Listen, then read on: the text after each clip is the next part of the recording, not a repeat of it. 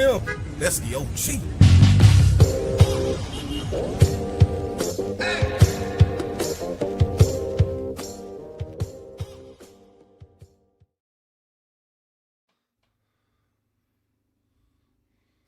Welcome to Fantasy Points live coverage of the 2026 NFL Draft. We're continuing with day two.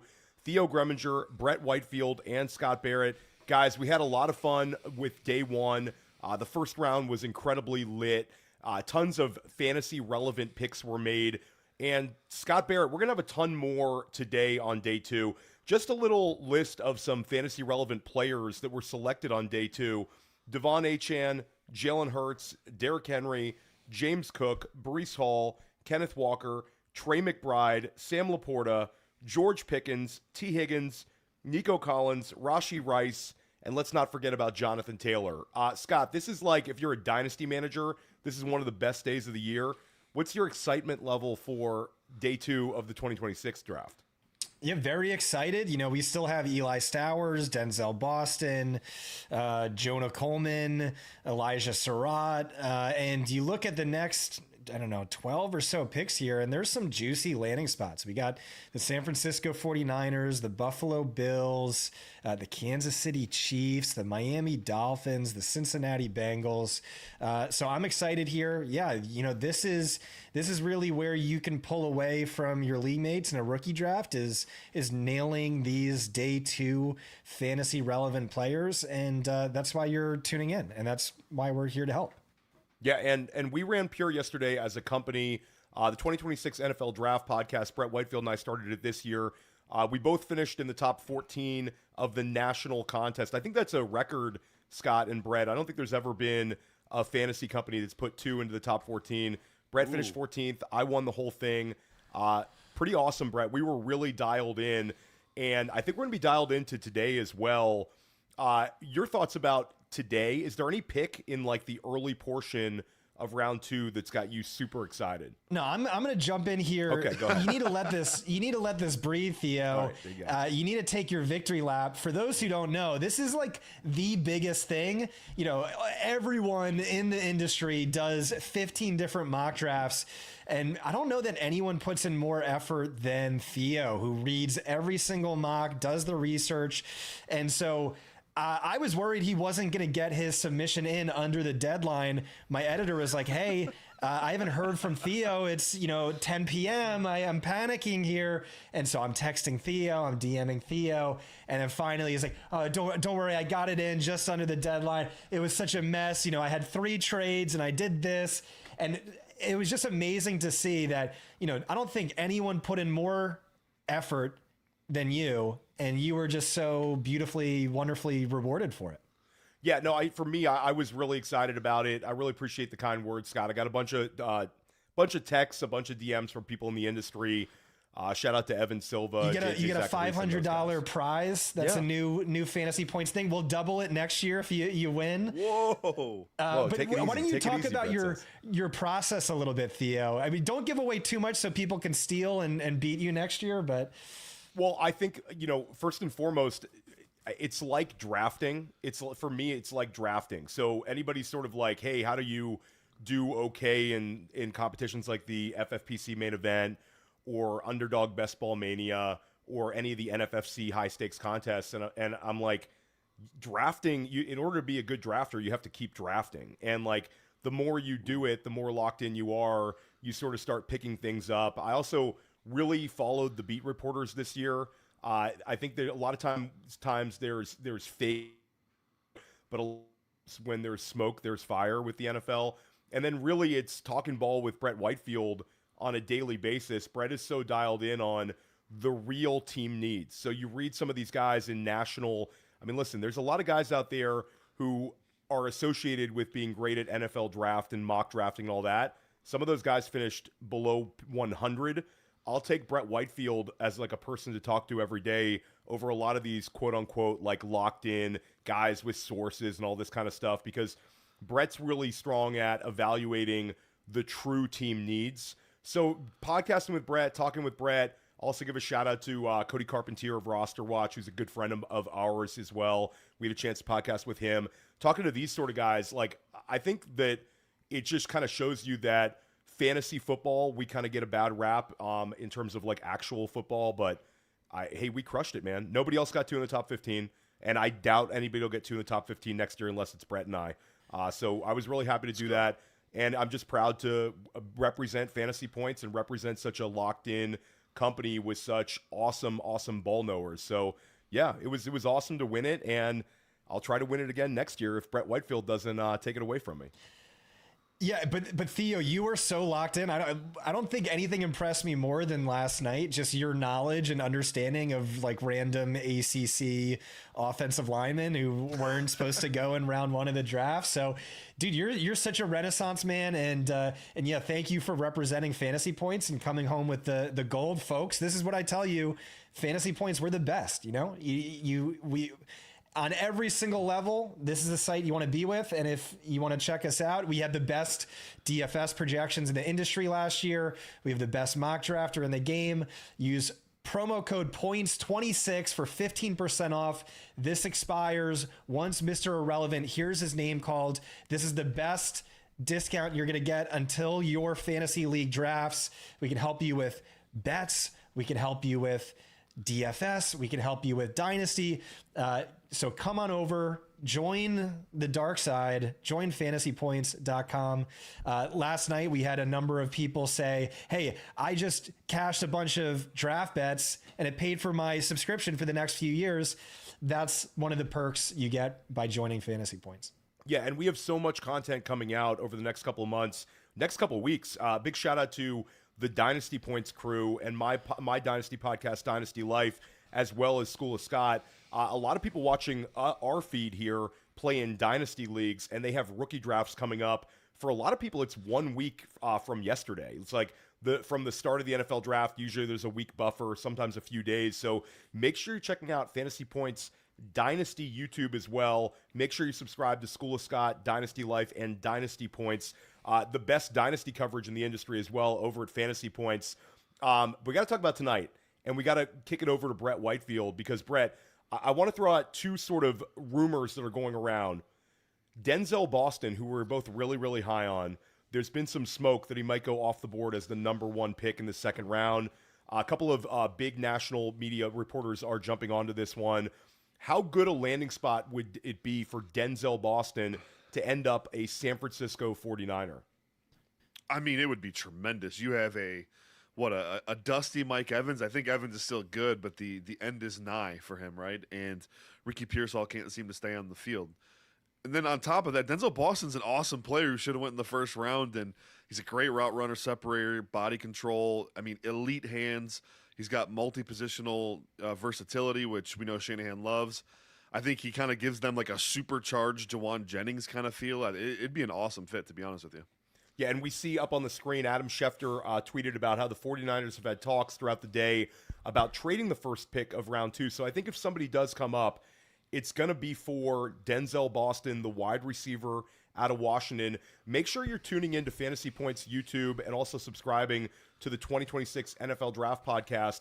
I've had the opportunity this offseason to join Brett Whitefield and Scott Barrett as they've broken down film versus analytics. We've covered a number of players. We sort of saved some of these high-profile wide receivers for after the NFL draft. We're going to be recording those early in the week, and you're going to hear our breakdowns of a couple of these awesome players like Mekhi Lemon, Jordan Tyson, and Denzel Boston. And make sure if you want a primer to go with you during the course of the NFL draft, the best possible breakdown of prospects in the industry is Brett Whitefield's prospect guide, and you're going to get that over at fantasypoints.com. Go check it out. It's always amazing. I had a chance to contribute to it this year. It's absolute fire. Brett is incredibly detailed, and his hit rate is unbelievable when you historically look at the guys Brett was high on versus consensus. Those are the kind of guys that help you out in all walks of fantasy football. Brett, another rumor going around, and this is one that I think Scott might not like this at all. Carson Beck might go off the board early. We heard this a couple days ago, and I was a little dismissive of it. We talked about it this week, but it feels like there's smoke there where you've got the Arizona Cardinals at 2, the 202, and then you've got the Cleveland Browns at the 207. And I think a lot of people are fixated in on Arizona at the 202, But Brett, talk about the connection between Carson Beck and Todd Monken, the new head coach of the Cleveland Browns. Yeah, so Monken was last with the Georgia Bulldogs in 2022. They had Brock Bowers and Ladd McConkey and Darnell Washington on that roster. Was Pickens still there, or did he leave the year before? I forget. I think that was the year before Pickens won. This was the Bowers year. Yeah. So anyways, you put on the tape, and Carson Beck, that was his best season as a quarterback by far. I think, he's been pretty much regressing since him and Todd Monken separated. So, I'm not a big Beck guy. I think he's got a ton of warts in his game. And most importantly, he's just not a gamer. In all of his big games of his career, they're literally all of his worst games, whether that was at Georgia or at Miami. I've called him a bedwetter several times on my podcast. I've joked around that he has to wear a diaper on the field because he gets nervous. All that said, you kind of like the idea of him getting reunited with Todd Monken, where, he played. Did he start 7 games for them that year, Theo? Was it just 7 in Monken's year? I think it was. It was a shortened season for sure. I don't remember the exact number. This past year, obviously led Miami to the national title, but it was a loaded roster, sort of a dismissed guy that we thought maybe would be. I mean, at some point, I thought it would be maybe a 4th rounder, a 3rd rounder, early 2nd round though would put him in the Will Levis, Jalen Hurts, Tyler Shuck range where we've seen some of these quarterbacks go recently. Scott, any vibes on Carson Beck? If this landing spot happens, is this a player you're interested in adding to either of these landing spots? Cleveland, which an open competition, in Arizona with Jacoby Brissett, Gardner Minshew. Does that interest Scott Barrett, even though he's sort of like a quarterback? I think you have to. I mean, I think the odds are pretty good. You could beat out a Shedeur Sanders. I think he was pretty awful last year. I don't think he was anything in college. But the problem is, I think this is bullshit. Honestly, this is blowing my mind that we're talking about Carson Beck here. Really, this has to be a smokescreen, right? It started 3 days ago where you had Tom Pelissero said, I'm talking to these anonymous scouts, and the praise for Carson Beck is through the roof. Here's the quote: Carson Beck comes across, as one scout put it to me, a beautiful mind in terms of his football IQ.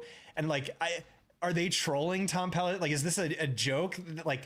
Because according to Brett, based on his film study, according to Lance Zierlein, based on his film study, this is a guy who sees ghosts. This is a guy who might be schizophrenic, seeing ghosts out there on the field. He's a bedwetter. He chokes at all the biggest moments. He makes the same mistakes over and over and over. And you're saying this is a genius level football IQ. It just runs contrary to everything I've heard. And I don't know. I don't really buy it. I think Nussmeier would make so much more sense. He was supposed to be, a top 5 pick in this class, and then he got hurt and he struggled last year. He reminds me of Ty Simpson, except he has recency bias working against him, where Ty Simpson has recency bias working in favor of him. But yeah, I kind of refuse to believe this is real. And if it happens with the pick 33 to Arizona, I guess, I might have a meltdown like I did last night when Jadarian Price went off the board. Yeah, hey, I'll just say this. Last year, when New Orleans selected Tyler Shuck, I didn't think it was a great pick, and I'll take my L on that one. I'm happy to have some bags of Tyler Shuck on my Dynasty rosters now. He's poised to be a tremendous pick for Dynasty managers. So never say never if they use this sort of draft capital. We also anticipate that we're going to have a run on edge rushers at some point early on. A couple of guys that Brett and I thought could end up being first-round picks. Fell to round 2. Some really strong players: Cassius Howell, Texas A&M, Zion Young of Missouri, and several others. You've also got for your New York Giants a potential Dexter Lawrence replacement in Caden McDonald, the big nose tackle from Ohio State. But it really comes down to, for the Fantasy Points audience, we're going to have a ton of wide receivers selected. Brett, is there any wide receiver for you? Who's the wide receiver you're most interested to see landing spot wise of the guys still left on the board? Ooh, gosh, I like so many of them still, but I talked up Elijah Surratt yesterday. He's one of my favorite players in the class. I don't want to rehash that necessarily, but how about Antonio Williams? Clemson, he was an X in 2024, then they moved him to the slot last year. He's a baller, though, man. Just dynamic run-after-catch player. Awesome, plays above the rim, body control, catch point prowess. But he's a really freaking good route runner, and he can separate. I think the fantasy community's kind of been sleeping on him a little bit throughout the process, and I routinely hear his name brought up with guys from, like Daniel Jeremiah and Lance Zierlein as a top dude in the class. So I think he should come off the board pretty early here. Question from the chat from Joe Mama 677. Big fan of Brett and his First Read podcast. Make sure you subscribe to First Read anywhere you get your podcasts if you want even more Brett Whitefield. I'm also a lifelong Lions fan and was wondering what you thought of their first pick and who you'd like them to draft with pick 50. So we're talking about Blake Miller, the offensive tackle out of Clemson. Brett, why don't you break down that selection and then sort of who you're eyeballing at 50, which I think kind of ties into our bet a little bit. Yeah, well, a little bit. I like Blake Miller a lot. I was hoping for a small trade back and then them taking Blake Miller, but it takes two to tango, and they didn't get that, and they probably felt nervous about doing that as well. So I think this is a return to their identity. They needed to get more physical in the run game again and get back to the basics of what made this offense awesome. I've mentioned it 1,000 times. Jahmyr Gibbs averaged 3 yards a carry the final 6 games of the season, something they couldn't let happen again. So they aggressively attacked O-line this offseason. I think Miller's a day one starter at right tackle. He's got the 54 games of experience, and he's got a nasty streak. If you head over to my Twitter, at BG Whitefield, I posted like 6 or 7 clips of Blake Miller just melting faces in the run game today, and it's a lot of fun. So for the line specifically, I like Blake Miller better than, because I'm a big pass pro first kind of guy when it comes to offensive tackle play. However, given the Lions' identity is that physicality, that run game, play action off of that, I think Miller fits what they do, to a T. So really like the pick. At 50, I'm hoping for a defensive playmaker of any kind, whether that's, an edge rusher, Gabe Akis, even Zion Young at 50 if he's still there. I like Dennis Danny Sutton from Penn State. I think he's big physical power rusher they might like. R. Mason Thomas if they wanted to go with the speed rusher. Then any of these DBs, Keontae Scott, D'Angelo Pons, Traydon Stukes, I love all of these guys. So Jacob Rodriguez at linebacker, any defensive playmaker at 50, I'd be okay with it. Yeah, and thank you for the super chat. We'll be answering your questions all night long. Make sure you're tuned in. We're going to be covering each and every pick here. Scott, there's a player, though, that we should address because I think it's like a player that we're actively rooting for to land well for fantasy football. And I think a lot of dynasty managers and fantasy managers alike watching this stream tonight are hoping actively for a strong landing spot for Eli Stowers, the tight end out of Vanderbilt. Is there a specific landing spot that you're looking for him in these, let's call it the upper half of the second round? Yeah, this is what I'm saying is the next 12 picks are all super juicy. And so, the vast majority of my dynasty leagues are tight end premium. They also have their rookie drafts before the NFL draft. And so I had Stowers as my tight end 1. The Sadiq landing spot, I don't think was very good. And so I have major rooting interest here, but I'm looking at pick 33 with the 49ers. I know it might shock people, but every single year they bring in more tight ends for 30 visits than any other team. And they've talked before about, what could happen to this offense if they paired Kittle up with another prolific pass catching tight end. I think that's interesting. Long shot, but sneaky interesting. And then you have the Kansas City Chiefs at 40. That was the dream landing spot for Kenyon Sadiq, right? As, the next Travis Kelce, another, pass catching tight end, not as much of a blocker, but really like a wide receiver on the field and tethered to Patrick Mahomes. That's an amazing landing spot. The Cincinnati Bengals, I mean, who is Stowers, but a very rich man's Mike Gesicki in my eyes. And then the dream landing spot that I've been talking about all offseason is the Miami Dolphins at pick 43. And why is that? It's you just look at that depth chart and it's disgusting. Greg Dulcich is the tight end 1. Okay, Stowers is a way better version of that. But then their wide receiver 1 is Tutu Atwell, and so they have no one else, and it's just awful. And yeah, he could catch 90 balls there, maybe. Scott, do you feel the same way about a receiver there, though, too? Yeah, of course. It's just the number of targets that are up for grabs, even though I do think this is going to be a more slow-paced, run-heavy offense with Malik Willis, who I don't know that he's thrown 25 times in any NFL game of his career, but it's just, the opportunity to be an alpha in that offense is pretty impressive. Yeah, if you're new to our YouTube channel, make sure you hit that subscribe button. We are dropping a ton of content that's going to help you crush your fantasy football leagues. Multiple times a week, we're dropping new videos right here on Fantasy Points YouTube. And if you're a Dynasty manager, also subscribe to Fantasy Points Dynasty YouTube. Brett, you heard Scott's spots for Eli Stowers. Is there a spot that you think is kind of realistic for him? I've talked about Carolina as sort of the fail-safe. They've attacked tight end for multiple seasons. I believe it's the 51st overall pick for them. And there'd be an opportunity for him in the slot. I know Jalen Coker's played there, but Coker could kick it to the outside, and they could just park Eli Stowers and essentially play him as an overgrown wide receiver, essentially, on that offense. How about you? Is there a spot that you're looking at saying this might make sense for Eli Stowers and his skill set? Can I comment on the Panthers thing real quick? Yes. Yeah, I that would what? What are you laughing at? Just, For? of course you can. Theo's just like, yes, it's your show. Absolutely. What are you doing? Come Let's on. do it, man. Well, that's basically I'm asking Theo for permission to be argued with. Is what I'm doing there. So Absolutely. Okay. Argue away with me. my only issue with the Panthers specifically, and I agree, like there's a lot of they need another dude there as a pass catcher. But the thing the Panthers have gotten themselves into with Jadavian Sanders and Mitchell Evans and Tommy Tremble is they have all these tells with their personnel groupings. When they're passing, they use these tight ends. When they're running, they use these tight ends. And Stowers doesn't help that. And I think that's a problem. That's why I really like Sadiq for them, because Sadiq is that every down player. I'd be more inclined to suggest maybe like a Sam Roush type if they're going to go tight end, just because the every down, they need to get out of the framework of having tells. They played like 4 different tight ends over 300 snaps last year. It's kind of gross. So I just don't think Stowers cleans that up for us for fantasy purposes is all. The place I would like to see, the Chiefs are an obvious one, but how about I think Chiefs that's a dream spot for me. Yeah, how about this one though? Wild card. The Falcons at pick 48. They're rumored to be in the business of trading Kyle Pitts. Let's assume that's going to happen eventually, whether it's like now or in 3 months. Why not go ahead and draft his replacement, Eli Stowers, who's probably the closest thing to Kyle Pitts we've had since Kyle Pitts.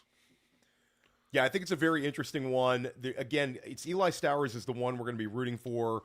Another late breaking news, and it was something we insinuated yesterday when the Giants selected Arvell Reese, was Kayvon Thibodeau potentially being moved. He dropped some cryptic Instagram, basically saying, you thought you could leave without saying goodbye, and like a picture. I think it's a Paul Walker picture. And it might be a Fast and the Furious thing. And then with Jordan Schultz, who was really locked in yesterday, Jordan Schultz says that they're engaged. There you go.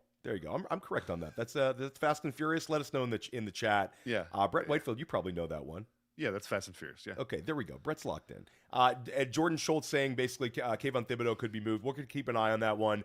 There's always like a bunch of rumors for trades. A.J. Brown, who Scott and I argued a little bit yesterday as to whether that deal is done or not. I think he's out. I think he's going to be traded away. Scott made a statement that maybe they could operate with him still there because of the contract situation and the cap hit. But I think the Mekhi Lemon selection signals that the writing's on the wall. Yeah, that was just a devil's advocate argument. You were right. I'm sure A.J. Brown gets moved relatively quickly. Hey, shout out to Jerome Witherspoon, another $10 super chat. I love fantasy points. This is incredible. Like people just keep telling us they love us and sending us money. Thank you for that. Well, shout out to Jerome, who Brett and I met down in Mobile. That's our boy. Oh, Scott's met him okay. too. Jerome Scott's lives met Jerome too. Yeah, Jerome lives in Mobile. Big shout out to Jerome. Jerome, hopefully next time we're in Mobile, it's going to be warm. I think we were all freezing that day, Jerome included. But really appreciate your support and appreciate all the people that we've seen throughout YouTube comments and throughout really supporting our content all off season long. We have a really loyal base of people, and consider yourself opportunity to join them by hitting that subscribe button. Brett, you're signaling something. We have a pick, yeah. I Oh, didn't want to cut you off. Okay, there. all right. Let me cue this one up because I talked about this player with you guys. Okay, so we did an AMA a couple days ago, and Dejon Stribling from Ole Miss. We talked about him, Brett. He's been a riser throughout the process. I got to say, there's a team that's been pretty good at identifying athletic wide receivers and attacking them in this range of the draft. You're not wrong Deebo about Samuel, Ricky Pearsall, Brandon Ayuk, all in a similar Danny Gray. range. That's not this range of the draft. What are you talking about? Yeah, he was day 3, right? No? Yeah, this is day 2, Scott. Day 2. I mean, sorry, it was late day 2. I think he was like This is exactly the range of the draft, and Stribling is a shock He was a player. third rounder, Danny Gray. So he did the same thing, and that was a huge what reach. What pick number was he, Scott? He was pick 105.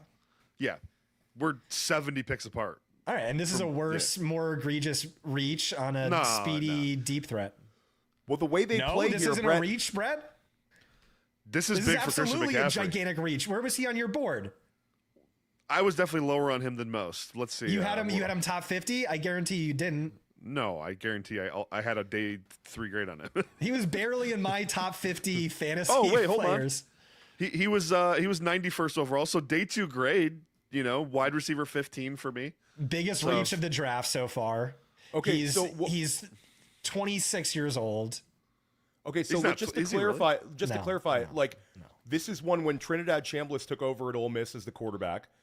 We started to see Stribling, his production move up and up and up. And anybody who probably paid attention to the college football playoffs, if it's like, what have you done for me lately? Stribling had at least 77 yards in each of his 3 playoff games. Brett, against Georgia, I believe he put up like a $130 and like 7 catches against Georgia. Yeah, Stribling's been rising and rising and rising. I mean, at the end of the day, San Francisco just took him ahead of Denzel Boston, ahead of Chris Brazzell, ahead of Jeremy Bernard, and they took him at pick 33. So San Francisco didn't trade down to get him. Somebody else was going to take him if they didn't trade down. I think that this says that Stribling, who's incredibly athletically gifted, shout out to Trey Camberling behind the scenes. If we could pull up a RAS score, Jacob Sanderson doesn't like the pick. But I will be willing to bet that this is a player that gets a little buzz over the summer, considering the athletic traits he brings to the position. And guys, they're good at drafting in this range at wide receiver. I love Jacob, but saying he had 0 production is funny. He had 600 plus yards for 3 different Power 4 schools. There you go. Yeah. I mean, that's fair. But he was also Ole Miss's wide receiver 2 last year. And the year before that, Trey Harris went nuclear. And when Trey Harris went down, the other guy, averaged over 100 yards per game. Who drafted the other guy? Was it the 49ers? I will say we're burying the lead here. This is great for Christian McCaffrey. Deshaun, he's the best run blocking wide receiver in the league. Thank you. Or I mean, in the draft. Sorry, best run blocking wide receiver in the draft right here. Yeah. So you want the to see a 49ers pancake reel? Yeah. So the 49ers, so Trey Harris averaged like 130 yards per game, and then he got hurt, missed the next 5 weeks. And then Jordan Watkins became the wide receiver 1, averaged like the same. And the 49ers took him in round 4, and now they're taking he wasn't on Stribling wasn't on the team, but he was on Ole Miss last year as the wide receiver 2. Taking him round 2 very much looks like the reach of the draft. Analytically, this is not a player I like. This reminds me of Tyquan Thornton. This reminds me of Anthony Schwartz. This reminds me of Danny Gray. Whoa, no. It's not that bad, dude. It's that bad. No, Anthony Schwartz rising up. We thought It's and Brett that thought bad. he would go top. We thought he would go top 50. So this is just shows like top 50 he's is where rising headed. based on stupidity. Like, this is a bad wide receiver class, and I can name 12 wide receivers better than him. Are we doing this again, Scott? Because I seem to recall 2 wide receivers went in the top 10 overall, and we had 5 picked in round 1, and we just had one. And one just went off the board with the first pick in the second round. Yeah, because teams are becoming woke to positional value. The second most important position in football is wide receiver. The second highest paid position in football is wide receiver. And so you get surplus value taking them in the draft instead of paying them in free agency. Jalen Naylor makes top 3 running back money, and so Rashid Shaheed is, the highest paid running back by a landslide. So it makes sense to take a shot on a wide receiver, but so then stop clowning it. You just said it makes sense. I know. I like that it's a wide receiver. That's smart. I just don't like this wide receiver. I think there's 7, 8, 9 wide receivers I'd rather have than this guy. Well, I have agree to with you, wonder Scott. if they're just drafting him this high because of the 4.36 40-yard dash at 6'3", 205 pounds. We know that the NFL constantly is chasing the speed demon wide receivers, and they always suck. They place a premium on 40, but it's negatively predictive. Okay, but there's also a ton of fast wide receivers in this draft class. If you wanted to draft a guy that's higher rated, Chris Brazzell was sitting right there. Chris Brazzell's been a guy that we've been linking to this range. If you wanted, we can name all of them 10 are of fast. these guys. This Like was one of the Surratt and fastest. Boston are the only 2 that aren't fast. Yeah. So I think that Stribling is somebody that I really look forward to breaking down over the next couple days at fantasy points, because it doesn't matter where you had him going in. He just went off the board at 33 overall. Scott, why don't you talk a little bit about hit rates? When a wide receiver gets a top 40 draft capital, the chance of your hit rates go up a little bit. I don't think you have to take this player at the 112 or something in your rookie drafts, but you have to be open to the possibility of drafting him. I think being incredibly dismissive and saying you know better than the San Francisco 49ers, who they want at 33 overall. If it was 50, I'd say you got a point, but 33 is huge. I will say, so again, humility is important here, and draft capital is our most predictive variable. I don't like the pick, but that's okay. One thing I will say, though, is the point I was trying to make earlier is, this is a bad class for wide receivers relative to the draft capital they're going in and where they're expected to go in. You have a bunch of round 2 caliber wide receivers going in round 1, now a round 4 caliber wide receiver going in round 2. And why is that? Again, I think it's because of positional value. So I think the bust rate, the hit rate is different now, post-COVID especially, because teams are waking up to this. This is not a early round 2 caliber wide receiver, but he gets that draft capital. So yes, he's going to be one of the biggest movers in my rookie dynasty rankings. Probably still not a player. And I mean, the landing spot, you have Brock Purdy, you have Kyle Shanahan, and you have George Kittle, who's not healthy, Ricky Pearsall, who's maybe underwhelmed, Brandon Ayuk, who's in Gaga land. I don't know, the Bermuda Triangle.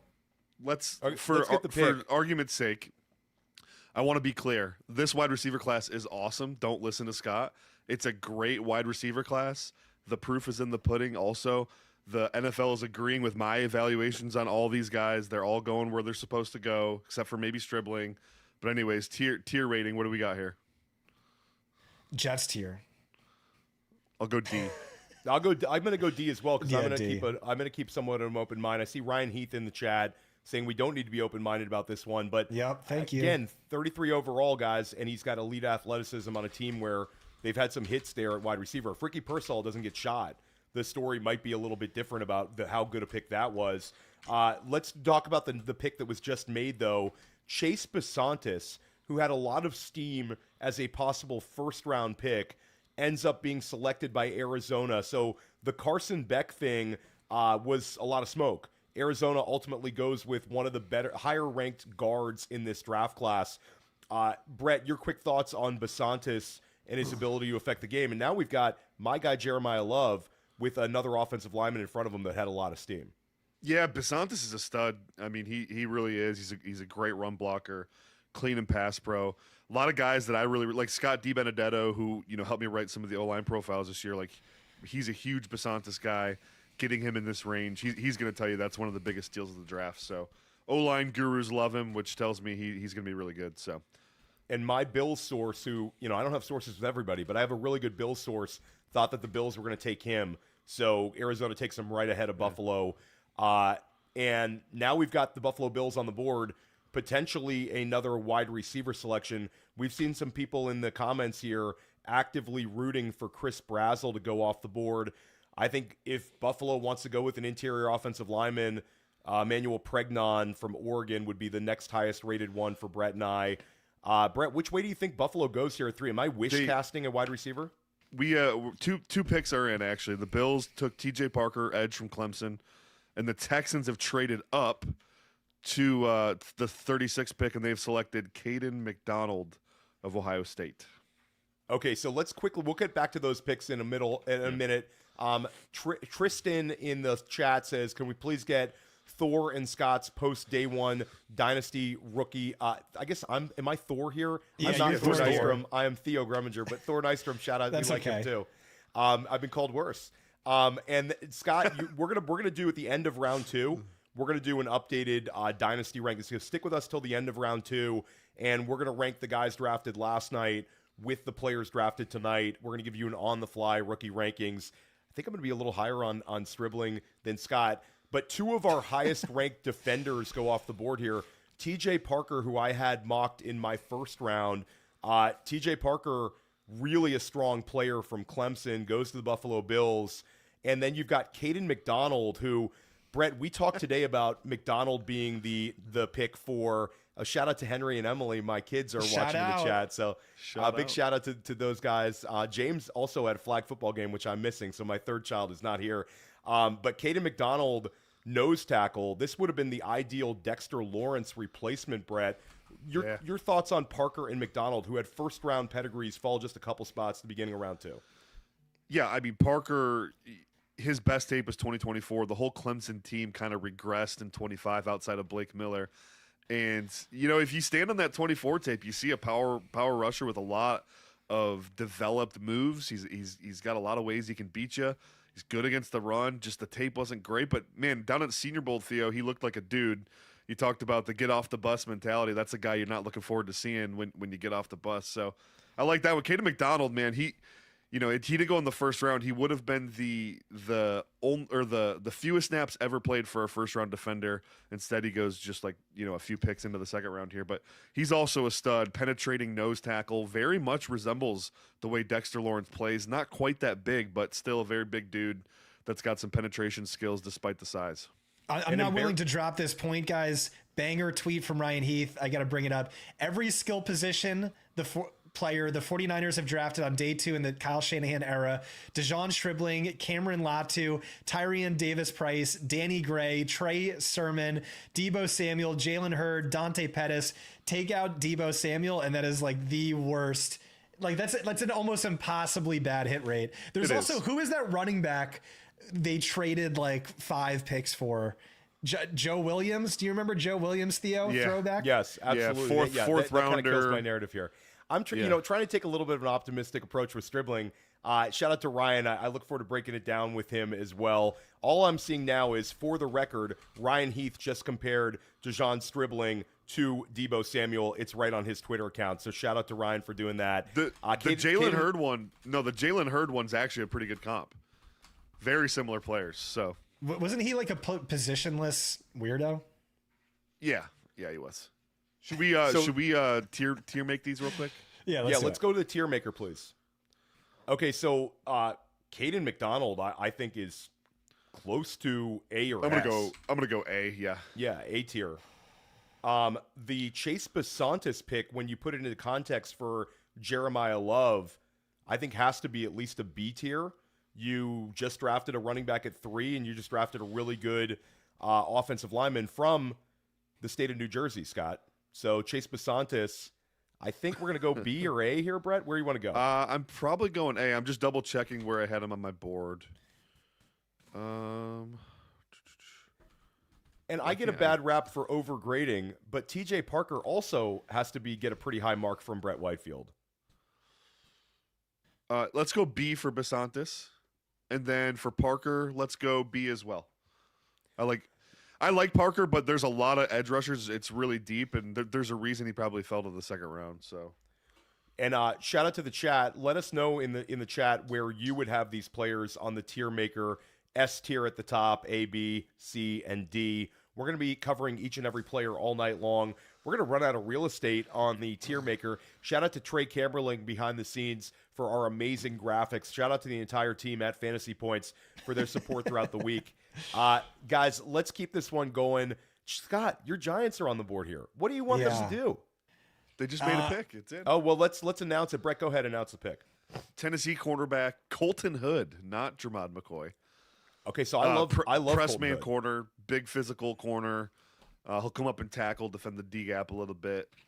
Not for me. I think he gets beat up by bigger receivers, but at this range, I don't mind him. In the first round, I thought it was ludicrous, but here, this is a nice pick. Yeah, I thought he was a possible first-round pick as well. Scott, your thoughts on your Giants drafting a cornerback here? I would like to take the microphone, hand it to Brett Whitefield, and yield the remainder of my time to him. Brett, please, can you get on your soapbox and talk about how the Giants did not have this amazing draft? In fact, maybe they had one of the worst drafts, because my friends all think, oh, this is unbelievable. We won it, A+. We destroyed the Eagles. We're going to be a juggernaut. And I can't help but remember, this is similar to when we drafted Evan Neal and Kayvon Thibodeau. Everyone gave us A+, and those guys suck for us. So Brett, tell me why your hesitant and a little nervous, and you didn't really like the Giants day one.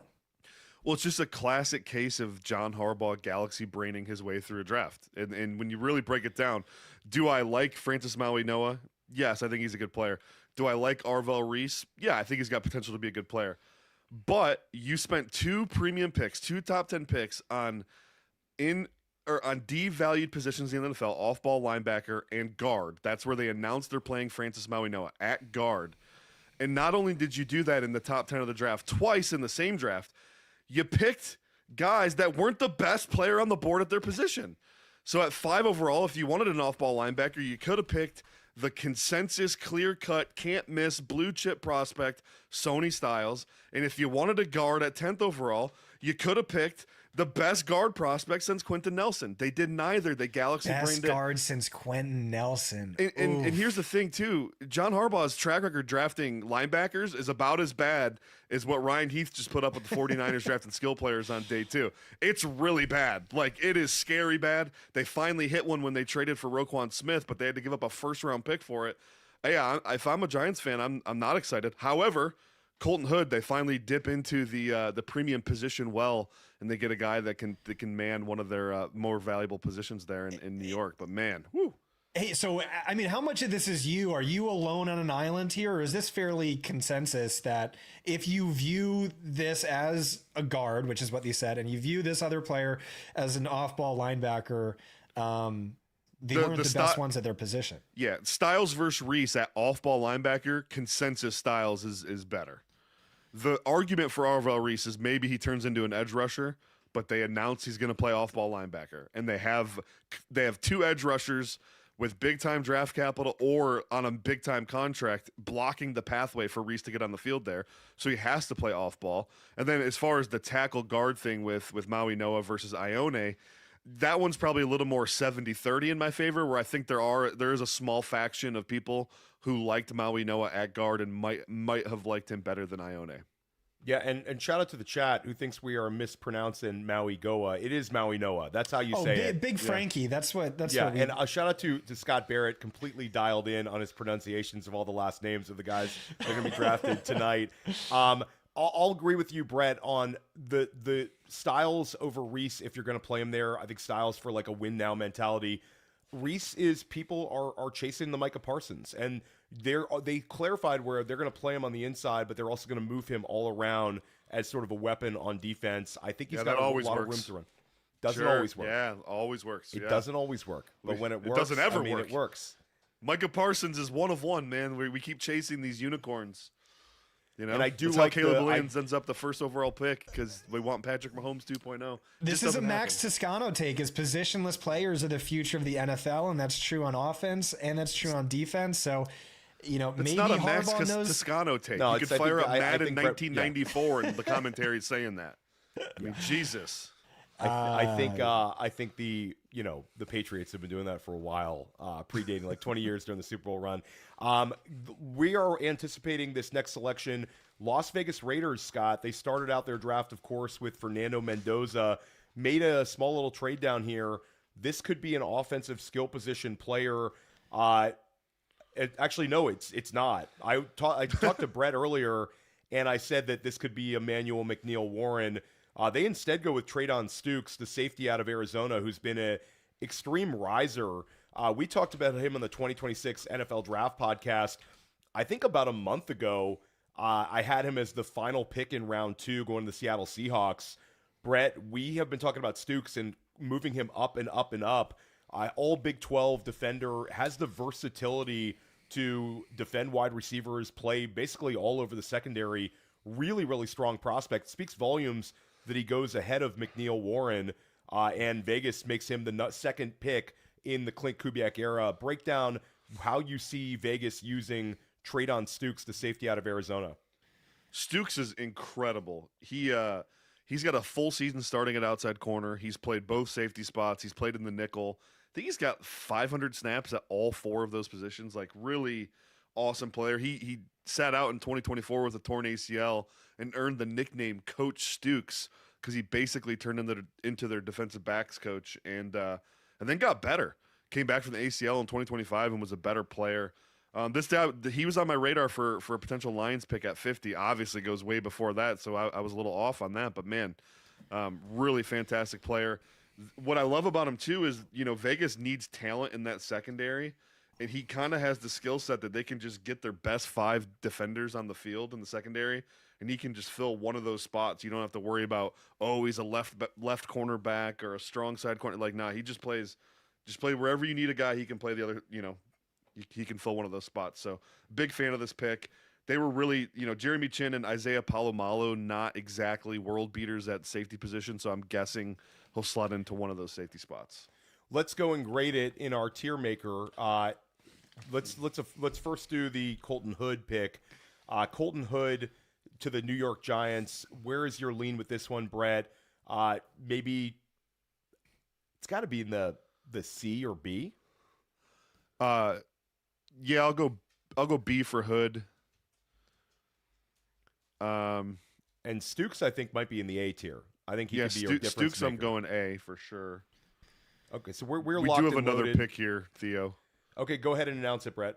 Denzel Boston is off the board to the Cleveland Browns, which is really interesting because they drafted Casey Concepcion in the first round. So, okay, so my question to you, Scott Barrett, is not about Denzel Boston. It's not about Casey Concepcion.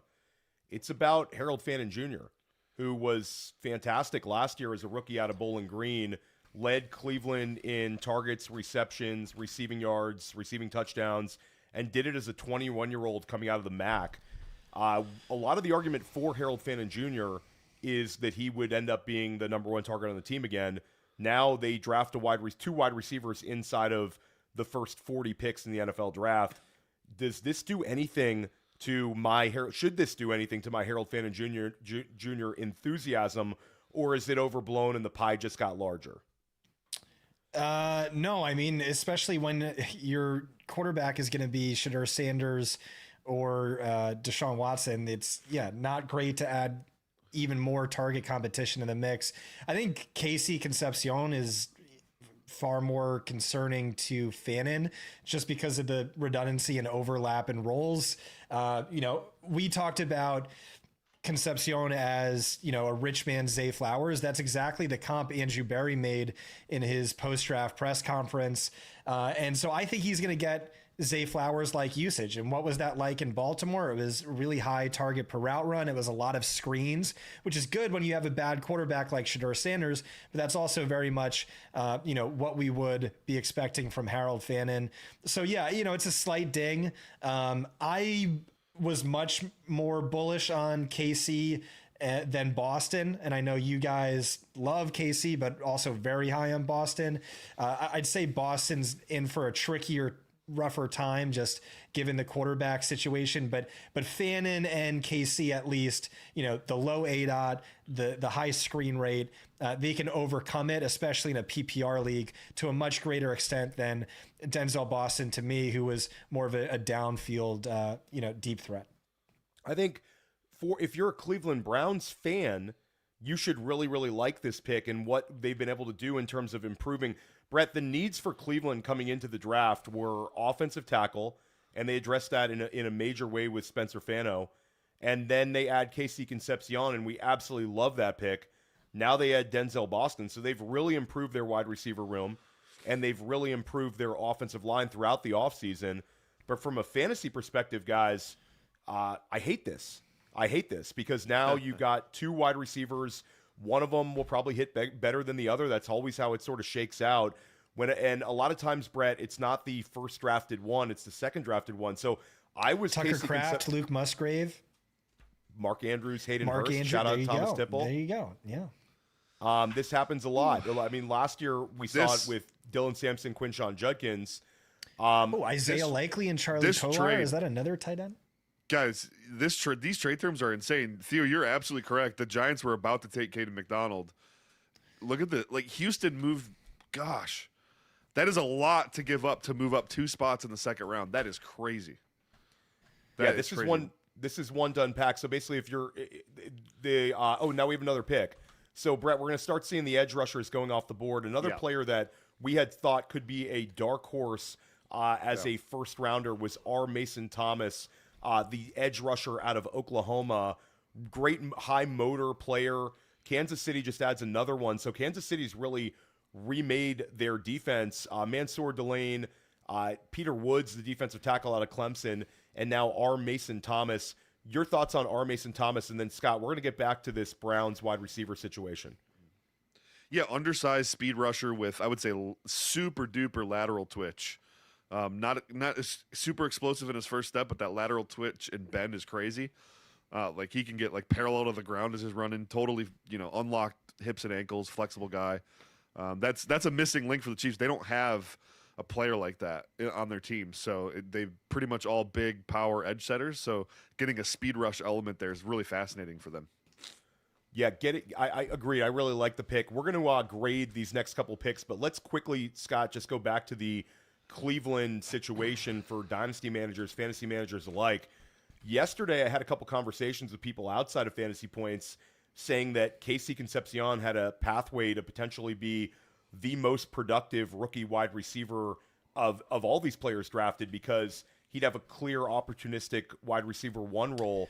That's right. I think I'm adjusting this. I think if you were team Mekhi Lemon behind Casey Concepcion, you should flip the script in your dynasty rookie draft. You should go with Mekhi Lemon ahead of him. Where are you at on that, Scott? Yeah. Okay, I can't do that. I think the Mekhi Lemon landing spot, even with an A.J. Brown trade, is just so awful. There's a great tweet. I forget who put it out, but something like 70 of his 104 targets last year came in the middle of the field. Jalen Hurts, with 6 different offensive coordinators, always ranks bottom 3 in middle of the field throw rate. And it's a run-heavy offense, and Devonta Smith is an alpha, and this is potentially a slot-only player. I'm much more bullish on Casey Concepcion, but he's my wide receiver 3. I also wasn't as high on Denzel Boston as you guys were.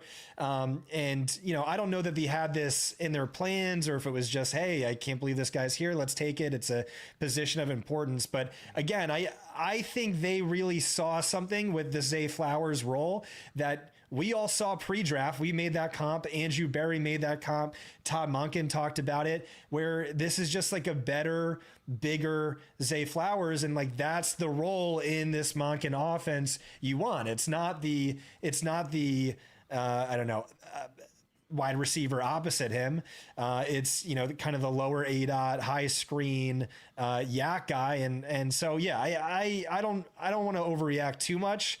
But I still feel good about that. My wide receivers, once again, Cardinal Tate 1, Jordan Tyson 2, Casey Concepcion 3, Mekhi Lemon 4, Denzel Boston 5, and then Dejon Stribling 13. With a big tier break in the middle of them. We have another pick has been made. Brett, we're starting to see a run on edge rushers. We anticipated this. Edge rusher is one of the most premium positions in the NFL, and teams are attacking it. It's a great class of edge rushers. I should say a very, very deep class of edge rushers. Yep. We had the TJ Parker pick to Buffalo. Then a couple picks later, we get R. Mason Thomas. And then the most recent one, Cassius Howell, another Texas A&M player, really an undersized player. But, Brett, the production was terrific, not only at Texas A&M, but I believe he also led the MAC in sacks at Bowling Green before he transferred over, was really sort of the focal point for a very good A&M defense. Your thoughts on him in Cincinnati? Cincinnati has added a ton to the defensive line this offseason, most notably Dexter Lawrence, but a ton of other guys in free agency. Yeah, this is fun. This is a little traditionally Cincinnati's leaned into these big power guys. Shamar Stewart they drafted last year, Miles Murphy in 2023, Trey Hendrickson before that. Now they added Boye Mafe free agency, and then they go with the undersized, explosive, speed rusher in Cassius Howell, who's all dip and bend. Like there's all ghost moves, and he's slipping blocks with speed and agility. Not really with a developed moveset. He's got the shortest arms in draft history for an edge defender, too, which is a fun little note. So, real interesting pivot for the Bengals to kind of add some more dynamicism to their pass rush. I like it. And I'm going to go back to what Scott was talking about before. Just for my rankings, it's going to be Carnell Tate, Jordan Tyson, Mekhi Lemon for me, a strong wide receiver 3, followed up by Casey Concepcion, and then Denzel Boston. I think just like for Boston – I liked Boston a ton going in. I don't love this landing spot for him. when I look at Harold Fannin Jr. and Casey Concepcion, I think that that's going to be the offense. I think Boston, to me, I could be wrong on this one, Brett, but if I had to bet on who's the most valuable fantasy asset of those three guys and take position away, I think a year and a half from now, 2 years from now, Boston will be number 3. Care to put a wager on that one, Brett, when you look at Fannin Jr., Boston, and Casey Concepcion, who's going to be the most valuable fantasy football asset for managers 18 months, 24 months from now?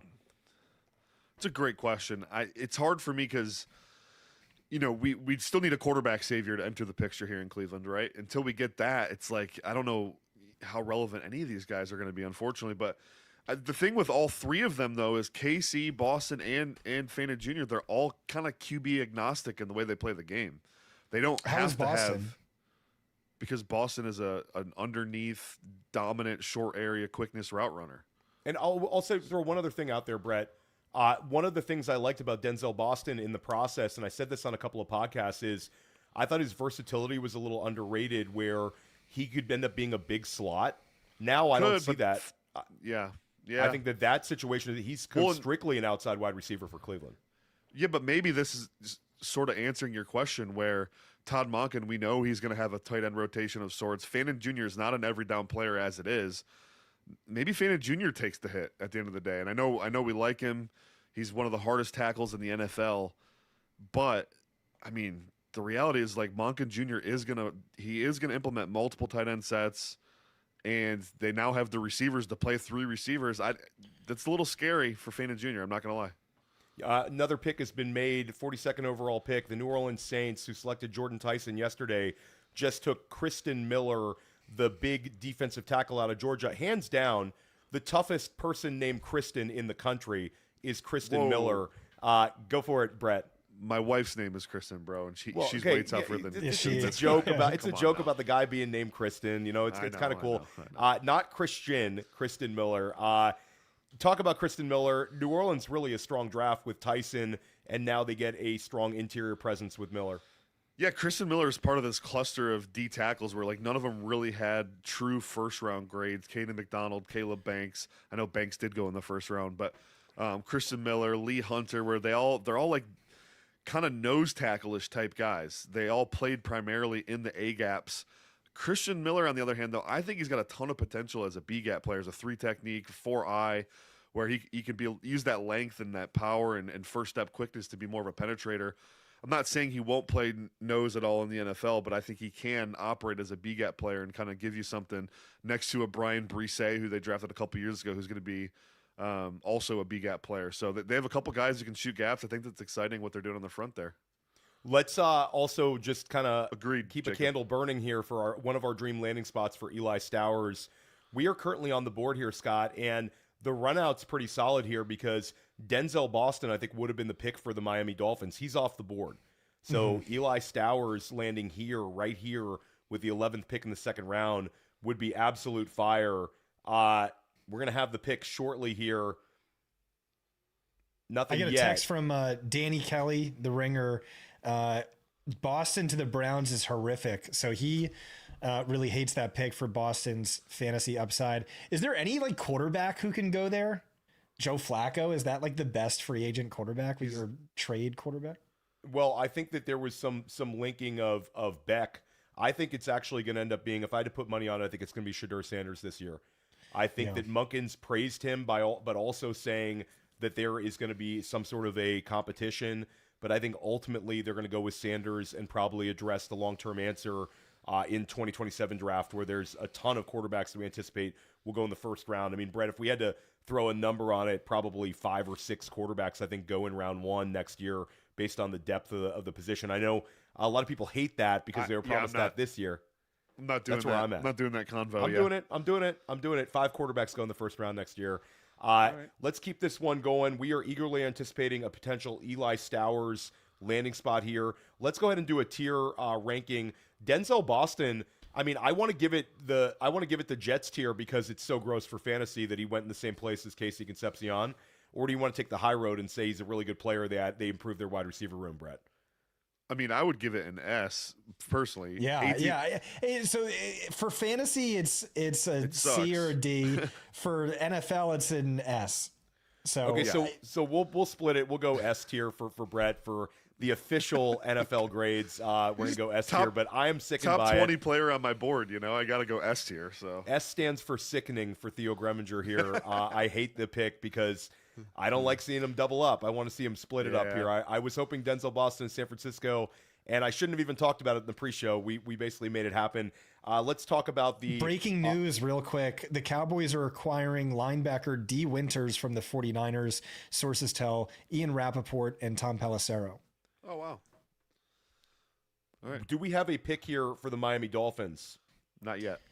Okay, really hoping for Eli Stowers here. I'm wish casting this one. This would be a great spot for Chris Brazel as well. Scott, the Miami Dolphins signed Malik Willis in the offseason. Devon Achane is still there. Obviously, Dolphins they trade select linebacker Jacob Rodriguez. Oh, Okay, so this is a great pick, NFL wise. Jacob Rodriguez, everything linebacker for Texas Tech. Brett, he's one of the best forced fumbles guys that we've seen in years, and that's maybe ever.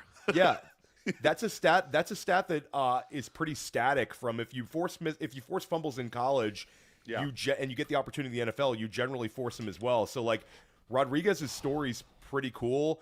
The power of the NIL continues. Another Texas Tech player, David Bailey, off the board with the second overall pick, and now Jacob Rodriguez. Scott, are you aware of his story? All right, quarterback recruit to the University of West Virginia or Virginia, Theo? I forget. I think it was West Virginia. West Virginia. He shows up to camp there. They immediately try to convert him away from quarterback. So he plays like this running back, fullback, slot receiver hybrid, catches some passes, carries the ball. His coach gets fired that year, so he leaves, doesn't have any offers in the transfer portals, ends up at Texas Tech, and shows up to be like this fullback. And they're like, actually, why don't you play linebacker? And then he starts year one, and it's just been he's forced 14 fumbles the last 2 seasons. Crazy. Just an absolute demon. Coverage, just juggernaut. Instincts off the charts. Yeah, he's great. Whoa, Lions have traded up. Okay, so Brett, your Lions. Oh. This has got to be, and I'm going to go ahead and I'm going to predict it, Brett. This is going to be Gabe Akis or this is going to be Zion Young. It makes too much sense. If it's Gabe Akis, I'm putting the sunglasses on. Just saying. Okay, what if it's Sam Roush? If it's Sam Roush, I'm putting the freaking sunglasses on. You know what I'm saying? Let's go. Okay, so just to add some clarity to this, Gabe Akis, edge rusher out of Illinois, Zion Young, edge rusher out of Missouri. Yesterday we talked about Detroit. The wild card pick for them was going to be edge rusher in the first round. They wisely wait with all these guys on the board, but they clearly moved up. What is that? 7 picks. So they're beating the posse and getting into this edge rusher run. Care to wager on who it is? And by the way, Brett Whitefield and I have a Sam Roush bet. Loser has to take the other one out to dinner in Mobile at like a nice spot. And D-Bro, Derek Brown is going to be joining us as well in that dinner. So nice little wager. Sam Roush over under 50. Brett and I are looking at that one. He's got Sam Roush going inside the top 50. I've got him falling out of the top 50. But Brett, your Lions here. Care to guess which player they're taking? Yeah, I think it's going to be a defensive player if I had to guess. Akis is a great guess. That's my number one player I want right here. But after that, Derek Moore, Jay Sean Barnum, a couple other edge guys, Jermod McCoy. I think you could take a stab here. D'Angelo Pons, Keontae Nixon, Keontae Scott. Sorry, Keontae Nixon. There's a lot, but one of those edge guys would make me really happy. It looks like the Lions only gave up one of their 4th round picks to move up here, so. Not like last year with the Isaac Tesla, like 3/3 to move up. So a little more pragmatic move up by Detroit. I think that what could it be a linebacker, Theo, with Rodriguez coming off the board? Could that have spooked them to come up?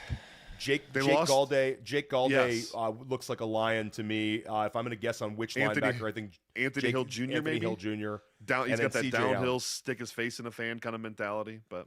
CJ Allen. I think it's going to be an edge rusher, though. We're anticipating this, and Brett is really locked in when it comes to Lions, and that's a lot of fandom there too, Brett. So if they take somebody Brett doesn't like, go ahead, Brett. No, it's edge Derek Moore from Michigan. Love him. So we go in-state. Yeah. We go with Derek Moore. This is a player you've been really high on throughout the process. Why don't you break it Heck down? yeah. It seems early for me to take him ahead of those guys. Am I wrong? Yeah. Let me see. Big board wise, I think I had them touching each other actually. No, so I had Akis at 37 and Derek Moore 48. Yeah. Okay. So maybe a touch early, but positional value. Also, like the way the Lions play, they want that collapse the pocket power rusher, heavy-handed guys who want to set the edge first and then pin their ears back and get the quarterback second. They live by this mantra: you have to earn the right to rush the passer. And Derek Moore is going to, he joins, two Michigan buddies, Derek Moore and Aiden Hutchinson. I didn't think about that. Two Michigan boys coming off the edge. I think that's a fun combo. Yeah, it's the Aiden Hutchinson connection right there with Derek Moore. Baltimore here, this could be a fantasy relevant pick here. Scott, Baltimore was a team that could also be in the mix for Eli Stowers. They lose Isaiah Likely, and they also were linked to some wide receivers in round one. Stowers could end up being a pick here. Stowers could also end up being a Tampa Bay Buccaneer at the 14th overall pick in the second round. Tampa Bay was linked to Kenyon Sadiq. So we're seeing some of the Sadiq teams that passed on Sadiq potentially could be landing spots for Stowers. A lot of edge rushers still on the board, though, Brett. There's going to be a run on all these guys, I think, maybe in the next 10 picks or so. A lot of linebackers, I think, are going to go. Jermod McCoy, really sad player that I think would have been a top 15 pick. This late injury news sort of sunk him. And a big announcement here, Scott Barrett is going to reveal his top dynasty trade targets if we get to 300 likes on YouTube and we gain 50 more Fantasy Point subscribers. So end of the second round, if we get 50 more subscribers and we get if we get 50 more subscribers, I will tell you the player I am going all out to buy in every single dynasty league. I am paying an extreme premium. I do not give an F. And I feel so convicted in it. Brett, I think you were on the projections call. I had like a 102.4 fever. I would not drop it. It was an all-out fight that lasted, 25 minutes. It was ugly. It was really ugly. Because I think the editors wanted Scott to keep this behind a paywall, but we said we want to drop something hot on the NFL Draft podcast. So Scott Barrett's going to reveal it. We're going to pay attention. We need to get these likes up, and we need to get 50 more subscribers to our YouTube channel, and we're going to be dropping those dynasty trades. And if you want access to all of Scott's articles, all of my articles, all of Brett's articles, Ryan Heath, Joe Dolan, and many more, subscribe to fantasypoints.com. We've got the best sale that you're going to see all offseason. The guys in your league who are not watching this stream are not going to be aware of this one. You can get access to any single Fantasy Points sub for 15% off using Points Draft 26. Again, Points Draft 26 gets you 15% off. We got to get back and tier a couple of these ones. I think we should work backwards here, Brett, and have you tier your Derek Moore pick. I'm going to go ahead. I'm going to say C because they didn't take Zion Young. They didn't take Gabe Akis. They took Derek. I don't like Derek Zion Moore. Young, so that's okay. Fine So by there me. we go. You rank it. You rank it. I'll go A for this one, for Derek Moore. Yeah. Okay, so Derek Moore gets an A. I think that the Jacob Rodriguez one, when you collectively look at what Miami's been able to do throughout the draft, adding the extremely athletic defensive back Chris Johnson out of San Diego State, the 360-pound Caden Proctor offensive lineman out of Alabama, and now add Jacob Rodriguez, who's going to be a real trendsetter for this defense for years to come. They've added 3 starters, and I think that Rodriguez, I really like this fit, and I like the pick, especially considering they're in a division with Drake May and Josh Allen, and whoever the Jets draft next year might be mobile as well. So getting Jacob Rodriguez helps a lot. I'm going to say Rodriguez for me goes at least to the B tier, Brett, but if you want to stump for the A, we can go there. Yeah, let's go. We'll go B. It is that roster's barren. They didn't really have they didn't need to take an off-ball linebacker with where that roster's at. So let's go B. Even though I love the player. With the pick, we have the pick is in, and Okay. we're going to be able to compare Derek Moore and Zion Young for years here because the Baltimore Ravens just select Zion Young. This is 2 consecutive drafts, Brett, where a defensive end, an edge rusher, was a potential first-round pick, falls to round 2, and Baltimore cleans it up. Trey Hendrickson they acquired. Now they have Mike Green, who they drafted last year in round 2, and now they draft Zion Young, a really productive, big defensive end out of Missouri. Your thoughts on this pick for the Baltimore Ravens? Yeah, Zion, I mean, he fits the old school Ravens a little bit. He's kind of stiff, power run setting edge. Not a lot of pass rush chops here at all. Not a very good athlete, and that's really important. You talk about the positions that athleticism matters the most. Tight end, obviously, number one. Edge, clearly number two. So, and Zion's not a very good athlete. This is little high for me for him. Okay, so Tampa Bay Buccaneers are going to be selecting next. Scott, this could be an Eli Stowers landing spot. We're going to keep wishing it in. We're going to keep talking about it until somebody takes Eli Stowers. We're going to be like Mel Kiper with Shador last year. Yeah, every single. I know. Pick This could is this me. be Stowers? Yeah, I'm. And then once he goes, it's going to be Heidenreich. Full Mel. It's not going to be Eli Heidenreich. Shout out to the chat, Eli Heidenreich. We're going to see Scott Barrett. Where do you anticipate Eli Heidenreich is selected during the NFL draft? Care to drop a round guess? Mid round 5. I'm going to say end of round 6. Yeah, Brett, that's reasonable. where do you think? I'll say just to be the Price is Right guy, I'll say middle of round 6. Okay, there we go. Mid round 6. We have another pick. The Tampa Bay Buccaneers have selected Missouri linebacker Josiah Trotter. Trotter goes ahead of a couple of linebackers that we thought would maybe go next. Jake Galday out of Cincinnati, C.J. Allen out of Georgia, and Anthony Hill out of Texas, maybe ranked a little higher than Trotter. We thought Trotter was going to be maybe a fringe second, third round guy, Brett. I think probably a third round guy if I had to bet on it. Why do you think the Tampa Bay Buccaneers took him there? And Tampa Bay had a glaring need for a linebacker, but why this linebacker? Yeah, it depends who you talk to. I was a little lower on Trotter, but my guy Scott DiBenedetto really liked him. One thing I'll say about Trotter, the ability to trigger the run is insane. You guys know Nick Bolton over there in Kansas City. Same school comp, but they play identical. Where you're coming over the middle of the field, like you're risking getting injured by Trotter. So. Definitely has that high motor, high trigger player. Not a great athlete, kind of limited. Not going to be a great coverage player, but as far as what he can do in the run game as a blitzer, I think it's pretty solid. So the Levante David replacement, obviously. High instincts guy too. Green dot type of player where he can lead and command the defense and call the plays for you. Shout out to the chat. The chat is lit right now. The J Work says Colts going to get more armor for Indiana Jones. Are they going to go offensive line here? Which way does Indianapolis go?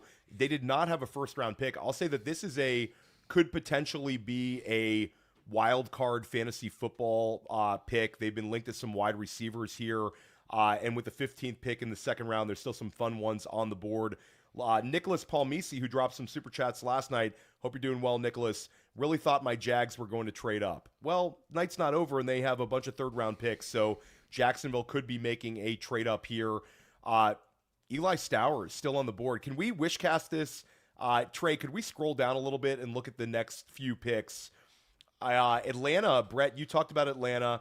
Minnesota, another wild card. They were linked by some beat reporters to Kenyon Sadiq, and we all know if they're going to go Kyler Murray, the propensity to go the tight end position, and TJ Hawkinson, I think, is declining a little bit. We know it's not going to be the New York Jets. Carolina, the one I talked about in the pre-show, very much in play. Chris Brazzell also has fallen out of the fun range for fantasy football. Really kind of a poor run out fantasy-wise for the first 14 picks of this second round. But we've got a lot of night left over here at Fantasy Points. Keep dropping your comments in. Keep dropping your questions in. We're going to get to those tonight. Let's go back to the tier maker list, and let's tier up some of these recent picks. Okay, so we've got to go with the... Let's go with which one do you want to do first? Let's do Josiah Trotter, Brett, because it's the most recent. Yeah, let's just go. I'll go C for that one. Okay, so C for Trotter. Zion Young. I would like to stump for my guy Zion Young and go with a B here because Brett, I think you're anti Zion Young. Well, I'm anti edge guys that can't rush the passer. So yeah, okay, well I will stump for my guy Zion Young. I'm gonna go B on this one, and we're gonna give Brett the next one. Derek Moore for your Lions. We'll go A there. Okay, so A tier for Derek Moore. And then who do we need to do? We need to do Jacob Rodriguez. We already did or no? No, we didn't do Rodriguez. We did. No, you did. He's B tier. Yeah. Where I don't see it. Okay, there it is. I'm sorry. Apologies. So I think we're caught up. Cool. Shout out to Trey Camberling. Let me know if there's anybody else we needed to queue up. And we want to welcome in Coop. We want to welcome in my guy, Andrew Cooper of Fantasy Alarm. Had a chance to podcast with Coop so many times. Coop and I actually had a podcast together for an entire season. One of my favorite people in the industry. Coop, I came on your show the other day. We had a really fun one. Scott, you would have loved this one. We made the best possible fantasy football selection at every single pick while trying to be sort of realistic. Coop, that was a lot of fun. You can't be too happy about the second round, though, the run out for all our fantasy relevant guys. Yeah, I gotta say that show there's a lot of galaxy braining going on in the best possible fantasy world show. This one a little more grounded in earth. And before I get to any of that, just want to say, man, happy to be and honored to be on what is the premier draft coverage in the industry right now. Is this not the show right now? You guys yeah, 100%. Everybody watching yesterday. Brett Whitefield, insane encyclopedic knowledge. You, the number one mock drafter. Is anyone talking about that on the show? Yeah. Right? Yeah, we talked about it. We talked about it a little bit. Barely, we talked about it a right? little bit. You know, and then Scott Barrett, of course, the industry leader in pronunciation. Where would we be without him, dude? The only person who is saying Travis Achan's name right the entire time. So, I mean, I'm just happy to be involved. And with all the lack of fantasy football goodness, thank goodness we have Brett Whitefield, right, to keep us entertained. And I know, to know who a lot of these 100%. guys are. Yeah. Beautiful. 100%. It's Coop is Coop, and you're also synonymous with the tight end position. We're gonna hopefully get Coop's reactions to some tight end picks coming up. Brett, let's turn it back to you. Which way do you think Indianapolis goes with this pick? Boy, I think they just traded out, actually. Yeah, they just traded with the Steelers. Colts trade 47 and 249 to the Steelers, 53, 135, 237. That's crazy. They just got a 135 overall pick for free. Hoping this is Antonio Williams for the Steelers. Well, I think this might be. I think this is going to be Jeremy Bernard. If I had to bet on it, because Pittsburgh's been linked to Jeremy Bernard. You look at Michael Pittman. You look at DK Metcalf. If they're going wide receiver, Bernard as the number 3 would sort of make a little sense. And he's physical, and you can move him around. He'd be fun with Mike McCarthy. Jeremy Bernard is my guess. Hopefully, we're going to get a. I think that's a good guess. But again, giving up a 4 for this. Just to move up 6 spots is crazy. I thought it was crazy seeing this round compared to yesterday. The Jets moved back into the first round for what? Right. A 5th round comp pick yesterday? Is it just because everybody overnight had a really good sleep or stayed up all night thinking about what they wanted to do? Because, I mean, it's crazy some of the trades here. The one earlier, I continue to run pure, though, guys. Jeremy Bernard is you a are so Pittsburgh good. Steeler. Best in the game, guys. He's the best in the game. Yeah. I mean, where else would you want to be during your NFL draft coverage than Fantasy Points, who correctly is predicting all of these picks for you? Jeremy Bernard goes to the Pittsburgh Steelers. Scott, your thoughts on Jeremy Bernard, the prospect, because I've heard you sort of open-minded to him. I love the versatility. And he's led Alabama, I believe, in receptions for, 2 consecutive seasons, was a Michigan State transfer, and they lined him up all over. They even lined him up in the backfield, gave him a lot of those manufactured touches. There's been some, Deebo Samuel usage to his profile. Your thoughts on him and how he fits in with these other 2 wideouts in Pittsburgh? Seems like they're going to be in 3 wide receiver sets a ton with Mike McCarthy based on this selection and the Michael Pittman trade. Yeah, this was a wide receiver I liked a lot more than Brett, actually. And Danny Kelly, shout out Danny Kelly, is very high on Jeremy Bernard either. The analytics profile really isn't great. I just put a tweet. Maybe we can pull it up. But the glass half full argument is, hey, he led Alabama in catches in back-to-back seasons. He did that ahead of teammate Ryan Williams, who's a projected top 10 overall pick in the 2027 class. I don't think that's nothing, even if Alabama's not the same old Alabama offense. But at a bare minimum, he has that sort of PPR friendly skill set and archetype. So, but yeah, I mean, the bottom line is the analytics profile is not good, but that's true of so many wide receivers in this class. I see some upside for him as a slot in this offense, but curious to hear what Coop thinks or what you think or what Brett thinks. For me, yeah, when go I ahead, look Coop. at this guy, my kind of upside case is like the Tyler Boyd, Robert Woods type guy. And again, people scoff at that. They're always like, "Oh, that sucks." And I'm like, dude, these guys are multimillionaires that had multiple 1,000-yard seasons. Like we're so harsh in this industry. I do worry the downside case with guys like this, and guys like this get overdrafted sometimes, is that when you can do everything, you become a very valuable roster piece, right? Like teams love to sign Van Jefferson, the son of a coach who can play every role and can be the best possible next man up, no matter who goes down. And with that flexibility, you can only carry maybe 5-6 wide receivers instead of having all these guys, right? Like Zach Pascal and all these guys, when you see they keep getting contracts, is because they can do a lot of things. And I worry with Jeremy Bernard that he might be good at everything and not great at anything. That's my I think that Van Jefferson comp is really not bad. I mean, like that's, you're certainly hoping for more. And Brett, I know you weren't the biggest Jeremy Bernard fan, but you have to like their round 1 pick plus Jeremy Bernard better than Mekhi Lemon plus whoever, the next guy up is. You don't have to like that. You don't have to like that one. You don't have to like that one at all. If you tell me Emmanuel Pregnon right here and Mekhi Lemon instead of Jeremy Bernard and Ian Achor, I might go in that direction. But No, Brett, go ahead. I think Scott's right. I'm not a huge Lemon guy.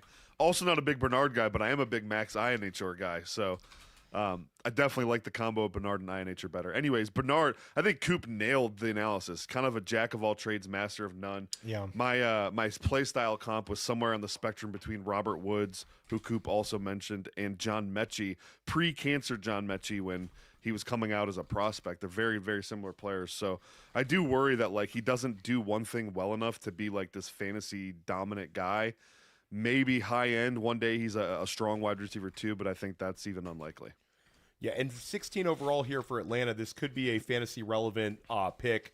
When you talk about the rumors with Kyle Pitts, Chris Brazzell would fit very well into this offense. Another big outside threat, but gives him the speed on the outside.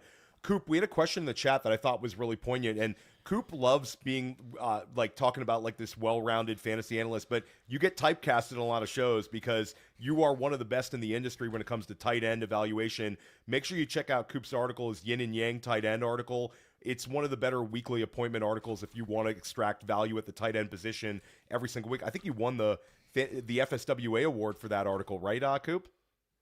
So the FSWA article of the year, every tight end article I've ever had up for an award, JJ Zachariason won that award instead. So he won the first like 4 awards I was a finalist for. So I pivoted. The one I won the article for was 3 books for the Dynasty Trader. I figured Andy Behrens is an author, and I would just try to play to his fun side there. So that's how I won that one. But yeah, here's the thing: people always say they're like, "Oh, I'll have you on to talk about something else because you do too much tight end talking. You're probably sick of it."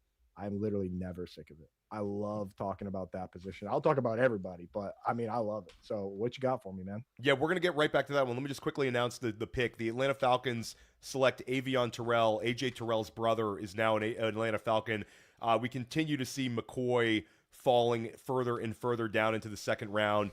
Coop, the question in the chat was, Scott and I kind of talked about it, and I know Ryan Heath, who's one of the sharpest guys in fantasy, Ryan Heath said he doesn't really worry about it. But I think it's worth having a conversation on because Harold Fannin Jr. has steamed up into the tight end 4, tight end 5 category, and tight end 4 and tight end 5 are going higher than usual. So you got Trey McBride and Brock Bowers, and then you got Colston Lovell in his own little tier. And then you've got Tyler Warren and Harold Fannin Jr. sort of in their own little tier. And Fannin has flipped him in a couple of sites and a couple of ADP sources. Where are you at on the impact of Cleveland drafting a wide receiver in round 1, then drafting a wide receiver in round 2? Is this going to have an impact on Harold Fannin Jr. taking the next step in year 2 at a much higher premium ADP cost? Yeah, I mean, there's no way. And this is just like the first round with Kenyon Sadiq and then Omar Cooper going. In my opinion, there's no way to put a positive spin on it for Harold Fannin. Like when in Dynasty, the goal is to have your tight end be viewed as an elite focal point of the team. We know historically the vast majority of tight ends are top 2 targets on the team. Maybe you can get an injury like the Cowboys had where it elevates Jake Ferguson enough to get to 600 yards or wherever he was and he has a relevant season. But the vast majority of these guys are the top targets. So you want as you want the team to commit. You want them to say, Harold Fannin is our big slot wide receiver. We do not need to draft Casey Concepcion. We don't need to draft Denzel Boston. I think you guys nailed it. I like Boston. I hate the landing spot. So you got to give them credit for the pick and getting good players. But for fantasy, it just creates this headache for us. So for me, Jerry Jeudy technically is still there. I truly hate it. I had Fannin as a loser last night. So today he ends up being a double loser for me. Opportunity is king. And sometimes these guys get a big opportunity because there's a lack of targets around them. And that could end up being the case with Fannin. That maybe he just kind of was the one-eyed king in the land of the blind last year. And now they actually want to bring in other guys. So you really hate to see it. You don't even want them thinking about that. Yeah, I think that, Coop, one of the things that I always repeat on podcasts, and I know it's a sort of a Coop you always stress this, is if you want tight end production, it's got to be a number 1 or number 2 target on their team. I'm going to go ahead and take a more optimistic approach with Fannin. I think Fannin makes sense as the tight end 5, the tight end 6 in terms of ADP. Maybe you want to stump and say probably not tight end 4 after these picks. So he's the tight end 5, tight end 6, but the chance that he goes out of this world 140 target season, just that like the peak outcome, just the chances of a peak outcome season just went down a little bit. So I do think he's a quote unquote loser, but he's still really, really talented at football. He's 21 years old and was pretty dominant. We have a trade. The Carolina Panthers are coming back to pick at 49 with the Vikings moving down. So the two picks Carolina moved up, Brett, to make this selection, move from 51 to 49. Which way do you think they're leaning, and why are they jumping here? Can we put the draft board back up? So looks like they jumped the New York Jets. Okay, Brett, I'll throw it out there. Could this be the McCoy pick? Could the fall end for McCoy here for Carolina? Jets didn't necessarily need a cornerback, but maybe it was going to happen with Minnesota. Panthers move up. Could this be the McCoy pick? Could this be Eli Stowers? Where are you at? Maybe Stowers. I don't know. I'm going to guess Emmanuel McNeil-Warren, but oh my gosh. Ooh, yeah. And they were linked to Emmanuel McNeil. That totally slipped my mind.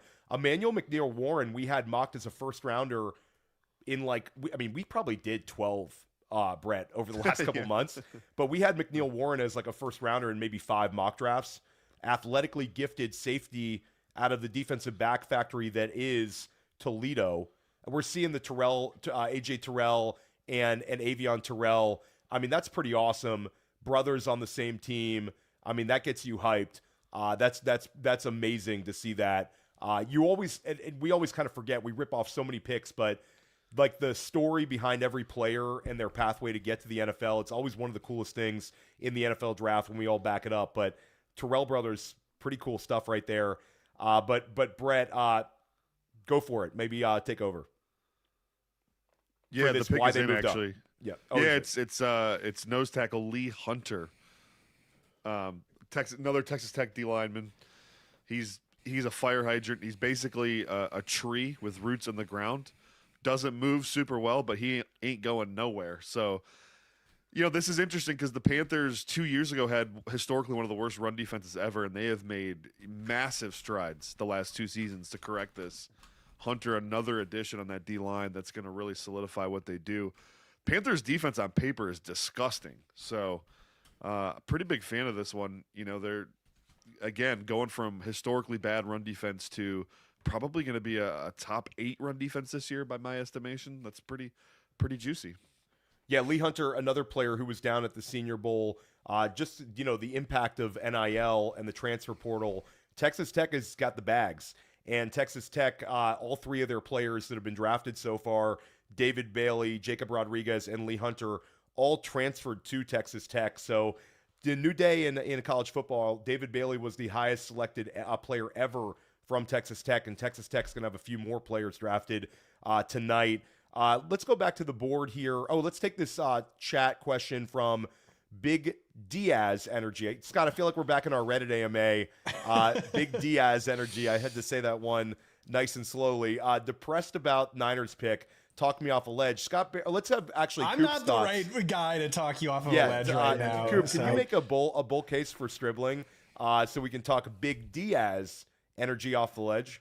Yeah, so Stribling here, it's kind of like and I never know how to feel about these because you label a couple guys as like, oh, I hope this is going to be like my late round sleeper. Like a lot of people had Isaac Tesla last year, but then when they go earlier, you're like, oh, geez, like I'm not sure I like him going this early. I liked him going to a team where he could have more opportunity. The problem that you run into here, Big Diaz, as a 49ers fan, is that this scheme is at its heart, a 2 wide receiver set scheme. They love their fullback. They love using Luke Farrell. They paid Luke Farrell a ton of money. They love using 2 tight end sets. There's a reason that teams like the Dolphins and Clint Kubiak's teams and wherever Bobby Slowick is, like Bobby Slowick 2023 with the Texans, the wide receiver 3 is irrelevant, right? Like even Juwan Jennings for many years, he only did anything when Brandon Ayuk or Deebo Samuel got hurt. So with this pick here, they're drafting a guy that's probably going to be a part-time player early on, or they don't believe in Ricky Pearsall, and they actually are willing to potentially put somebody up there to be the top 2 guy with Mike Evans on the other side ahead of Pearsall. I think what's going to happen here is this guy's going to end up competing with Christian Kirk for a part-time role, and he's really not going to pop for fantasy right away. He does do a lot. I like him because he can do things underneath, and he's very good versus zone, but I just don't really see how he fits into this scheme. That's a lot of like chunk plays and play action. I don't know if I don't like the fit. I didn't want them to take a wide receiver. I wanted them to take edge or offensive tackle or something else. So don't like the spot, but I do like the player. Yeah, it's kind of hard to get behind the Stribling one with a couple of players that we had. I mean, if the 49ers had even just taken Jeremy Bernard to open up the second round and said we squinted and we saw some Deebo Samuel to his game, I think we could have been more down with that one than the Stribling pick. It'll be interesting to hear when we get to the end of round 2. Scott Barrett and I are going to break down the rookie rankings, our updated Dynasty rookie rankings, and if we get what is the number of subs we're looking for here, Scott? Was it 100 more subs or 50? I think it was 50 more. But 50 more subs. We're going to be tracking that. If we get 50 more subs or 100 more likes, whatever comes first, Scott Barrett is going to reveal one of his biggest dynasty trade targets that you should be trading for right now. If you got rookie drafts coming up, you're going to want to hear this one. Brett Whitefield is back in here. We are anticipating a couple more selections here. Brett, not a great run out for fantasy football so far, but we've had a number of these interior defensive linemen drafted. We've had a bunch of edge rushers drafted. Notably, McCoy is still on the board. McNeil Warren, who we thought would be the safety 3 and a chance. I mean, maybe a 10% chance he would have jumped the Eneman. He, in fact, is far from it. He has fallen as the safety 4. Another question from Nicholas Palmisi. What is Christian Kirk's role going to be in that 49ers offense? Let's give it to our guest, Andrew Cooper, for this one. Yeah, I mean, his role is going to be what he probably should be at this stage in his career as a guy who hasn't been able to stay healthy and really is limited in what he can do. He can't play the big X wide receiver. He's going to be a part-time guy. Like, that's how this offense has been designed. He's going to rotate with fullbacks and tight ends and probably at best get 50 or 60% of the snaps. And now that they have Stribling, I mean, if he gets beat out, then that's the position he's going to be in, that he's going to be the 4th wide receiver that really only comes in when guys are hurt. So Christian Kirk, to me, the moment he signed with this team is kind of admitting that he's no longer really even close to a full-time player in this league, because this offense is not just going to switch over and start running 11 personnel. I mean, if you go and look at the data, nobody was doing that more than 70% of the time. So it's more important than ever to be a top 2 wide receiver on your team. But if that team uses a fullback and all these blocking tight ends, you got to be a top 2 target. Huge pick just came in here, guys. And if anybody is a college football fan, it was Fernando Mendoza on the offense and D'Angelo Pons on the defense. There are still nightmares for a lot of opposing quarterbacks from Pons.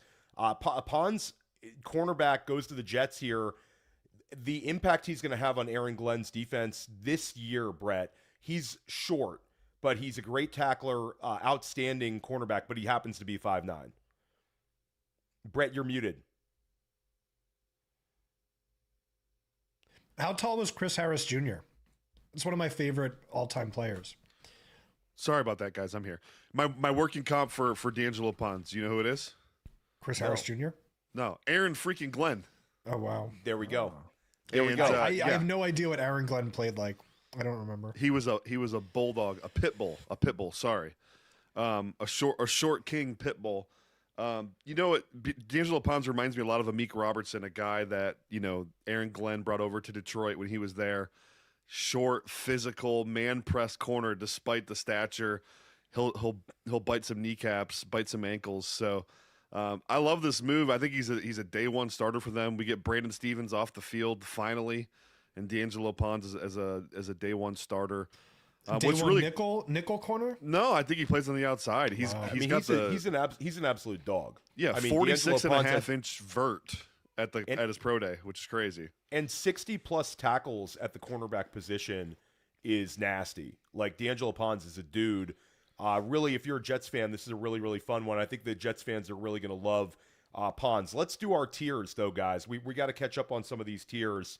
Let's start out with the D'Angelo Ponz one. Do we have to put him? Okay, so he goes in the Jets tier. We don't get to say anything positive, I guess. The Jets tier is it's where it's at. It's where all the Jets players are going to go. Let's go with the Lee Hunter selection. Brett, we'll kick it to you. Carolina trading up 2 spots and getting Lee Hunter. Yeah, considering the trade up, that drops it down to a B for me. Okay, and let's go Avion Terrell. I think Avion Terrell was a player that we had as a first-round grade, ran a slower than anticipated 40-yard dash, but he was banged up when he ran the 40. So maybe Avion Terrell's agent made a mistake letting him do that. I'm going to say, Brett, for Atlanta not having a first-round pick, getting Avion Terrell in round 2, I'm going to go A tier for this one. When you say Avion Terrell first-round grade, you got to speak for yourself there, not a first-round grade. I'm speaking for myself, me, partner. Because Avion Terrell is a player I thought was going to go in the first round up until the 4.6 40. Yeah, look at their You're talking to the guy who got more first-round picks right than anybody else in the world. Thank you. This is So true. This is true. when the first-round guy has a first-round grade, it's hard to argue. I had a That's grade. true. I had a grade. But he was not in my mock draft. But you know what I mean, okay. Brett. I think it's a good pick. Yeah, why not? I don't think he can cover it. The nice thing, though, is, Jeff Ulbrich doesn't play any man-to-man. They're like 20% or less man-to-man last year. Ulbrich was with the Jets and Robert Saleh, before that. Again, low man rate, I think 20% there as well, off the top of my head. So, he's not going to be forced to play press. So that's what he did at Clemson. He was a press man corner, but with his athleticism metrics, I'm not sure he'd hold up too well in press. So gets a chance to lean on his instincts a little bit with his eyes on the quarterback, in the Jeff Ulbrich defense.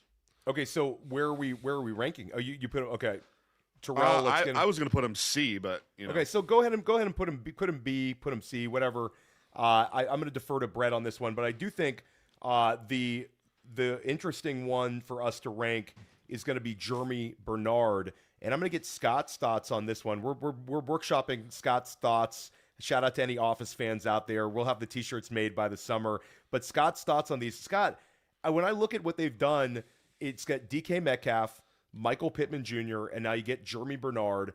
That's not bad for 3 wide receiver sets for Mike McCarthy, and the versatility of Bernard, kind of like it. Where are you at on this one? Yeah, so I like this a lot. I like it a lot for Aaron Rodgers. This is a big point of contention on our projections call. I think DK Metcalf, one of the most overrated wide receivers in the league, certainly overpaid wide receivers. And so you bring in Michael Pittman, I think he's a target hog. And then you bring in Jeremy Bernard operating in the slot. I think this lets Aaron Rodgers do what Aaron Rodgers does best, which is run point guard, right? And get the ball out quickly. He needs to do that with his injury history, this Pittsburgh Steelers offensive line. I don't think this is a very talented player, but for fantasy, I like it a lot. And, for Aaron Rodgers and the glimmer of hope that the Steelers have, that their defense can kind of carry them to the playoffs yet again, I give this, I don't know, A or B. What do you guys think? Where are you at, Coop, on your grading for this one if you were grading the Bernard pick? You know how big of a Michael Pittman fan I am, dude. I can't give it an A. That's your guy. I got to protect my guy. So, and the thing is, Michael Pittman was a big winner because Howie Roseman was able to pull the lemon pick out from there. That would have been bad news. So, I'll go. I think B's fair. It's a player that I like. This player, the floor is the ceiling, but the floor is high. So Jeremy Bernard goes in the B tier. We're going to update the pick here. The Minnesota Vikings have selected Jake Galday, the Cincinnati Bearcats linebacker. Brett, another player who sort of transferred up, was a Central Arkansas player, transfers to the Big 12 and excelled. All Big 12 linebacker, has some really strong athletic gifts. Your thoughts on Gallday going ahead of Anthony Hill, ahead of C.J. Allen, and going about where we thought he could have gone, but maybe ahead of him. They didn't take Emmanuel McNeil Warren there. They did not. So there was a lot of smoke. Under the floorboards at this stage. Yeah, maybe. I think. Well, let me get to Gallday. Then I want to answer your question on McNeil Warren, because the thing with Gallday, this is such a Flores pick. Gallday was basically a 240-pound nickel at Cincinnati. Big freak athlete who was this overhang coverage matchup weapon, who literally was coming from alignments 8 yards off the line of scrimmage to trigger the run game. Absolutely fantastic player. Totally weird role, though, that he had in Cincinnati, that I know Flores just salivating thinking about weird ways he can line guys up and confuse defenses. So that's a totally Flores pick. The McNeil Warren thing, my suspicion all along with him, and why I was a little hesitant to give him that first-round grade, and he didn't get one for me, by the way. He can't play in he doesn't thrive in a single high role, and he's also not twitchy enough to play over the slot. And so you left with this guy who's like box safety only, and the league is just going away from that archetype where, you know, if you're going to be a big box safety like a Nick Emanwari, you got to be able to cover guys in man-to-man coverage over the nickel, and that's basically what Nick Emanwari is. And I don't think, you know, Emmanuel McNeil Warren has those chops. So I think maybe the league is kind of showing you he's more of a Geno Stone split safety, box safety type, and it's just been devalued a little bit. It's kind of like a linebacker to them. Yeah, the fact so that we have another Vikings sorry. passed, but the Bengals, because the Bengals were the stone worst team I've ever seen against the tight end last year, right? Right. And they're going to pass too. That is bad news bears for him. We have another pick, guys. The Green Bay Packers, who didn't have a first-round pick, select South Carolina cornerback Brandon Cisse. We're going to get to the tiers list. We're also going to get to Brett's thoughts on Brandon Cisse shortly. But, Coop, I know you got to bounce pretty soon here. We really appreciate you jumping on the stream, and look for Coop to be on Fantasy Football Daily. That's my podcast. Make sure you subscribe to that one. Coop's been on that show a lot. Also look for Coop to join Scott Barrett and I on School of Scott at some point this offseason to help you crush the tight end position in fantasy this year. We're going to be breaking it down on School of Scott. But Coop, I want you to give me your favorite pick from yesterday, fantasy football-wise. Who's the player you're really getting excited for after a landing spot yesterday? You know, it was Kenyon Sadiq for about an hour. Until they took Omar Cooper Jr. Because, I mean, that the big slot, people forget Frank Reich had all these different – I mean, you have to go back through time a little bit. But he had Antonio Gates running 75% of his routes from a wide receiver spot, tight end 2 that year, 2014. He had Zach Ertz running pretty much all his routes from a wide receiver spot. He got Eric Ebron running 79% of his routes from a wide receiver spot, 13 touchdowns with the Colts. I mean, there's a world where it works out. It's just the Omar Cooper pick there poured a little bit of cold water on it. I really was I was disappointed by that. So I guess if I had to default to someone, I would just say that I'm excited for Tyler Shuck and his new weapon, Jordan Tyson. But the Kenyon Sadiq one, I mean, there's upside to be had there. And I hope today that Eli Stowers gets a decent landing spot. Come on, Dolphins, somebody do something. Come on, somebody. And I would like to say that the bet has been won. Debro and I are going to be eating like kings under Brett Whitefield's dime in Mobile this year because Sam Roush is not selected.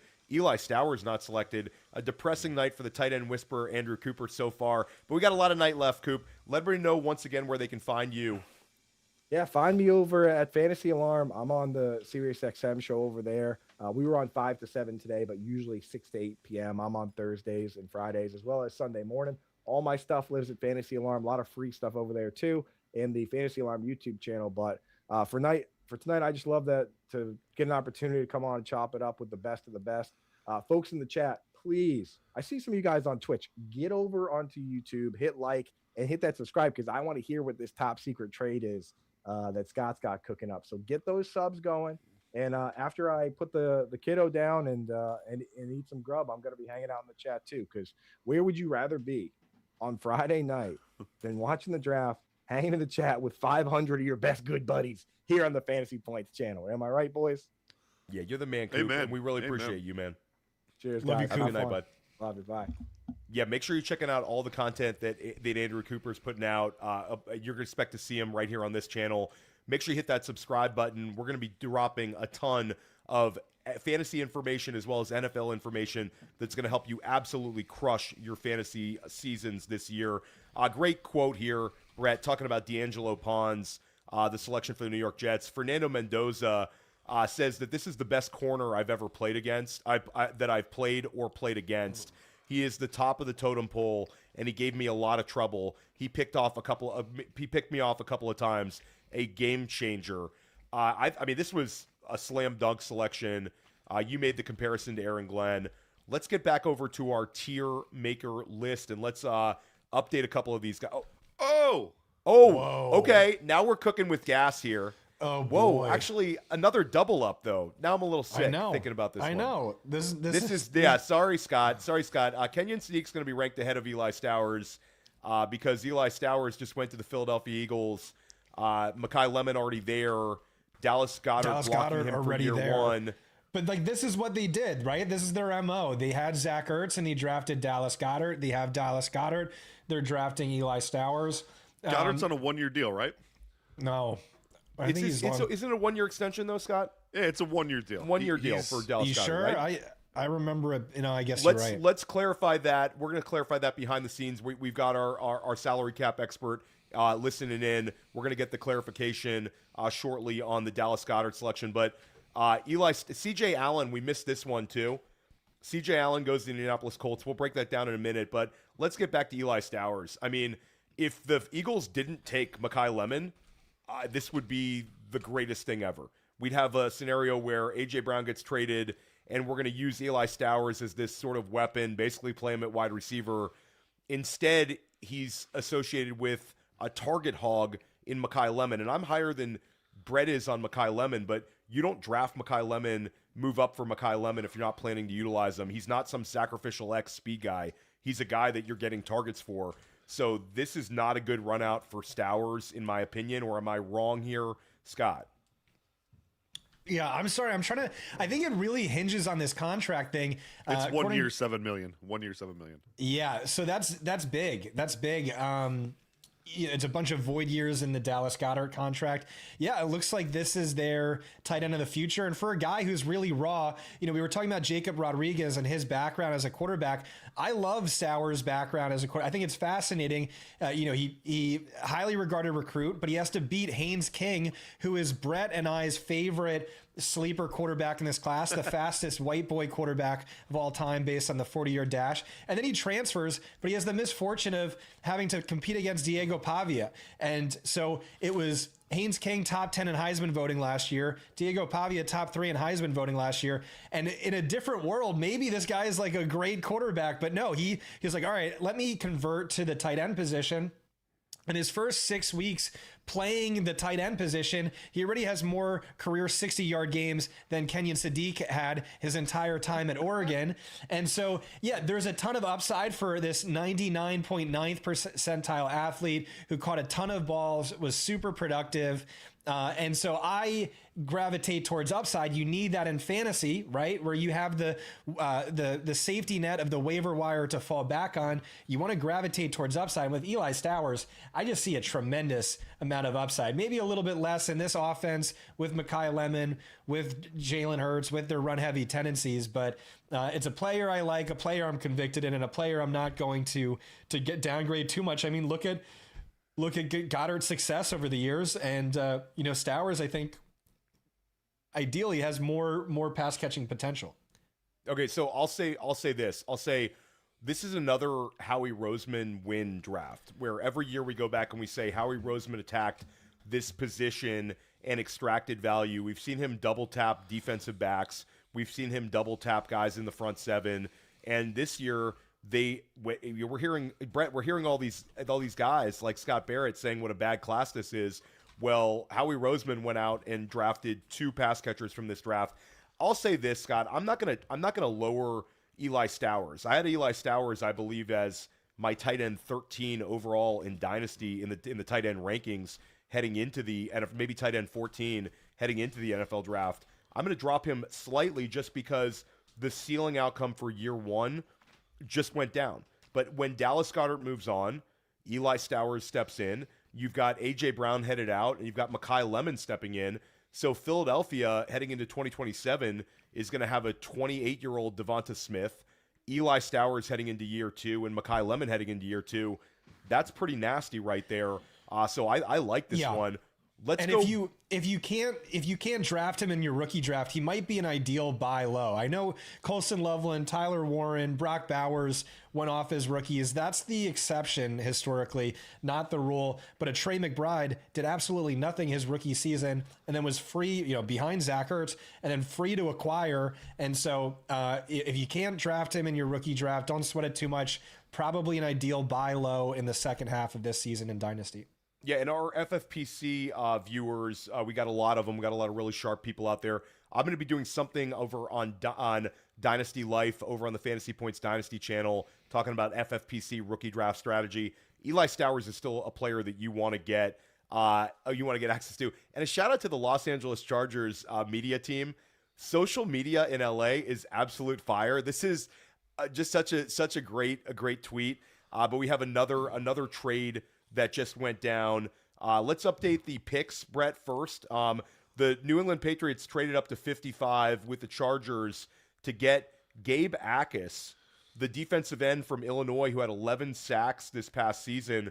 You've been a big fan of his. Am I correct? Can I say you were a big fan of his? I know you like to correct me on that. No, huge fan. Okay, good. Okay. So break down the Gabe Akis selection, and then we're going to go back to the tier maker. Excuse me. This is a Vrabel special, another, big, long, physical edge setter who's got some pass rush chops in development. He's got a power game to him that's really special. Pivoting off of last year, they had like Kayvon Chase on as their lead edge guy, that small speed guy. They're going away from that. All their edge rushers are big power guys. Draymond Jones, Harold Landry, Gabe Akis. They're definitely leaning into this identity of physicality and toughness. So too bad they don't have a coach that can hold them accountable. Well, guy did make the Super Bowl last year though, so that we did pretty well there. But Gabe Akis goes to the New England Patriots, so they go offensive lineman in round 1 and then Gabe Akis in round 2. Jacksonville Jaguars are on the clock now. Jaguars have a ton of picks on here right on day 2. We're going to hear Jacksonville's pick 3 times in round 3, and they're picking here with the 24th pick in the second round. We're up to pick number 56. Scott Bear, we're going to get back to Eli Stowers. End of the second round, we are going to give our updated Dynasty rookie rankings. Again, if we get more likes here, I shout out to Joe Schmo in the chat. I agree with you. Yeah, let's give Vrabel some props for making the Super Bowl here. Scott and I are going to update our Dynasty rookie rankings. We've got Jacksonville on the clock here. Brett, I'll just throw it out there. Probably his wife, Joe. That's probably who cares. That's fine. We're the guy made the Super Bowl though. We got the Jacksonville Jaguars on the clock here. They were linked to Jadarian Price, which I think there was some smoke there, considering my guy Jadarian Price went in the first round at pick 32. Could this be a wild card running back pick here, Brad? We've also heard that they were linked to Emmett Johnson in round 3. I know you're not a huge fan of his, but there's been some beat reporters in Jacksonville saying that one of these day 2 picks is going to be a running back. There's no running back here remotely worth taking, so. But there's one who's athletically gifted and a franchise. Mike Washington? Yes, Mike Washington. Oh, okay. I'll just throw that name out there. I'll just throw it out there. Mike Washington in this round, in round 2, is even worse than Jadarian Price in round 1. Mike Washington, I think, probably does go in the Trey Benson range, though, which would be early to mid round 3. Call it over under, let's call it pick 70. I think he is going to hear his name called as the next running back off the board. Emmett Johnson could also hear his name called. I know we're going to have a real discussion there because I think Brett's not a huge fan. He could hear his name called tonight. A bunch of tight ends still on the board. A bunch of wide receivers still on the board. We heard that Chris Brazzell was going to fall. He has, in fact, fallen. A little surprised by that one. Takes a lot of luster away from a player that we were sort of rooting for to get in that top 40 range. He's falling a little bit. You have Zachariah Branch, who's fallen a little bit. Here's we have a trade announcement. Adam Schefter. Oh, wow. The Vikings are sending former Pro Bowl linebacker Jonathan Grenard to the Philadelphia Eagles in exchange for a 3rd-round pick and a third-round pick next year. This is huge. This is a huge one. So you put into context what Philadelphia's been able to do, not only with their selections of two really talented pass catchers, sort of a changing the guard at the skill positions in Philly, but they're also able to add an impact player at the linebacker position. Break down this one, Brett. I'm so sick of this as a Giants fan. Howie Roseman runs every pure. Year, he runs pure. Every year, Eagles A+, Howie Roseman A+. I just want to know what the frick the Vikings are doing. They have no pass. Like, this is their best pass rusher. Dallas Turner has not played well so far through 2 years of his career. Andrew Van Ginkel is, he's fine in certain pass rush situations as a rusher, but he's kind of an off-ball hybrid guy. This is wild. They're not at the point in the draft where they can go acquire a pass rusher, so this is kind of crazy to me. Slam dunk for the Eagles. I mean, they continue to take advantage of the trade market. They always do. Eagles did it again. Howie Roseman. I hate him so much. Yeah. All the time. Howie Roseman does it every single year. You're going to see a lot of really high grades for him. And another double tap. I mean, just getting back to the fact that they double tapped receiver in this draft. They obviously have a A.J. Brown, a succession plan. Really, I think this is a fun day if you're a Philadelphia Eagles fan, getting this sort of trade and those sort of pass catchers. Couple of players still to mention, a bunch of tight ends we anticipated are going to get selected. We could see the run, Brett. It was a record number of tight ends invited to the NFL Combine. Crazy amount. It was like, 27 tight ends invited to the Combine, something like that. Yeah. And I think we're going to see a couple of them come off the board sometime between here and the end of round 3. Again, we talked about the running back position. I think dynasty managers watching out there are probably a little hopeful. We also know that Carson Beck is still on the board. Garrett Nussmeier is still on the board. And then a couple of interesting quarterbacks like Cole Payton are still on the board as well. My guy, Taylon Green, I'm rooting for him to land somewhere. Maybe that's going to be on day 3.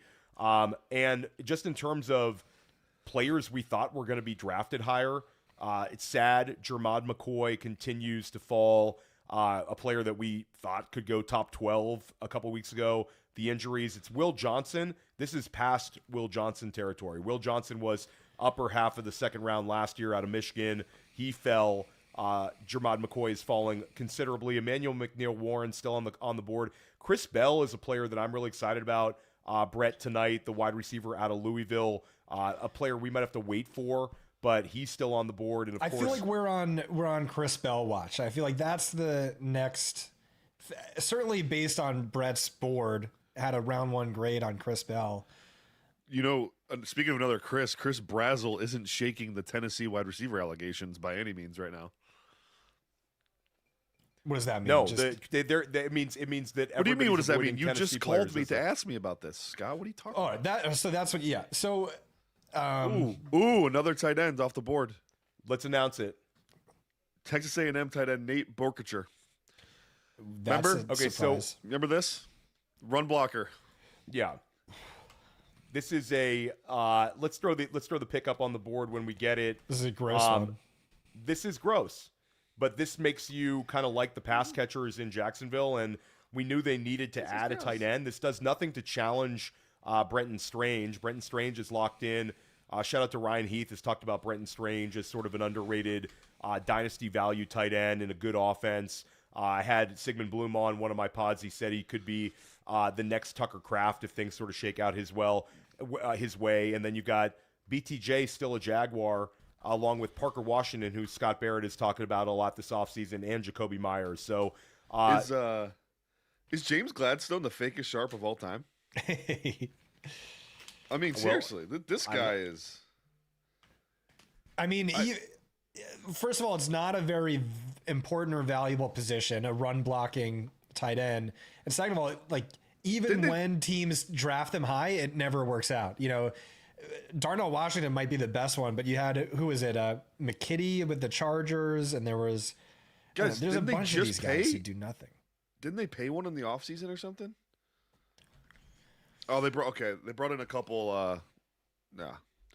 You want to guess how many receptions per game Nate Borkacher averages in his career? 1.5. 0.7. No way.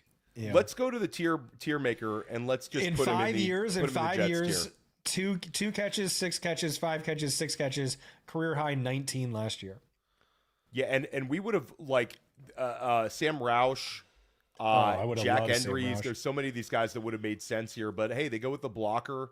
They go with the blocker here in round 2. Let's go ahead and put him in the D tier, the Jets tier, and then let's go down the list. Let's start ranking the Eli Stowers. You hear that, Borkature? You're on the Jets now. He's a That's Jet. how bad it was. Stowers is S tier to me. I called him on S Filver's tier. Analytics. I said he was the best pass game weapon in the draft. I stand by it. S tier. Yeah, let's Then go. why let's wasn't go he a S tier. top 5 pick if he was the best pass game weapon in the Not class? an every down player. Do we have to redo the episode right now, live on air here? But what Okay, if, so let's what go if he with the- could be? What if he could be Trey McBride light? Which is I'm assuming that the Eagles are going to try to make that happen. that'd be so sick. Yeah, let him just eat a ton of Twinkies, put on some weight. Let's get back to the tier maker and let's get caught up with the tiers. People are really want the tiers, guys. It's a lot of fun doing this. Eli Stowers gets in the S tier. Who's the next player we want to talk about? Let's talk about Gabe Akis. Brett, where do you want to put Gabe Akis? Yeah, let's go Akis. Let's call that an A. Let's call that an A. Okay, so Gabe Akis goes into the A tier. One pick we didn't talk about at all, but CJ Allen. If you are a fan of SEC football or the college football playoffs or college football in general, CJ Allen has been sort of a household name. Started at Georgia as a freshman, a ton of production throughout his career. Sort of made it was like the game where Florida State had nobody that they all didn't play after they were left out of the playoff, and Allen had this monster game there as a freshman, and then he's continued to shine, a really elite run stopper. We thought maybe Dallas would pull the trigger on him in round 1. They were sort of linked to C.J. Allen. Where are we putting C.J. Allen in terms of the tier maker for Indianapolis, considering that's their first pick? Yeah, I'm going to go C. They had a need, but Allen is so limited athletically. I do worry about the upside. I don't know. That's tough. Maybe I was this going to is say B. I was going to say B. It fills a need. Yeah, because he is anyone you talk to in the league says he's just an absolute great dude, green dot, intelligent, super smart guy. So that's like the quarterback of your defense right there. So that is really important. It's hard to measure that. So let's go B. Yeah, and Anthony Hill, the linebacker out of Texas, still on the board. We've got to do a couple other of these guys in the tier maker. We talked about C.J. Allen. We just ranked him. We ranked Eli Stowers. Let's go Brandon Cisse. We also didn't get your thoughts on Brandon Cisse, a corner with decent size, athleticism out of South Carolina. Green Bay Packers take him as their first pick in this NFL draft. Really like Cisse. His transition speed with his feet is incredible. He can go, he can play off zone coverage and transition to trail technique pretty quickly. Hips are oily, and he's a great athlete, can jump out of the gym. So kind of a quintessential Packers pick. I think my guy Eli Danson on the Famous Points data team is pretty happy about that one. He's a Packers fan. So how about Minnesota's selection of Jake Galday, the linebacker out of Cincinnati, plus athleticism? They pass on safety I'll again. call that an A. Yeah, I think Galday's got to be up there. I think A is a good one for him. It's hard to find linebackers that can make a difference in the pass game, and he absolutely can. So. And did we do Lee Hunter here in the tiers? We didn't do Hunter. We didn't do Christian Miller. Okay, so we let's didn't do R. Mason Thomas. We got to catch up. Okay, so Lee Hunter, Carolina Panthers. Where do you put him here? Let's go B tier. B's about. Oh, he is on there already. Sorry. Okay, sorry about that. And then we did Avion Terrell. I know that. Who was the other player you said we need to do? I don't believe we did R. Mason Thomas. R. Mason Thomas and Kristen Miller we need to do. So R. Mason Thomas to Kansas City, I think, is absolutely in the B tier. There may be an edge rusher you would have liked over him, but he's a dog. It's fine. Yeah, B put him in the B tier. And then Kristen Miller. Let's go with Kristen Miller. What do you think of this one? Yeah, let's go. Let's stick with B there. Are we able to fit more Bs, Trey, or? No, we're gonna have to make a decision on A versus. Let's move just for the sake of how good it looks here. Let's move. He got it. I think he got it. Okay, we got it. Okay, so Hunter goes in there, and then Kristen Miller. That's the last one. I think we're caught up on the tiers. We're going to continue to rank guys throughout the night in the tier list. Now, we got the Chicago Bears OTC, and the Bears have 2 picks before the end of round 2 here. And this is a really fun one, and a player that I know that we talked about this week because I had him pretty high in my big board, and you questioned it, not questioned it, but you thought maybe I was a little high on him. Logan Jones from Iowa, the center. Talk about him a little bit, Brett, because he's been sort of rising with some people throughout the end game here.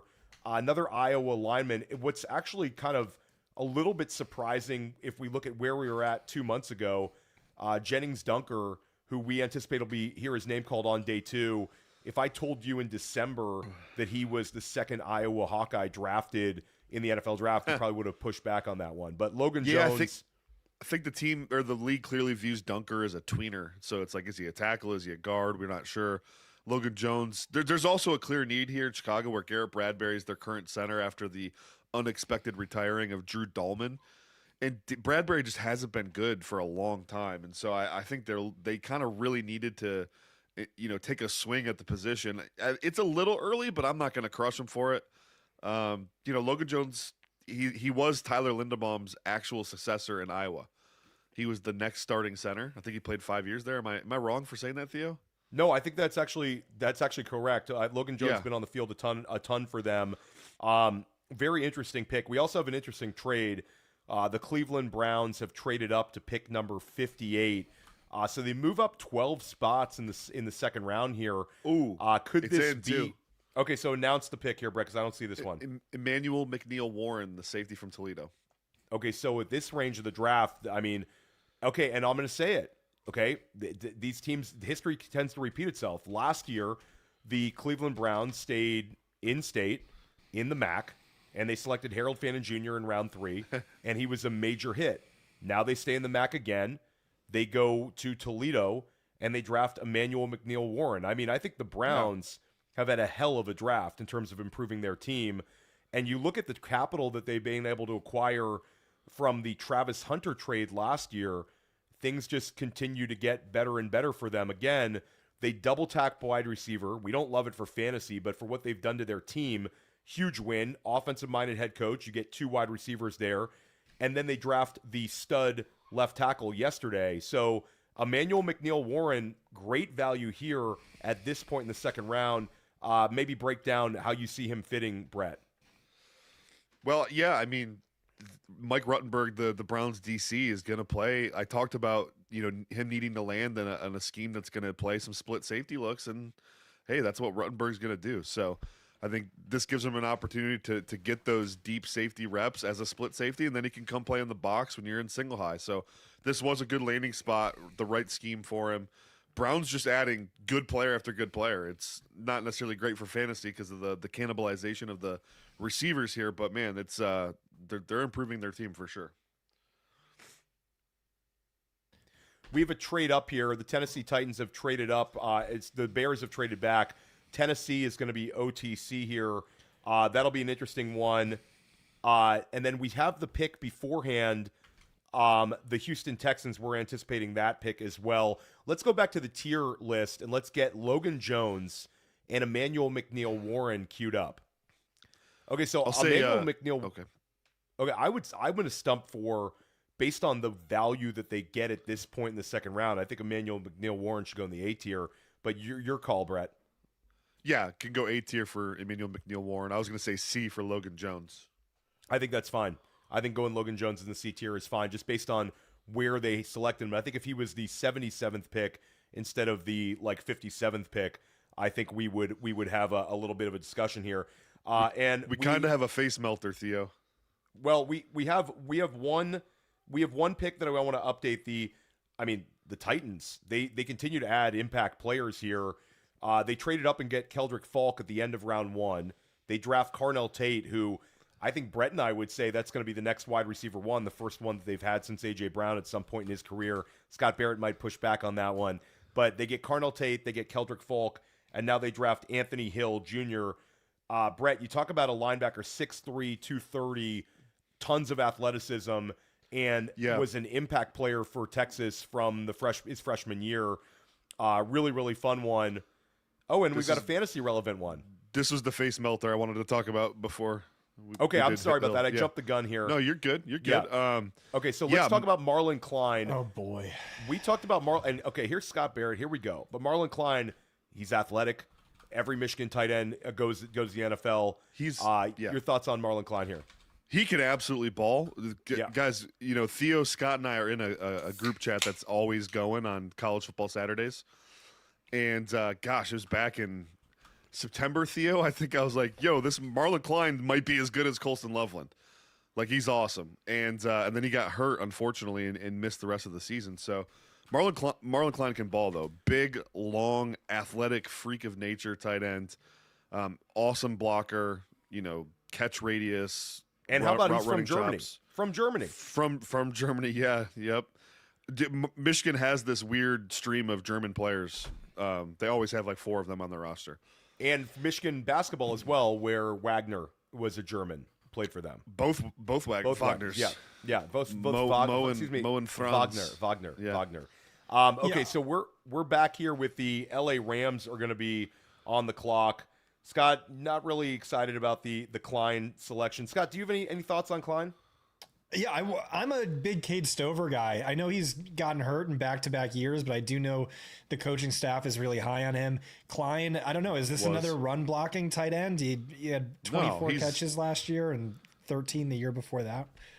Yeah, playing behind Colston Loveland, and he would have had a monster season, but he got hurt this year and played with a quarterback that literally couldn't throw a forward pass in Bryce Underwood. So, yeah. Bad pick, probably a reach, probably not someone fantasy relevant. But Scott, I've been telling you about this guy for over a year. You just refuse to listen. I just look at that reception total and I don't know. I don't see the upside at a position where you really need the upside. But hey, draft capital matters a lot. Brett's film takes. What are the 3 most important things for tight ends breaking out? Athleticism, draft capital, Brett film takes. You check all 3 freaking boxes here, Scott. I don't know why you're whinging about it. I know. As an analytics guy, I got to stick to the predictive variables, and he crushes all of those. I just pulled up the Spork score. He's not even that athletic. 62.5. That's really. Yeah, he's hurt. He was hurt. Okay. All right. Okay, so let's go back and let's update the tiers list, and we're gonna let Scott Barrett, Houston Texans, Marlon Klein pick. We're gonna let you tier that one up, Scott. D. Okay, so Scott's thrown in the D tier, and then Brett, we have to do the Anthony Hill selection to the Tennessee Titans. Your thoughts on Anthony Hill? I mean, I'm gonna say A tier here for me, based on the chance that you get. Yeah, he's better than C.J. Allen to me, right? We gave Allen a B, so I think we got to go A for Hill Jr. They got him later too. Where we got him for sure. And now we're anticipating the LA Rams are going to select, which essentially is their first pick of the night for 2026, because the last night we saw them take Ty Simpson with the 13th overall selection. We broke that one down. Make sure you're also looking at our YouTube Film versus Analytics. The 3 of us, well, namely Brett versus Scott on Film versus Analytics. Okay, so Brett, I'm guessing a pick is in here.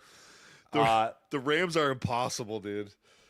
They take Max Clare, Ohio State tight end, just to make that room as gross as humanly possible. They were linked to Kenyon Sadiq. Yep. They really wanted tight ends for these last 3 draft classes for some reason. What's weird is the guys they've been linked to, though, have all been like run after catch threats. Max Clare, we know, ain't that. So this is Terrence Ferguson and Max Clare and Colby Parkinson. This is Tyler Higbee still there.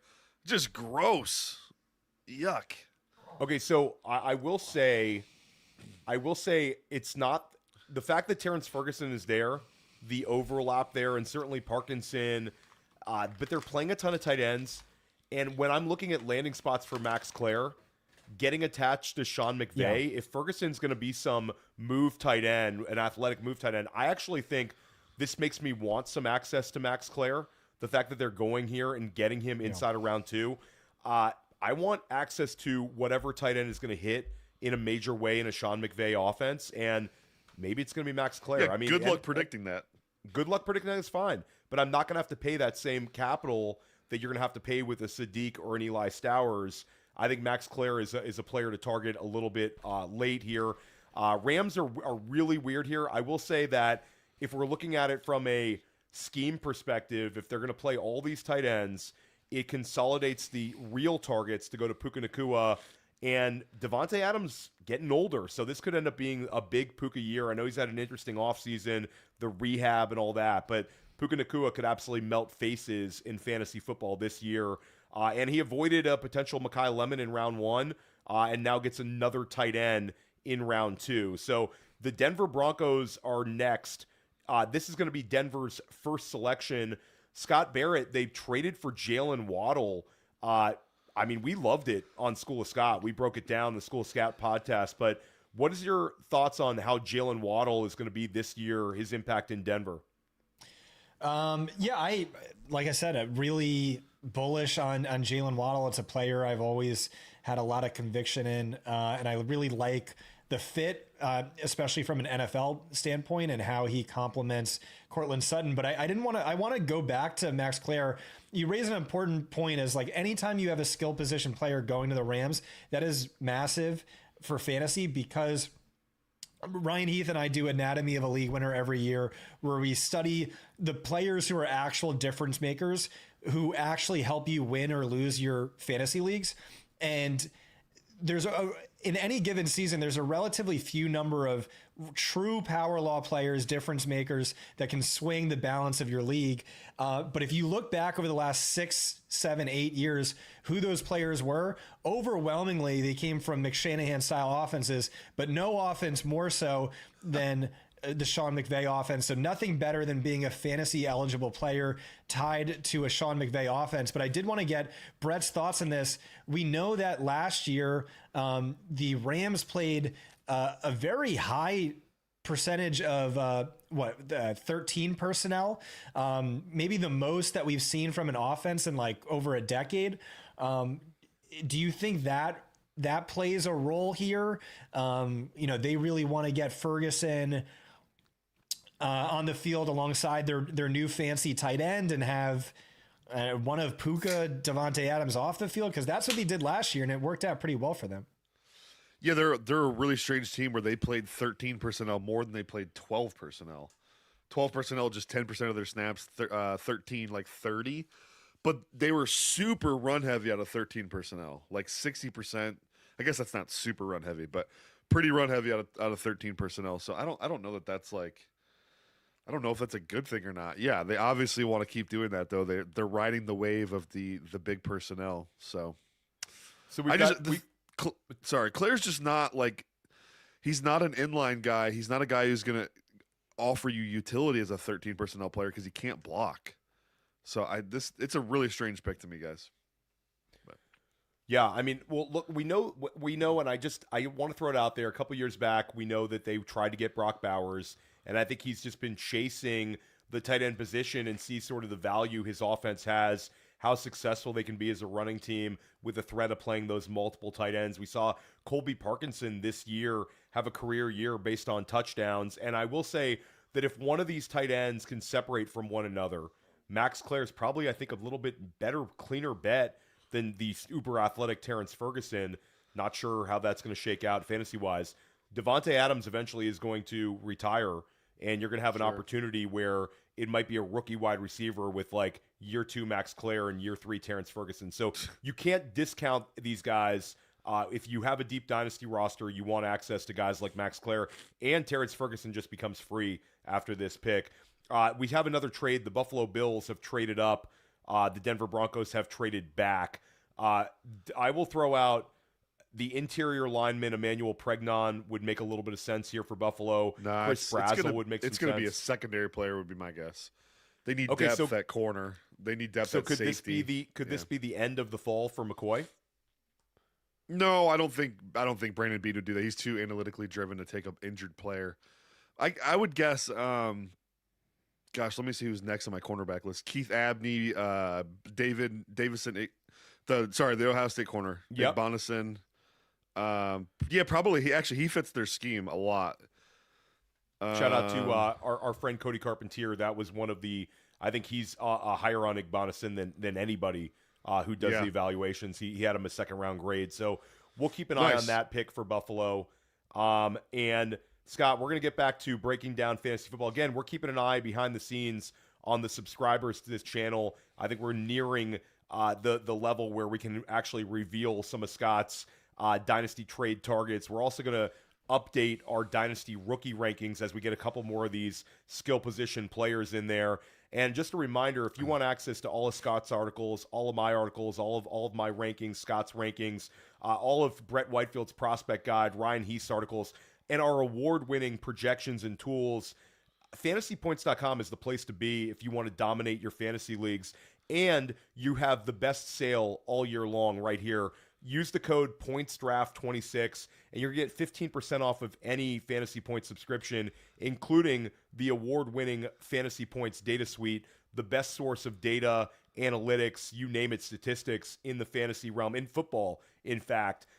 Come over and check out fantasypoints.com. Also have some very cool free stuff over on the site. If you are apprehensive about us talking about it, go check out the free stuff. You're going to want a lot more. Check out fantasypoints.com. We got the Buffalo Bills pick. That's going to be coming up very shortly. The pick is actually in, and Brett, you ran pure on this one. It's Davison Igbonason, the cornerback out of Ohio State. Shout out to our guy, Cody Carpentier, on this one. Came on the 2026 NFL Draft podcast. 2 of the top 15 mock drafters in the entire country co-hosting an NFL Draft podcast. I mean, I think that's a podcast you should probably be subscribed to. But your thoughts on this selection? You said what now? You said what? I said 2 of the... What'd you say?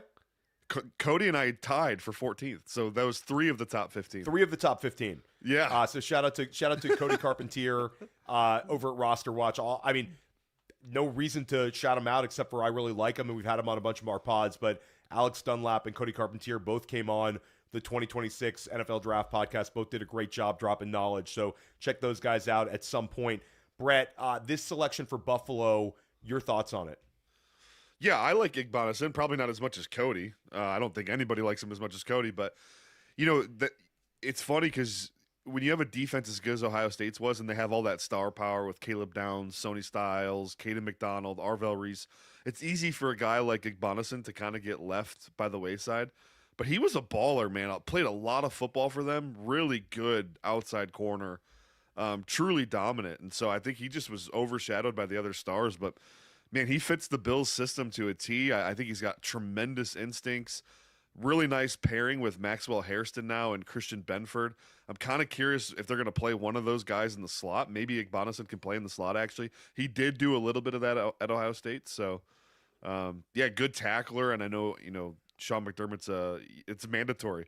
You're going to play corner on his team. You got to come tackle and defend the D-gap. So, man, it's a good pick for Buffalo. Yeah, it's a good pick. And when you put it into context of the TJ Parker selection earlier in the draft, I mean, this is a team chasing a Super Bowl ring. They trade for DJ Moore, and then they were able to add these 2 players. So you add DJ Moore into the context of their draft success. Scott Barrett, we've had a real run here of traded wide receivers hitting in fantasy. You touch base on Jalen Waddle. Let's talk about DJ Moore because DJ Moore continues to run pure this whole entire offseason. He escapes Rome Odunze, Colston Loveland, and Luther Burden in Chicago, gets traded a second-round pick, goes and plays for Josh Allen, superstar quarterback, and Buffalo doesn't select a wide receiver here in the money picks in round 1 and round 2. So DJ Moore looks like he's setting up for, I think, a really fun bounce-back season. Am I wrong to be enthusiastic about DJ Moore after he was really poor at times last year in Chicago? Scott, you're muted. You're muted. Oh man, everyone drink. Apologies. Never mute. Never mute. That's the new rule here. Oh, We're never, no matter what happens. No matter Look at what Trey happens. did to me. Damn. I am shocked that it's not at 17 because I have how often I do this. That's great. DJ Moore has to be one of the biggest winners. I say it begrudgingly. I was like, I'm going to be out on DJ Moore. It's an offense that always goes with a wide receiver rotation. It's DJ Moore, who I think has been overrated every single year of his career as a talent, and really struggled the past few years. I think was underwhelming relative to how many routes he was actually on the field for. He was the team's wide receiver 5 by targets per route run last year. And so I wanted to be kind of out on it, but the bottom line is you have a minimal target competition beyond him, and you're tethered to Josh Allen. It's hard not to be successful for fantasy. Yeah, I think DJ Moore has a chance to really, really bounce back. I actually shout out to Thomas Tipple and Ryan Heath and the Dynasty Points crew. I moved a 112 for him on a win now team where I think that is going to end up working out pretty well, and I kind of avoided any pitfalls here. So kind of getting out of some of those 112s, and I think based on how the second round has gone, I also like the move I made because 112 certainly didn't gain a whole lot of value. We ran pure last night for Dynasty in terms of some wide receivers landing really well inside the top 10. Jadarian Price going inside of round 1. Ty Simpson going 13 overall. Tonight has certainly not been as fantasy-friendly as we wanted it to. We've still got the third round coming up. Let's go back to our tier list, and let's go ahead and rank these last couple of picks. Let's go the Igbonason selection first, Brett. Brett, you're muted. Gosh dang it! I need You the guys, Scott what's going counter. on with these mutes? What's going on with these mutes? Well, I You know took what? a drink of We're water. gonna attribute that to Scott. We're gonna actually every time Brett's muted, it actually goes to the Scott counter as well. There we go. It's anybody boy. who mutes, it's a Scott problem. So sorry. Gosh, so sorry. All I was gonna say is, I'm gonna go B on this one. It's a little early for me, but I do really like the scheme fit, the team fit, and so for those reasons, I'll bump it to a B. Otherwise, it'd be a C. But yeah, so B and then, B for Igbonason. Trey, you just passed him. Okay, so Right there. Igbonason gets in would you say the B tier? Yeah, B tier. And then we're gonna get back to the Max Clare selection. We're gonna grade that. We'll grade the Marlon Klein selection. But first, we've got to update the picks. The Los Angeles Chargers have now double tapped center this offseason, Brett. They just drafted Florida center Jake Slaughter at 63 overall. So centers go a little bit earlier than maybe we anticipated, with Logan Jones going, I believe that was pick 57, and now Jake Slaughter at pick 63. Two centers off the board inside of round 2. Your thoughts on it? Was Tyler Biadasz, and then they sign Jake Slaughter. They'll draft Jake Slaughter. Double tapping center seems kind of superfluous, right?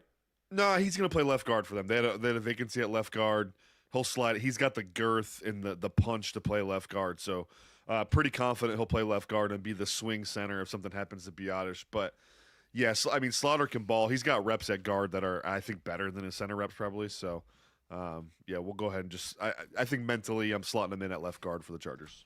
Yeah, so we're almost at the end of round 2 here. I'm going to give a quick shout out. I am one of the coaches for the Roslyn Raiders on Long Island here. My son's football team, we had the Super Bowl rematch tonight. I missed it because it's the NFL draft, but apparently they played great, and we won the Super Bowl rematch. So big shout out to my son James, who just walked in the room. Raiders undefeated this year in Long awesome. Island Flag and Friday Night Lights. We are the best 7 and under team rolling right now. We're rolling everybody. So big win tonight over the Cowboys there, guys. Love and then that. you've got Look the at Seattle this. Seahawks. Go for Sorry, it. look at this John Ledyard tweet about Borkacher. 163 on the consensus board in tight end 12. 25-year-old rookie, 38 career receptions, and a 4.78 pro day 40. You can't make this up. This is fake sharp James Gladstone over here, just pulling rabbits out of the hat. And then let's talk about the final selection of round 2. I'm going to step off the stream for a couple minutes after this pick. Seattle is about to wrap up round 2. We saw Jadarian Price. This is the second pick for Seattle. And interesting enough, Brett, they have 4 picks total tonight. So we'll see if they try to trade back in on day 3 for volume. But last night they end up taking Jadarian Price, and now we have their pick. And Brett, you've talked about the value of safety on their defense. Last year they hit like crazy on Nick Manwari. Now they just drafted TCU safety Bud Clark. Talk about this pick. This is such a Seahawks pick. It's ridiculous. Ball hawking kind of combo DB, can play in the nickel, can play safety. Point being is, like, Seattle does all these exotic disguises and rotations in their coverage and their secondary. He can fill that role.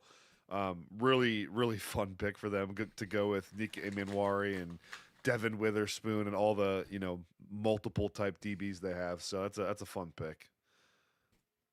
Scott, where are you on the Borkacher selection? You think it was a good one? No, I think I gave it a D grade. Oh, did we grade it? I forgot. No. Hey, let's grade some of the ones we haven't done yet with Theo gone here. Oh, did Theo just dip? Sorry, I was trying to bang out this last second tweet. Scott counter, Theo or Trey. Yep, boom. What's the matter? I that wasn't on me. You spaced Trey out. Muted me. Trey muted me. No, you spaced out on that one. You're off in La La Land shooting tweets. Yeah. Okay. It's anytime a Scottism happens. Yeah. It's a you're not paying attention, or it's sorry guys, I wasn't listening, or you're muted. You're whatever. Anyways. Hey, no vape rips. I'm like 9 days short of a full year without nicotine once. So shout out to me for that. Yeah, the tweet I'm working on was just, most snaps out of 13 personnel. So the Rams were at 311 over the last 5 years. No one else was over 207. And you look at the league average rate, it just jumps year after year after year.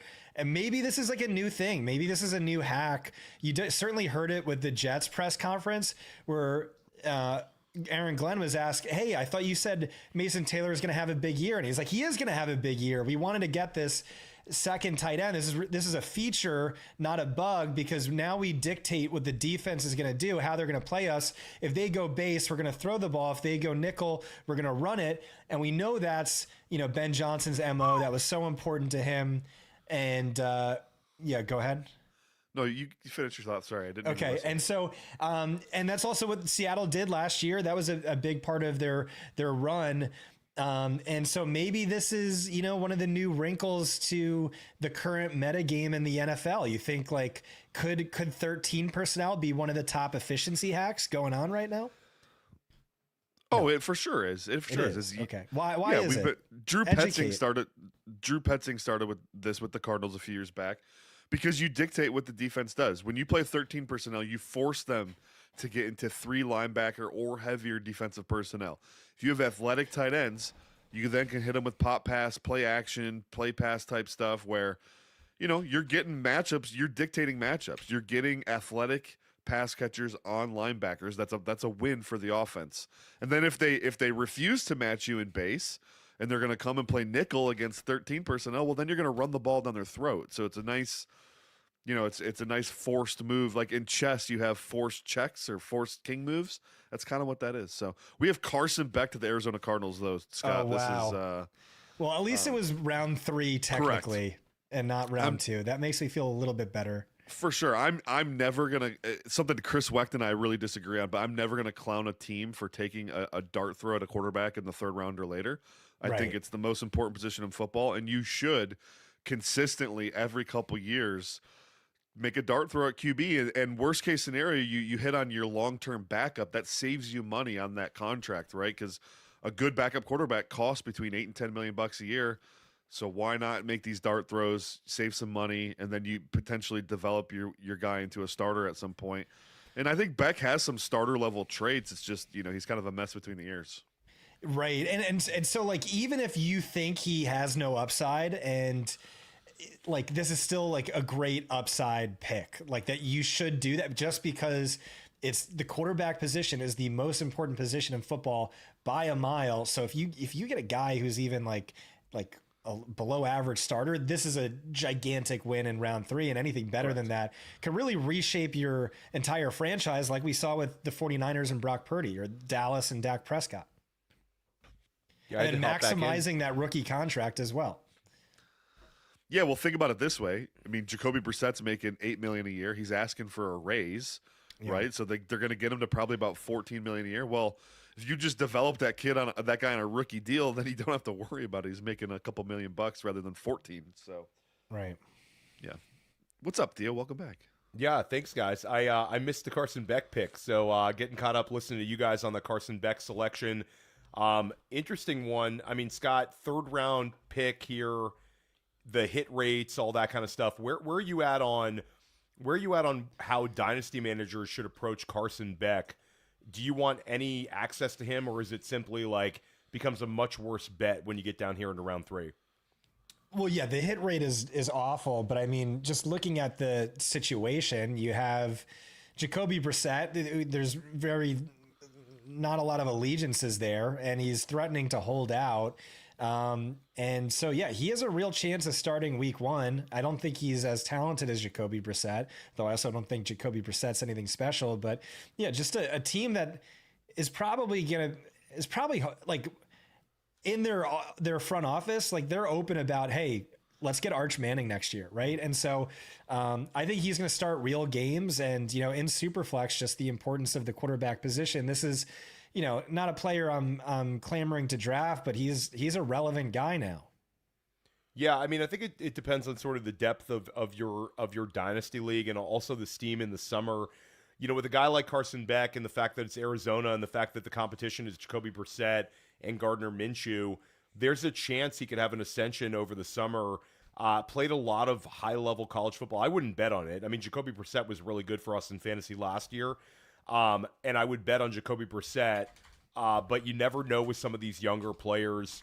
But yeah, Brissett, I think if you're a Brissett dynasty bag holder, you feel a lot better about things, avoiding the Ty Simpson pick in round 1, avoiding the Ty Simpson pick at the beginning of round 2, and also avoiding Carson Beck being somebody to reach for. So Jacoby Brissett might provide us the super flex utility for the second consecutive year.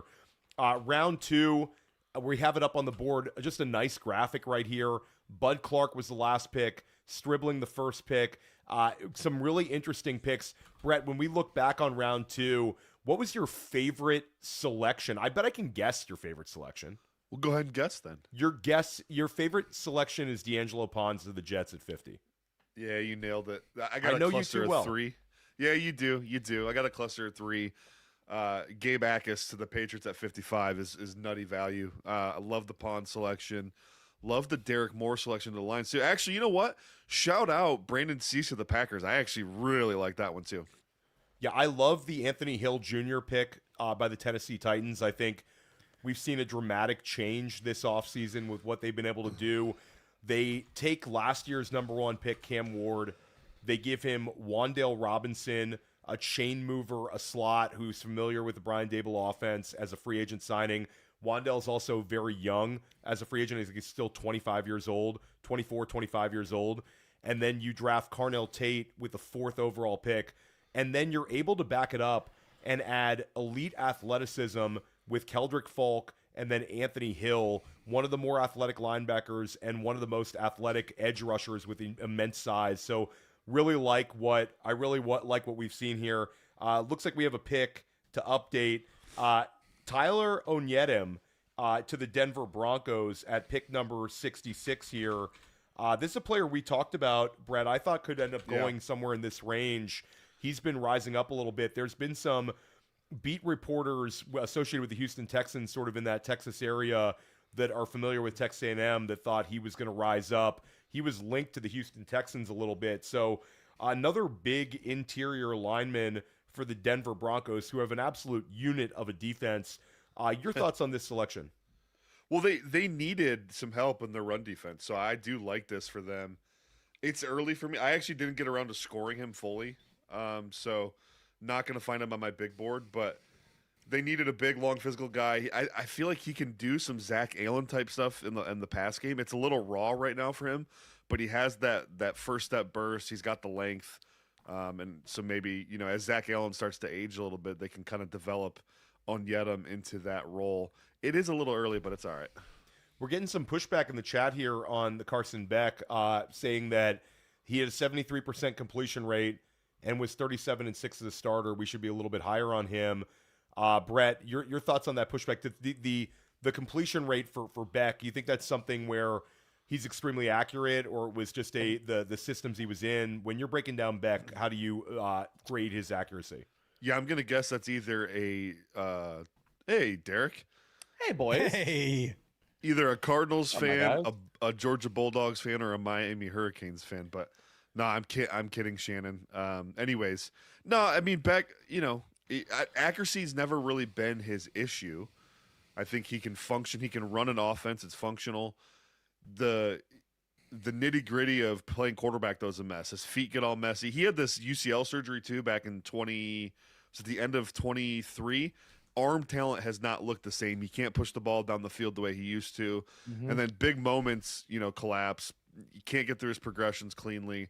There are some issues between the ears mostly with him, and then the arm talent completely fell off a cliff after that shoulder surgery. So I do want UCL is shoulder, right? Or is that elbow? Elbow. Elbow. Okay. So he had the Tommy John surgery. That's what it was. Yeah. Mm-hmm. Since then, he really struggles getting the ball downfield. So I do think, can he can he functionally run an NFL offense? Probably, but like not at a super high level. Can I also get some context about that completion rate? When you are 131st and 89th and ADOT over the last 2 years, Right. it's not damn hard to sit here and complete passes. There we go. And a welcoming back to Derek Brown, our boy D-Bro out of Fantasy Pros. What's up, babe? Joined us last night. A chance to hang out with us during the third round as well.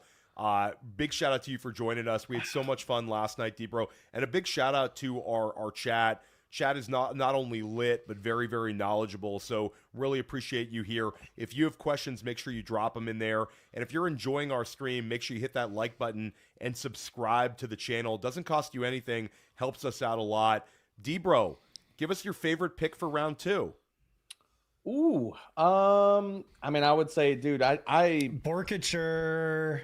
Let's I go. don't- oh, Borkature. dude, that was- D-Bro's tight end 1. Tight end 1 bro, for fantasy. Gladstone is proving to be quietly one of the worst GMs in the That's in exactly the what entire Brett NFL. said.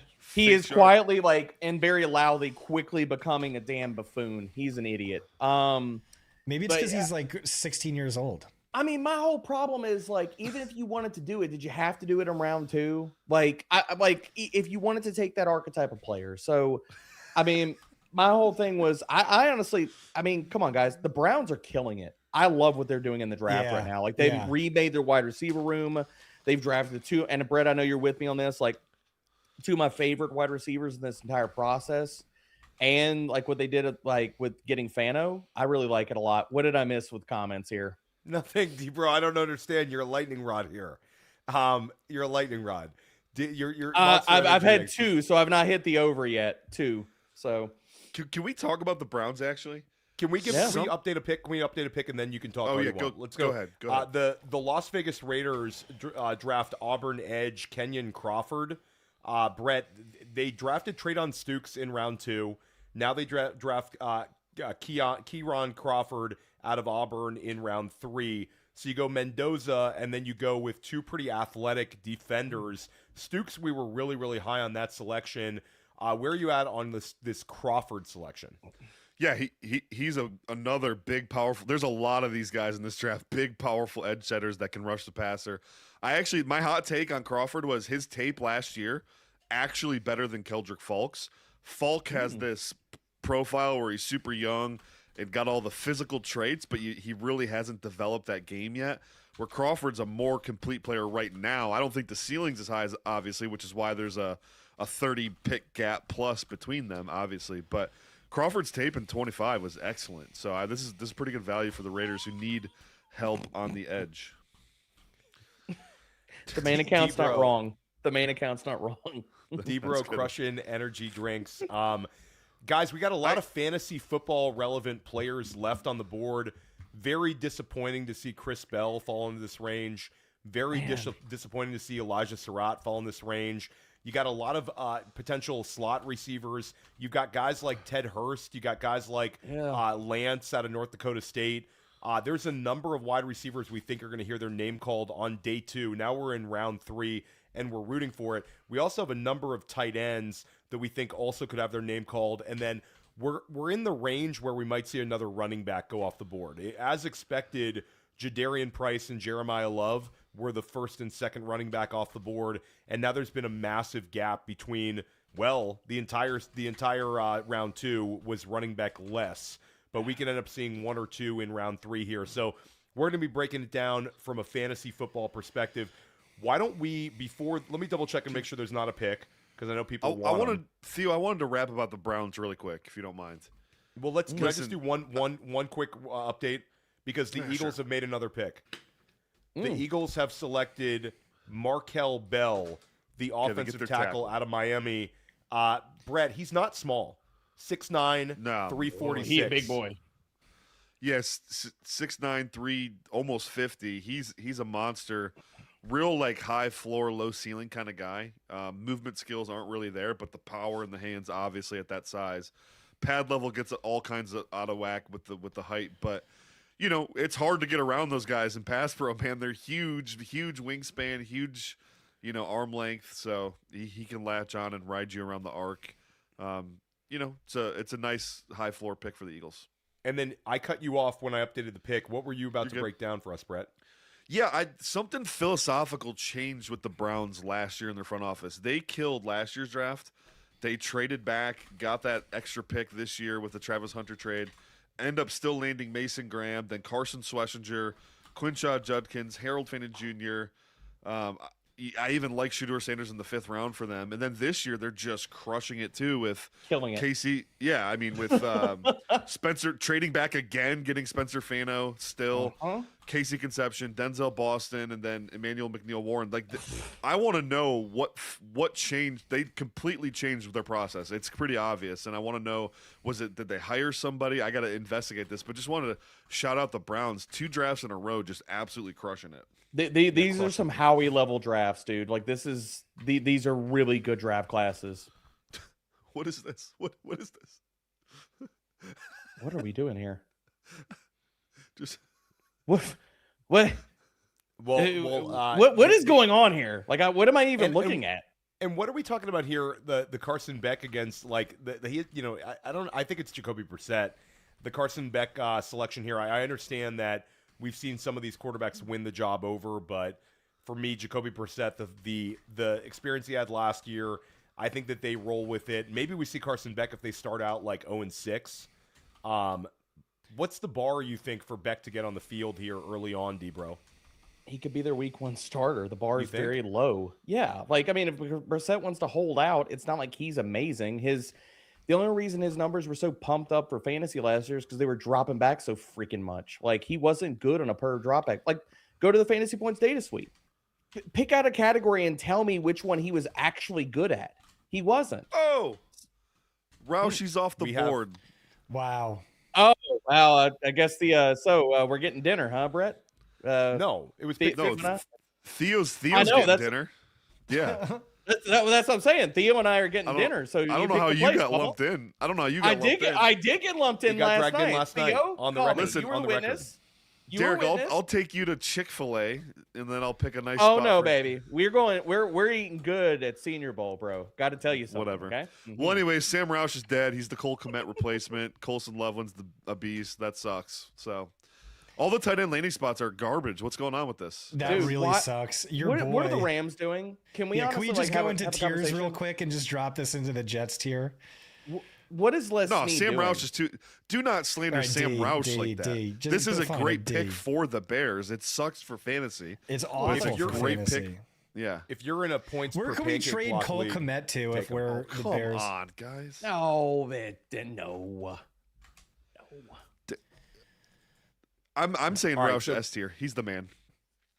Well, I mean, in that's points so per pancake stupid. blocks, he's going to be fine. He's going to be fine in points per pancake block. In points per, Bears, he'll make you eat your words in 3 years. Yeah. Colston Loveland. There no tight end. Is Colston Loveland retiring in 3 years? He might. You never know. Yeah, I do know. That's not happening. That's stupid. Don't even put that into the ether. Where could we trade Cole Kmet to if we're the Bears? That's what I want to know. Because the Rams. I mean, they're 7 tight ends. Yeah.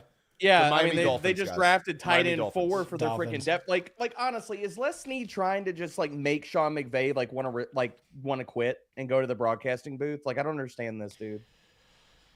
I don't understand the Max Clare pick. I don't get it. Sean McVay's totally the Arthur meme right now with the fist shaking. Bro, none of these picks so far are helping them increase their Super Bowl odds. Like tight end 4 on their damn depth chart. Listen to this. Like they had to do it. Come on. Thank you, All right, man. so listen to this. Their quarterback last year won MVP after an offseason where they weren't sure he could walk. His back was so bad. He's going to be 39 years old when the Super Bowl is this year, which, by the way, is at LoFi Stadium. So it's and you don't address home the field offensive advantage. And you freaking take You take a guy who sat for 3 out of 4 years in college, and your quote is, if he sits the entirety of his rookie season, that's a win for us. This dude just fucking sits on his ass and makes millions of dollars. It's ridiculous. And what's their identity? What got them the Super Bowl and all this praise is F them picks, right? And you're just turning your back on that, and you're not maximizing your window. But dude, but the other part about this is it's very much the Jets mentality of like the Sadiq and Mason Taylor. Why in the ever-loving hell did you draft Terrence Ferguson to turn around and take Max Clare? Like, what was the point of that? Like, I don't understand it. Ugh. Devil's advocate is, and I'll throw it out there. They went out and got Max Clare, and he's going to be cheap in dynasty rookie drafts because of all the arguments you're making, and he could come out of the wreckage as the top tight end heading into 2027. They used the second round pick on him. So Theo, no, I'm not. He's not dead there. He's not dead. How do you think he's not? Colby Park? Like, no, I'm not wasting. We have another pick that's been made here. Brett, we'll kick it to you for this one. San Francisco 49ers with the 70th overall pick select Texas Tech defensive end Romello Heights. So this is the 4th defensive player from the Texas Tech front 7 to go off the board by pick 70. A little bit of NIL money down in Red Raider land. Break down Romello Height and the fit for the San Francisco 49ers, Brett. Yeah, he was the Ying to Bailey's Yang, pure speed rusher. You know, I think he's like, 238, something like that, Theo. Explosive first step, bend, some wiggle. Not a lot of power to his game, but a couple guys I talked to thought he might be able to play some Sam linebacker too in a 4-3 front, and he's a little fluid in coverage. So, that's what the 49ers run. So I think that they obviously view him potentially as a hybrid player that can play a little bit, Sam linebacker / speed rusher. Now we've got the Washington Commanders coming up. This will be their second pick. Sonny Styles, an absolute home run. They need pass catchers, Scott. When you look at the wide receiver 2 position opposite Terry McLaurin, they signed Chigakonkwo, but this is an opportunity if a player lands here to earn a role. Terry McLaurin was a 3rd-round pick. Could history repeat itself and they draft one of these fun wideouts? Is there a player that jumps out to you that would fit in well in this David Blau offense here, Scott? I mean, Muted, Scott, Scotty. you are muted again. Oh man, what happened? I was going to say good. the minus 150 bet hit. Let's go. Oh man, we have a Scott I was counter? doing so good. Oh, jeez. Yeah, listen, I think it's you could throw anyone in here, and it's hard not to get excited when your wide receiver 2 is Treylon Burks, your wide receiver 3 is Van Jefferson or Diami Brown or Luke McCaffrey. Your tight end 1 is Chigakonkwo. You need the one thing I'll say for Terry McLaurin, because they haven't drafted any receivers so far, David Blau. He was asked, what's your offense going to look like? What are you going to bring to the table? And he was like, my number 1, 2, and 3 priority is making sure Terry McLaurin gets a dozen targets per game. And like, that's not something we've ever heard for Terry McLaurin. He got the Cliff Kingsbury treatment where he's alone on an island, aligned to the left, doesn't move anywhere. And it's this super high yards per target, but low target per route run role, which I think was stupid. So yeah, let's see Terry McLaurin as an alpha. And then if you want to just throw any receiver in here, Chris Bell, I know you really like Brett. It's hard not to get excited because they're all upgrades over a freaking Treylon Burks, Van Jefferson. And then we've got the Cincinnati Bengals following Washington. That'll be their second pick tonight. Cleveland again. Elijah Surratt, big slot. What do you think about that? Surratt to Washington would be a fun one. Would be a fun one. Make sure you drop. Whoa. Oh, here we go. And this is a great landing spot for Antonio Williams. Clemson wide receiver Antonio Williams goes to the. Dare I say it, Brett? I think this might be the first bold prediction of this stream. I think Antonio Williams is going to catch 70 passes this year for the Washington Commanders. Well, I mean, Brett, you're muted. Gosh dang it! Wow. What is with us? It's infectious. I'm not muting the rest of the night. I'm sorry. I was fixing to say, you've been hanging out with Scott too much, Brett. What's the drinking game? Do you have to chug your beer? Antonio Williams is a top 50 player in the draft for me. What? This is awesome. Oh, Since Antonio when? Williams is going to catch 70 balls. Since this year. always, Scott. We talked about him 3 times on this stream already. What are you? He's just And so boring. I just And keep Scott, forgetting. Scott, you and falling asleep. had Mike Renner on the stream. Yeah, Renner on loves School of him. Scott with and Mike Renner loved him. I've heard. Hey, I mean, I'll throw this one to Debro. I've heard some sort of squint and see a little lad to his game. Was very successful at Clemson. If you're blind, making a face, maybe. but listen, Antonio Williams is a slot receiver. Who No, he's not. landed Yeah. in- Don't say he's- that. Well, he can Watch your be mouth. moved around, but I No, think he's a slot. No, Okay. his best season in the college level was at X, not at slot. Don't put that on him. He's but where's his maximum fantasy football outcome? He's going to have to play at least a good deal of slot. he's going but to play I'm wherever saying- the hell he wants to because he's awesome. Okay, I'm saying that we landed. I'm lower on him than you he are. landed Brett. on a I get it. team where he has an opportunity to be the number 2 target as a rookie, even though he's a 3rd-round pick. He's got a nuanced game where he can win as a route runner, and you can use him on those manufactured touch looks as well. So I think this is a great landing spot for him. Washington has been searching for a wide receiver too. Now, could they end up with Brandon Ayuk, and how much is left with Brandon Ayuk? But I think this was a really good pick by Washington. Debro, your thoughts on this selection? I wish they'd have gone with a few other different guys. Like I'm much higher on Ted Hurst, and if you wanted to give a possession element that would also fit well with Terry McLaurin, I would have much preferred Elijah Surratt here. I know you're higher on him than I am, Brett. Like I don't see where Antonio Williams like really just pops. Like I think he's a solid wide receiver, but I don't see like what's his Superman skill here. Like I'm lower on him. So I just pulled up Brett's get it, rankings. but- Yeah, Brett has him wide receiver 10, is number 50 overall player, but did have Chris Brazzell, Elijah Surratt, and Chris Bell ahead of him. I mean, I would have but rather here's- Chris Bell here too. Well, This here's is, one this thing you is got the to fantasy know. winner of the night, though, guys. I mean, Yeah. can we at least agree on that? Yeah, but I mean, Yeah, I because don't they don't think have this is anybody a else that's special any player. good. That's why. Right, I and mean, it's a that's half bad the battle. class. I don't think he's ever going to be a difference maker, but like, can Yeah. he be Jahan Dotson? Can he Why be- won't he ever can be a difference maker? What are you even talking about? What? All right, sell me on Antonio Williams. Why can he be a fantasy star? Thank you, Ryan Heath, for having a He's- smart take here.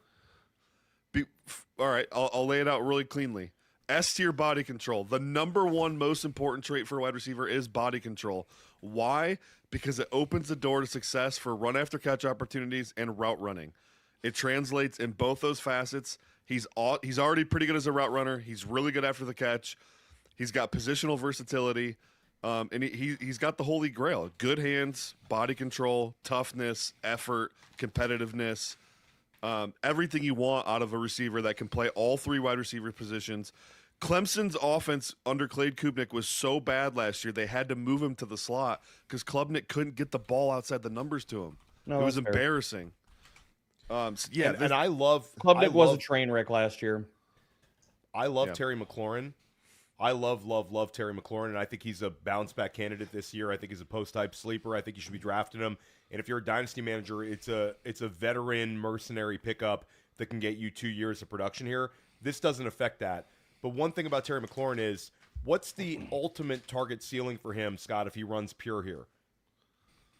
I think he could be mid-range wide receiver 1, low-end wide receiver 1 in target volume, and if he maintains his per target efficiency that he's had the past 2 or 3 years, I don't know, that could be game over. And obviously the numbers weren't great last year, but he was hurt, Jaden Daniels is hurt, and when they were healthy and on the field together, the yards per route run was off the charts. So certainly in best ball, really safe pick with a ton of upside. But even in redraft, I think Terry McLaurin is going to be one of my guys this year. Certainly Yeah, he's- Antonio Williams not standing in my way or making me feel nervous in the slightest. well, no, just he shouldn't. just based on the analytics profile, what I said on him was, nothing really about it wowed me. But he checked some important boxes that a lot of the other wide receivers didn't. He led Clemson in receiving yards as an 18-year-old true freshman. And he didn't have really any damning red flags that a bunch of the other wide receivers did have. So, yeah, maybe I'm a little too low on him. Certainly going to reevaluate with this cushy landing spot and good draft capital. Yeah, I mean, I think you look at some of the players that Washington took him over.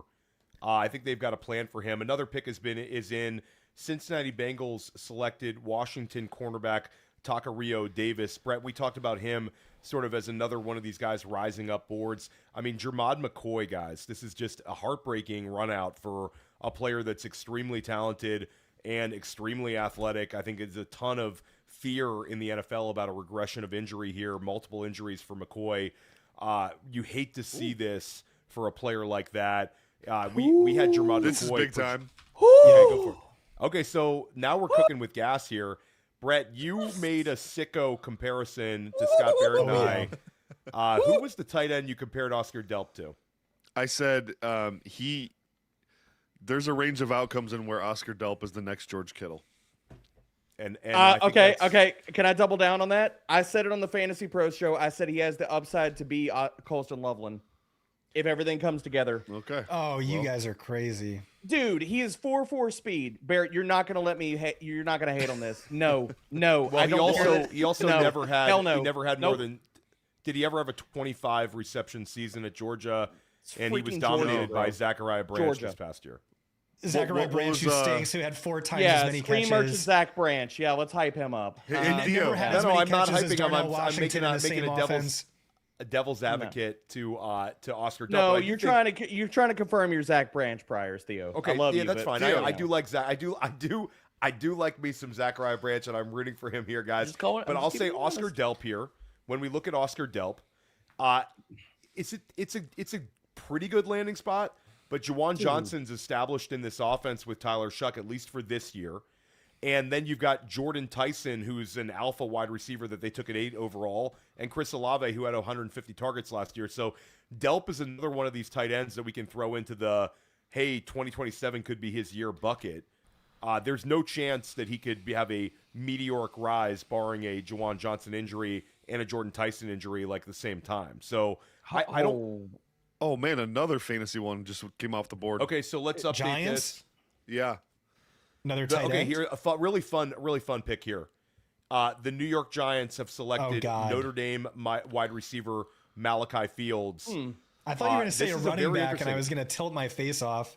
Yeah. Oh no, I would have loved that one. But Malachi Fields, Debro and Brett was the best wide receiver, arguably at the Senior Bowl. He's got tight end size. How would you guys another- know? What's that? I wouldn't know. I said, how would you guys know? I wouldn't know. Well, I'll I did attend one practice with Malachi Fields before I got food poisoning or whatever. stomach Mother bug. Nature screwed me over. I never made it to Mobile. Tough. He was the best wide receiver in Mobile, though. To your point, yeah, he was awesome. Yeah, so we've had several landing spots in a row. I actually like this Malachi Fields pick, and I'll tell you why.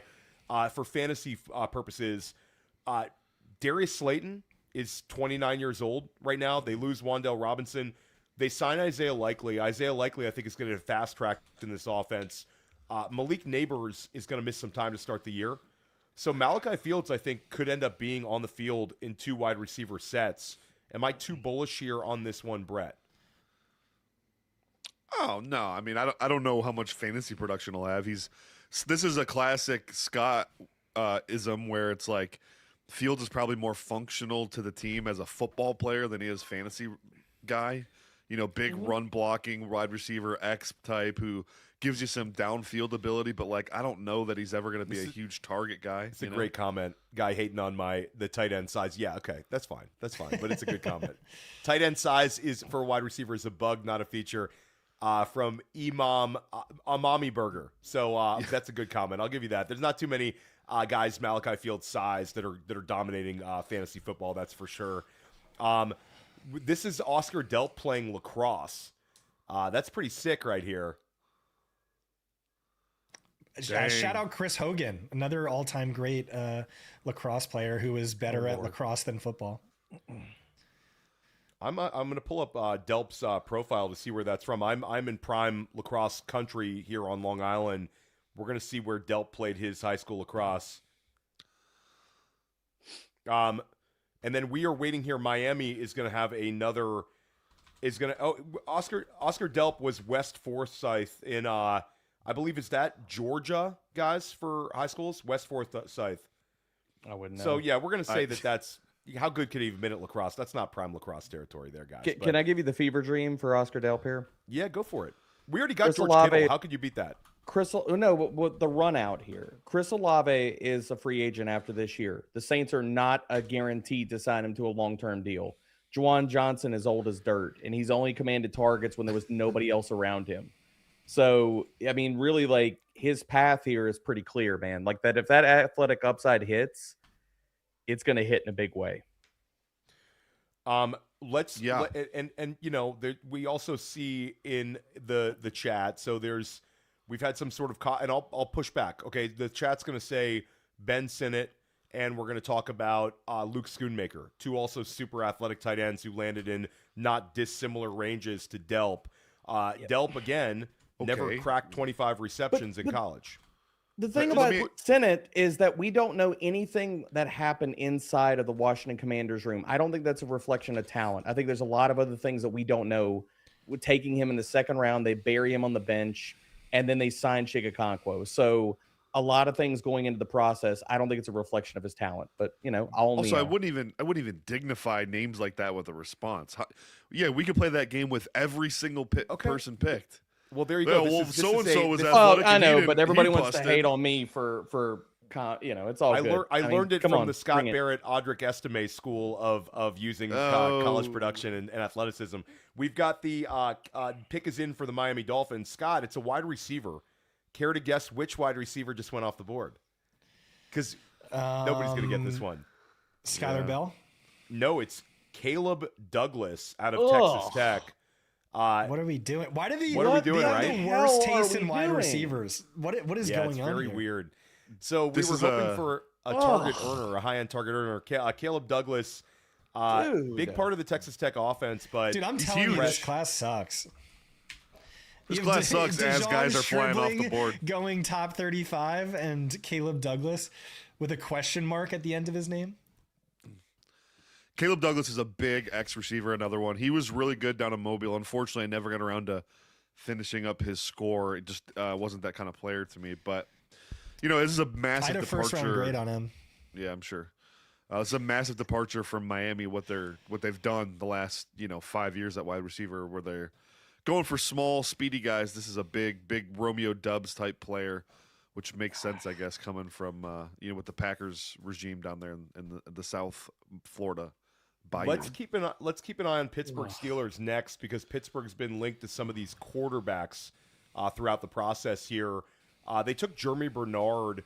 Debro, you weren't on the stream for the Jeremy Bernard pick. Curious your thoughts on the Bernard selection for Pittsburgh. So the whole drama behind the scenes yesterday with the Mekhi Lemon situation, and now they end up getting a wide receiver on day 2 in Bernard.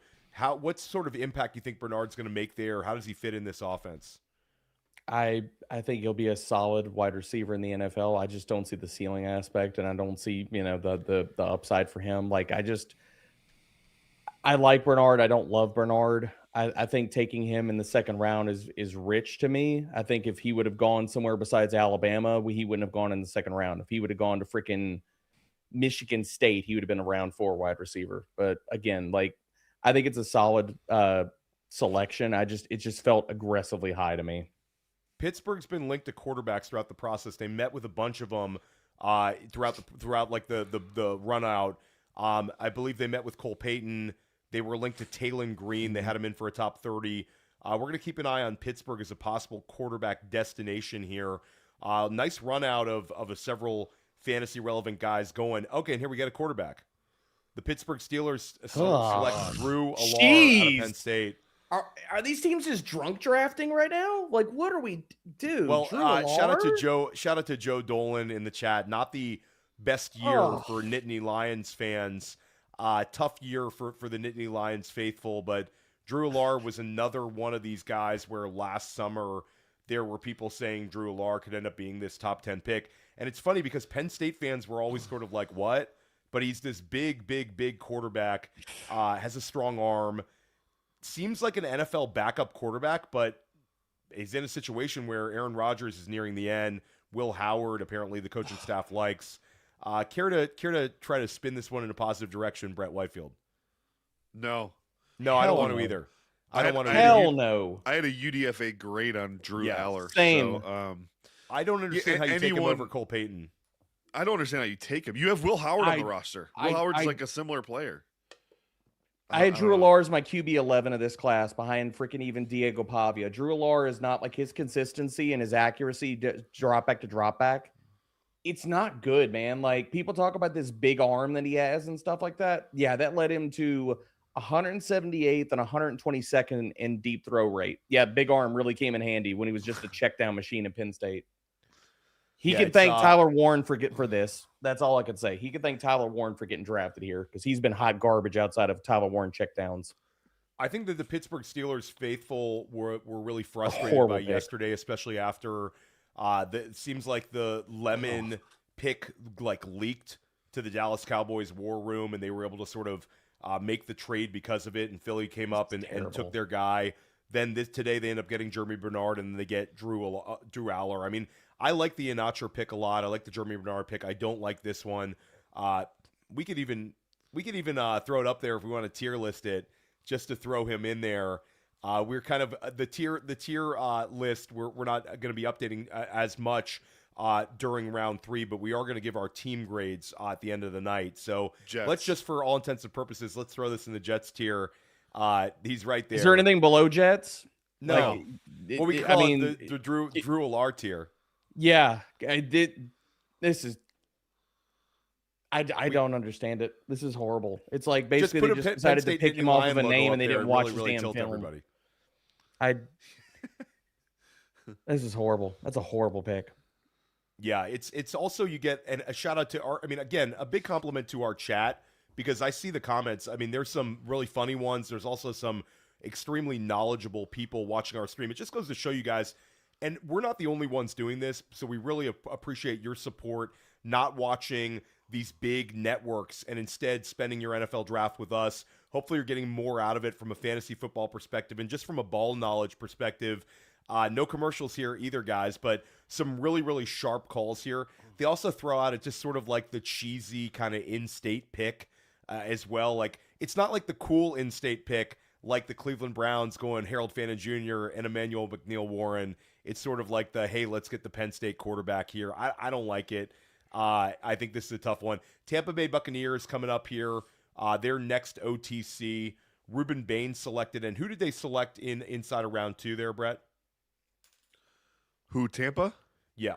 I don't think they had a second-round pick, did they? Okay, so Josiah Trotter. That's right. Yeah. Okay, so they go Josiah Trotter, and now they've doubled down with Missouri Tigers because they just took Chris McClellan, the interior defensive lineman here. So they go Missouri. 3 defensive players for Tampa Bay. Ruben Bain followed up by Trotter and Chris McClellan. Any thoughts on McClellan here, guys? I think that was the Packers pick. There was a trade. Yeah. Oh, I apologize. I misspoke. It is the Green Bay Packers. There was a trade here. So Green Bay traded up. Shout out to Trey Camberling. I missed that one. If you could put that visual back up there, Trey. So the trade was pick 77. They trade down 6 spots to pick 83, and they acquire the 160th pick as well. So Green Bay takes Brandon Cisse and then follows it up with Chris McClellan. Debro, your thoughts on that? Green Bay attacking corner and attacking defensive tackle. I mean, they were both needs coming into this. Brett can definitely talk. I couldn't even I'm not gonna even make up analysis for the Mizzou guy. I didn't scout him. I didn't watch him, so I'm just gonna lean on Brett here. Okay. There's nothing to lean on, brother. I didn't get to the tape either. In fact, I didn't know who he was until I saw the tape. Yeah, he was. I know really who he far is. Down the list. 2-year starter at Missouri, but I had him as like a hopeful day 3, maybe UDFA guy. So, and that's why I never got this around felt to the high. tape. I will say, based off of any of the analytics I looked at, I didn't get to his tape or anything though. Well, I know one player that you are familiar with. CJ Allen was the first selection for Indianapolis in round 2. We liked that pick. Now they're OTC again here with the 14th pick in the 3rd round. It's funny. I'm always thinking about it like in terms of overall picks, but shout out to our amazing graphics team behind the scene here. Trey Camberling, Thomas Tipple. This has just been unbelievable how visually stunning our stream has been for 2 straight days. We are completely locked in here at Fantasy Points. We've got the 14th pick in the 3rd round. Indianapolis Colts. what are you doing here if you're Indianapolis, Brett? And I'm just going to throw a name out there. Just going to throw a name, Chris Bell. I know what This feels like a Chris Ballard Bell will do. pick. This feels like Ted Hurst or Chris Bell. Yeah, this feels like Ted Hurst, Chris Bell, or Bryce Lance. Big, fast wide receiver. Ballard can't help himself. I'll be surprised if it's not. Brett, are we wrong? No, you're not wrong. They got to replace both Adonai Mitchell and Michael Pittman Jr., right? Yep. Yeah, they Alec need a Pierce wide also receiver having here. And I'll surgery also this throw out offseason, Chris too. Brazzell was linked with them in the Good running call. process. Yeah, it's a good call. So Chris Brazzell. There's multiple wide receivers here. Chris Bell would be the really interesting one because, again, it's an injury discount. Brazzell, I am really a little bit surprised by this fall. We did hear, like, with a week to go until the NFL draft, there were some teams concerned about, like, this attitude. Ted Hurst has been a Debro favorite throughout the process. Georgia State wide receiver. He's going to hear his name called on day 2. I'll be surprised if his name isn't called here, Debro. But Safety. Indianapolis, is it? LSU safety. It's AJ my guy, Halsey. AJ Halsey. Yeah, Okay. Halsey can ball. So Halsey's Halsey a baller. can ball. I'm honestly surprised. I forget what safety went off the board earlier. This was it second or third round. Like Bud Clark. Yeah, but I was honestly when Bud Clark went off the freaking board, I was surprised that wasn't a Halsey pick. Yeah, I had Halsey ahead of Bud Clark in my rankings. I mean, break this down because, I mean, I think if you look at collectively what Indianapolis has been able to do on the defensive side of the ball, maybe the fantasy analyst in me is sort of wish casting that wide receiver. Maybe they view the 4th round wide receivers as having value because, I mean, they walk away with 2 really, really good SEC defenders. I believe Halsey was all SEC, and I know that CJ Allen was all SEC here. Brett, your thoughts on Halsey and how he fits this scheme and fits this team? yeah, it strengthens the middle of their defense. And Kenny Moore has been rumored to want out in a trade. He's I been think loud about if it. that happens, Halsey he's your nickel. He's listed as a safety here, guys, but he pretty much played nickel for LSU, if we're being honest. It's like 200 reps in the box, a couple hundred deep, but mostly was a big, thick nickel who can be physical and tackle. Not too dissimilar to Kenny Moore. So the Atlanta Falcons in the 2nd round took Terrell, the cornerback out of Clemson. The Terrell brothers are playing together in Atlanta. Very cool moment when they made that pick. This pick here, this could also end up being a wide receiver selection. Of course, Atlanta didn't have their 1st round pick. That was the one traded over to the LA Rams and the Pierce pick from last year. Where do you think Atlanta's at? What's that? It's a wideout. Okay. Oh, is it? It's okay. Here we go, in-state, guys. boy. This is my guy. Zachariah Branch stays in state, goes to the Atlanta Falcons. Zachariah Branch in the dome, indoor games. I can 81 hear you receptions for smiling the as you're Georgia- talking, Theo. I am smiling. And I want to see Ugh. Ryan Heath and in the chat. If you're Ryan, if you're still watching, I want to see this one. Please dunk on him, Ryan. Please dunk on him. No. There's no dunking here because this is a pretty clean landing spot, guys. What is? Yeah, how is Tua's this going not to a check fun down one? religiously. Sure, Screen Merchant did it all day. Yeah, this will go great, buddy. Okay, well, Zachariah Branch lands in a pretty clean direction here, and he stays in state, and Georgia Bulldog goes to the Atlanta Falcons. Zachariah Branch, guys, I don't know. I mean, he led the SEC in receptions. He set the all-time record for Georgia, and, guys, pretty athletic. He's an absolute unit of a small guy. At the Combine, he had 20-plus bench press reps at like 179, guys. That's a he's an quote right absolute there. dog. Unit of a small guy. That's a quote. Okay, dude at gym shows up. I mean, I'm already 179 pounder shows up. 179 pound guy shows up at the gym and throws up 225 23 times. You're like, okay, this dude's got it. Then you factor in the speed. You factor in. I mean, look, these commands touches. He was the #1 high school recruit at his position. Played at USC. Played at Georgia. There's a chance this one works out pretty well because again, they're shopping Kyle Pitts a little bit, is the rumor, and Pitts is on the franchise tag. You got Drake London, who's very different than Zachariah Branch, and you've got a check down quarterback in Tua Tagovailoa. Zachariah Branch is going to get touches this year. I just want you to imagine in 5 years from now, Zachariah Branch's wife, right as they're going to bed, says, "You're just a unit for a small guy." I mean, listen, Brett, hold on a second. Brett, you're a gym guy. D-Bro, you're a gym guy. Let's give Zachariah Branch some props here. A lot of wide receivers don't even test on the bench press. Guy shows up to the Combine, runs a fast 40, and then says, you know what, I'm going to bench. and he goes 20+ reps at 179, 180. I mean, that's pretty good. I mean, that's great, but my whole thing is, how is this archetype of wide receiver turned out in the NFL over the last few years? Not good. Like, But Rondale Moore, like, says hi. Malachi Corley says hi. Devin like all these Duvernay.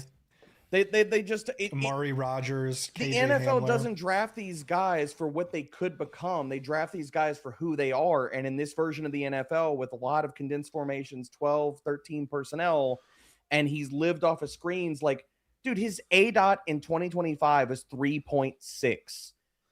49% of his target volume was screens. 77.4% of his target volume was 9 yards within the line of scrimmage or behind it.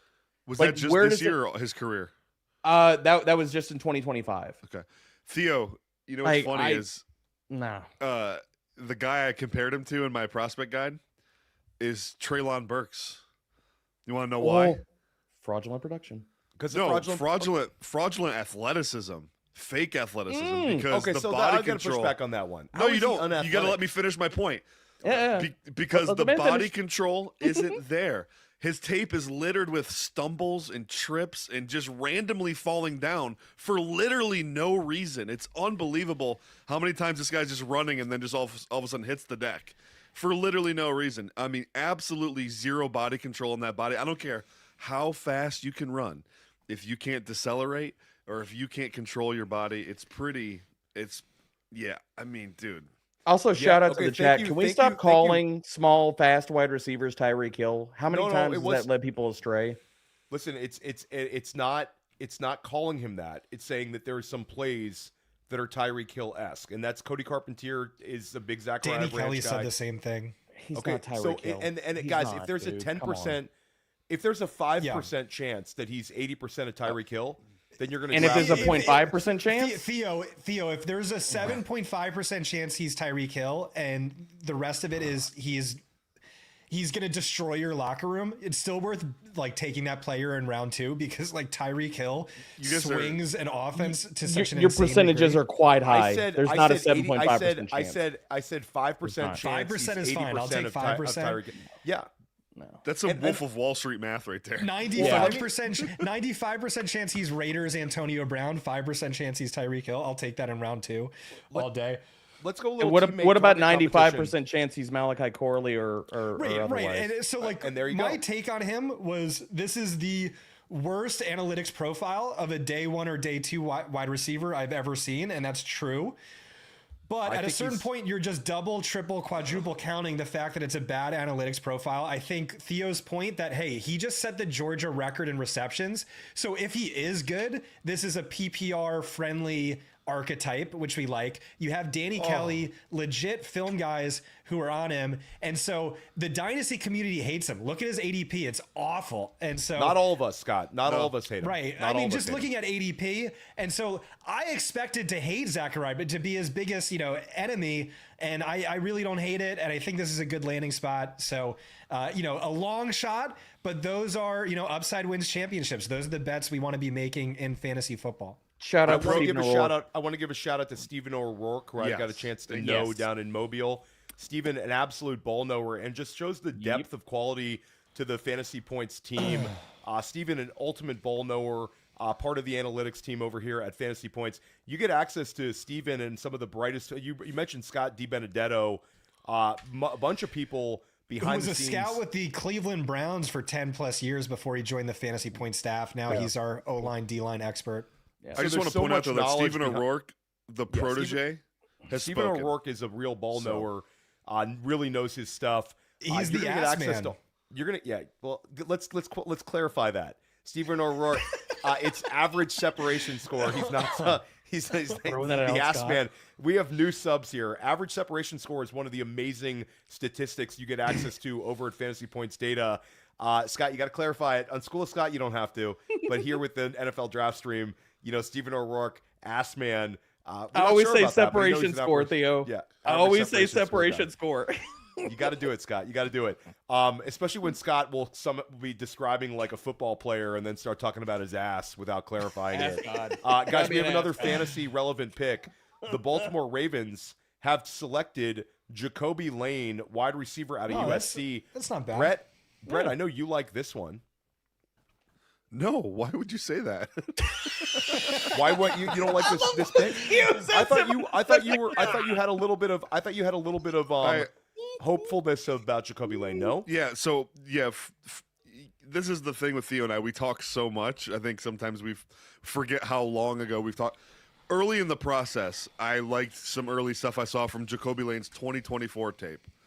The 2025 tape was so god awful, it could make a man cry. And then he goes to Mobile and gets absolutely punked the whole week against just okay corners. Yeah. And I'd lost faith in him completely. So, according to Des Bryant, though, Jacoby Lane is the whole reason Mekhi Lemon was good in college. So. Yeah, and shout out to Kenneth Dixon in the chat. Did not like that throwaway comment about Zachariah Branch, who's beloved by all of his teammates, somehow being a locker room destroyer. The guy, the thing with the recent incident sounds like the stupidest thing ever. The guy was on the side. Yeah, that was stupid. It was the third. That was Scott's. Hold on, that was Scott's comment comparing him to Tyreek Hill. Okay, thank you. Okay, Tyreek Hill is the locker room destroyer. Yeah, not yeah, Zachariah yeah. Branch.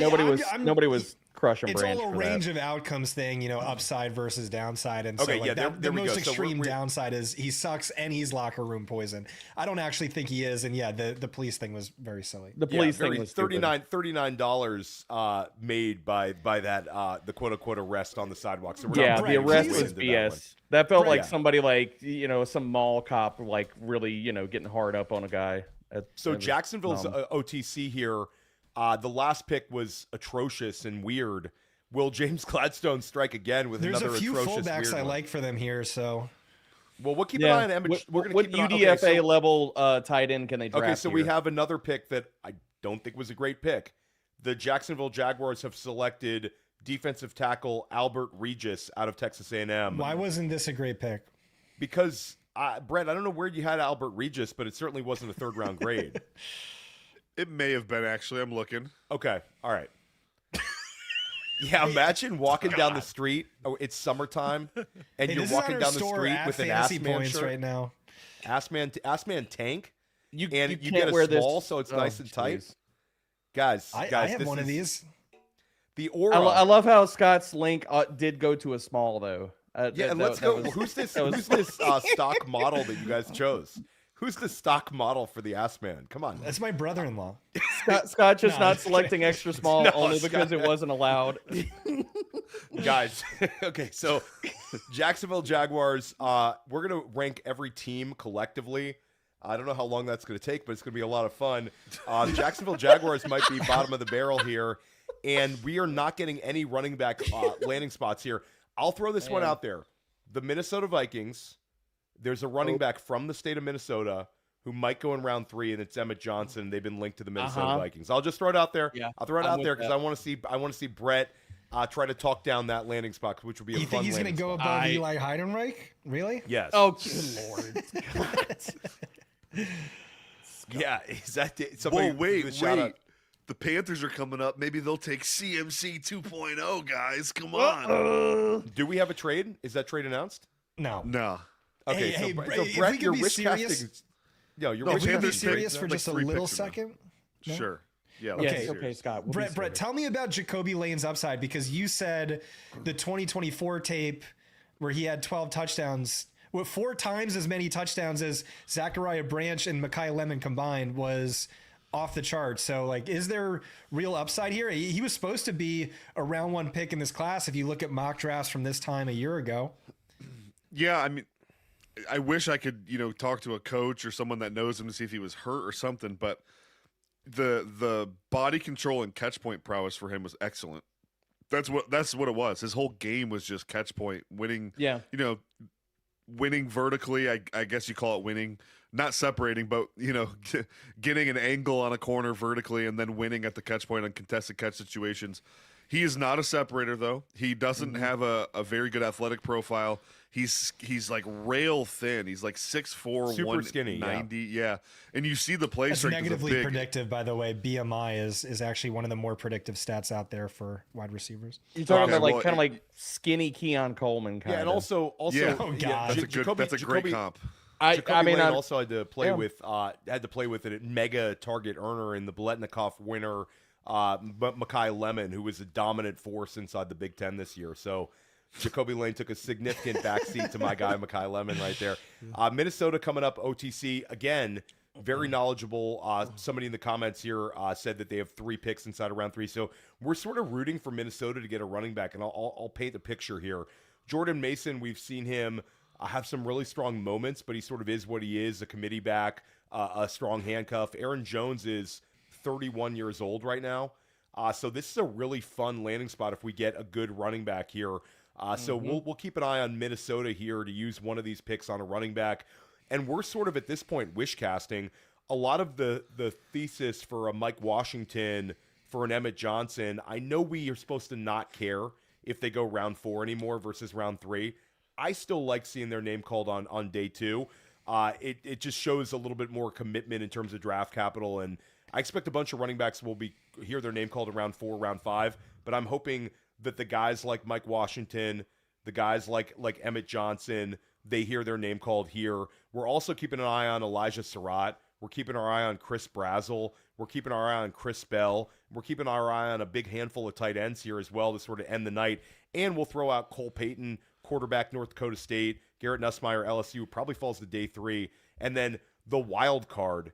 Does some team say, I don't want to let Taylon Green fall to day 3. I'm going to take a shot on those on that sort of athleticism.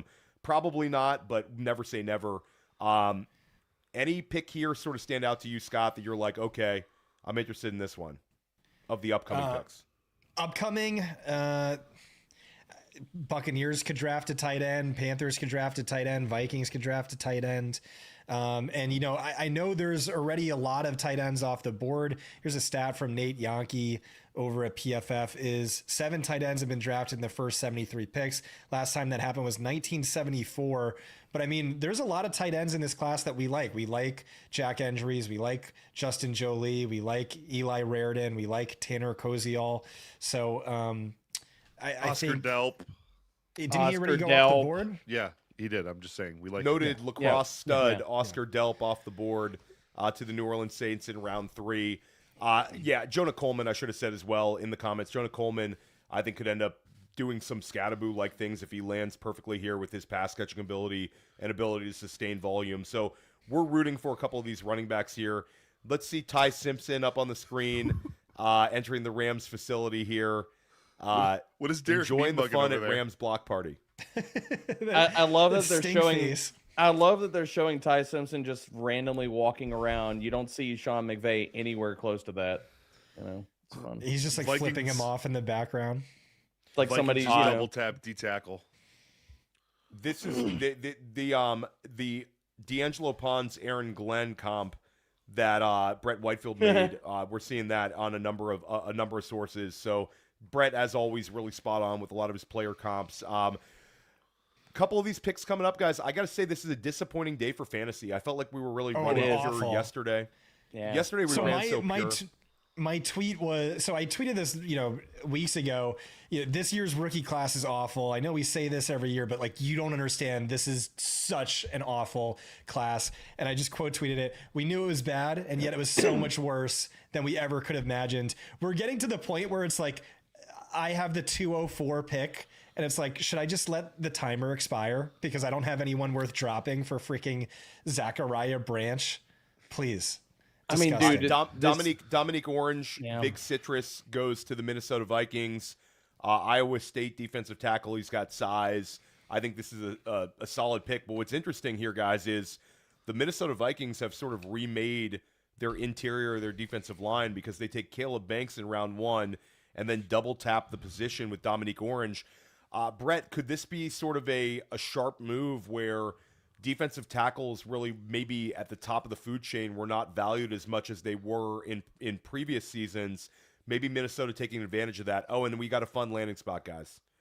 We got Chris Brazzell, wide receiver, Tennessee, lands in Carolina. I like Jalen Coker, and I love Tedero McMillan, but I think stylistically this helps this offense, and I think that this is a pretty fun outcome for Chris Brazzell. He could have landed worse than this one.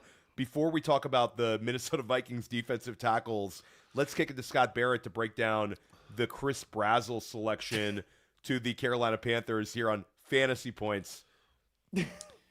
Yeah, Bryce Young had 3 games over 206 passing yards last year, so this is not a great landing spot for a redraft, even though the target competition is minimal. Let's say, yeah. I mean, if Ted McMillan is so insanely talented, couldn't go off. I'm not really bullish on any of these ancillary options, but for Dynasty, I mean, round 3 draft capital, and lower than expected, and maybe they get a real human-sized quarterback next year. Mm-hmm. It feels, what it feels like, guys. I mean, it feels like we've been hopeful for Chris Brazzell. Shout out to Ryan Heath. I've had a chance. And again, if you're watching this show, do us a favor, hit the subscribe button, but also go over and subscribe to Fantasy Points Dynasty YouTube. Debro's been in those streets, Scott's been in those streets, and certainly Brett Whitefield has as well. But Ryan Heath, Jacob Sanderson, Thomas Tipple, and myself, we've been sort of talking about some of these rookies and rookie draft strategy, and you end up sort of like hope casting and wishing for these guys to land well. Chris Brazzell in this spot could end up being a Marquez Valdez-Scantling. And it ends up not working out for fantasy. He's better than that. So, he's better than that. But we've got a mega target. We've got a mega target earner in Tedero McMillan. Yep. We've got Jalen Coker, who the coaching staff loves and just ripped it up in the NFL playoffs. And we've got a coach that has highly utilized his running back for several seasons and gotten great usage. So just and for a quarterback who stinks. And a quarterback who and if is he's not gone an next year, elevator Scott, how are you feeling? Not an if elevator Bryce of Young is not the talent. quarterback. If we get Andy Dalton for the entire year, then it's No, but if they address the quarterback situation and get league average quarterback play or above that, like how are you feeling about it? Give a shout out to Quentin Leo, who's been very active in our chats throughout the past 2 nights. Put money on Mekhi Lemon as Rookie of the Year last night. I hope you run pure this year, Quentin Leo, and I hope I get a chance to follow up with Scott Barrett, Brett Whitefield, and Debro next year on this stream about Mekhi Lemon's big-time season and hear about Scott, who just moved him up to like wide receiver 14 in his dynasty rankings heading into 2027. Tampa Bay Buccaneers OTC here, 20th overall pick in the 3rd round. Any feel on which way they go? Could this end up being a fantasy? This could be a tight end spot for you, Brett. Yeah, it's a tight end. It's going to be Endries. This is Endries. I bet it's There going to you be go. Endries. There you That's go. my gut feeling. Oh, that's funny. Because Endries and I comp them to Kate Otten / Zach Ertz. So, Yeah, same. anyways, can I say something about Chris Brazzell? Yeah, I want to weigh in on Brazzell too. I think what's evident here is that the league has made it pretty clear they're not going to allow the Panthers to give Tyrion Lannister a stool to stand on to play quarterback. And so you got to give him these tall receivers. Chris Brazzell 6'5", Tedero McMillan 6'4". The slot receiver Jalen Coker's 6'2" or 6'3". So I mean, yeah, you got to help Tyrion out when you can. Shout out to my guy Steve from Queens, a great NFFC player, FFPC player. We got some really sharp players in the chat. He says JT Sanders is not nuked yet. Steve, I don't know. I mean, I'm not feeling JT this year, but you, again, Steve, very good drafter. So he's looking deep there. 20th round NFFC pick, 19th round FFPC pick. Maybe, I don't know. Maybe. Let's take a super chat. We really appreciate these. Troy Moore, the Bryce Young hate here, man. He just wanted to comment on the hate. The hate is strong. Hate is For those strong. that don't know, Troy is he's an employee here at Fantasy Points. He's on the data team. He's goated status, and he's a Panthers fan. Sorry, Troy. Sorry. I'm a big fan of Tyrion Lannister. He's one of my favorite characters in the whole series. So. Yeah, I mean, I like quarterbacks that can see the middle of the field, though. The Browns have traded up. We're going to get details of that. Browns are OTC. They traded with the Chargers, so we must have missed one here. Maybe it's for Chris Bell, so they can get 3 round 1 wide receivers on Brett's board. That'd be Just crazy. keep decimating the current situation there with Casey Concepcion. Keep getting target competition. What?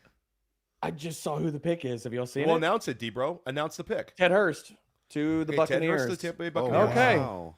Your boy. So Jalen McMillan not long for that starting lineup. Chris Godwin is getting older. I'll still be drafting a lot of Ted Hurst.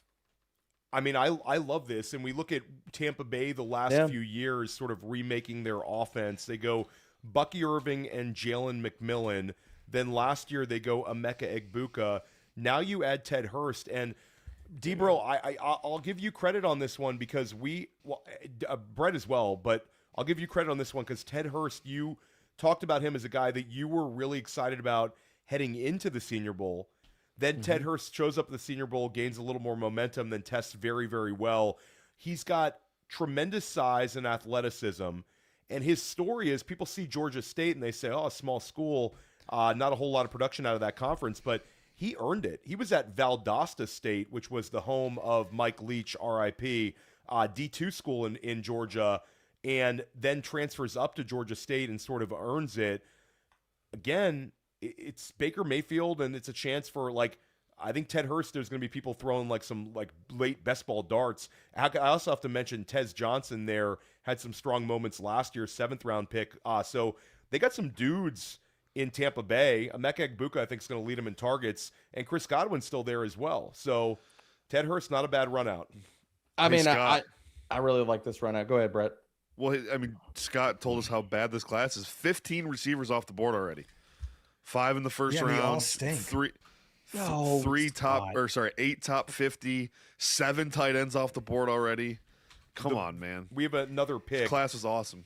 No, absolutely not.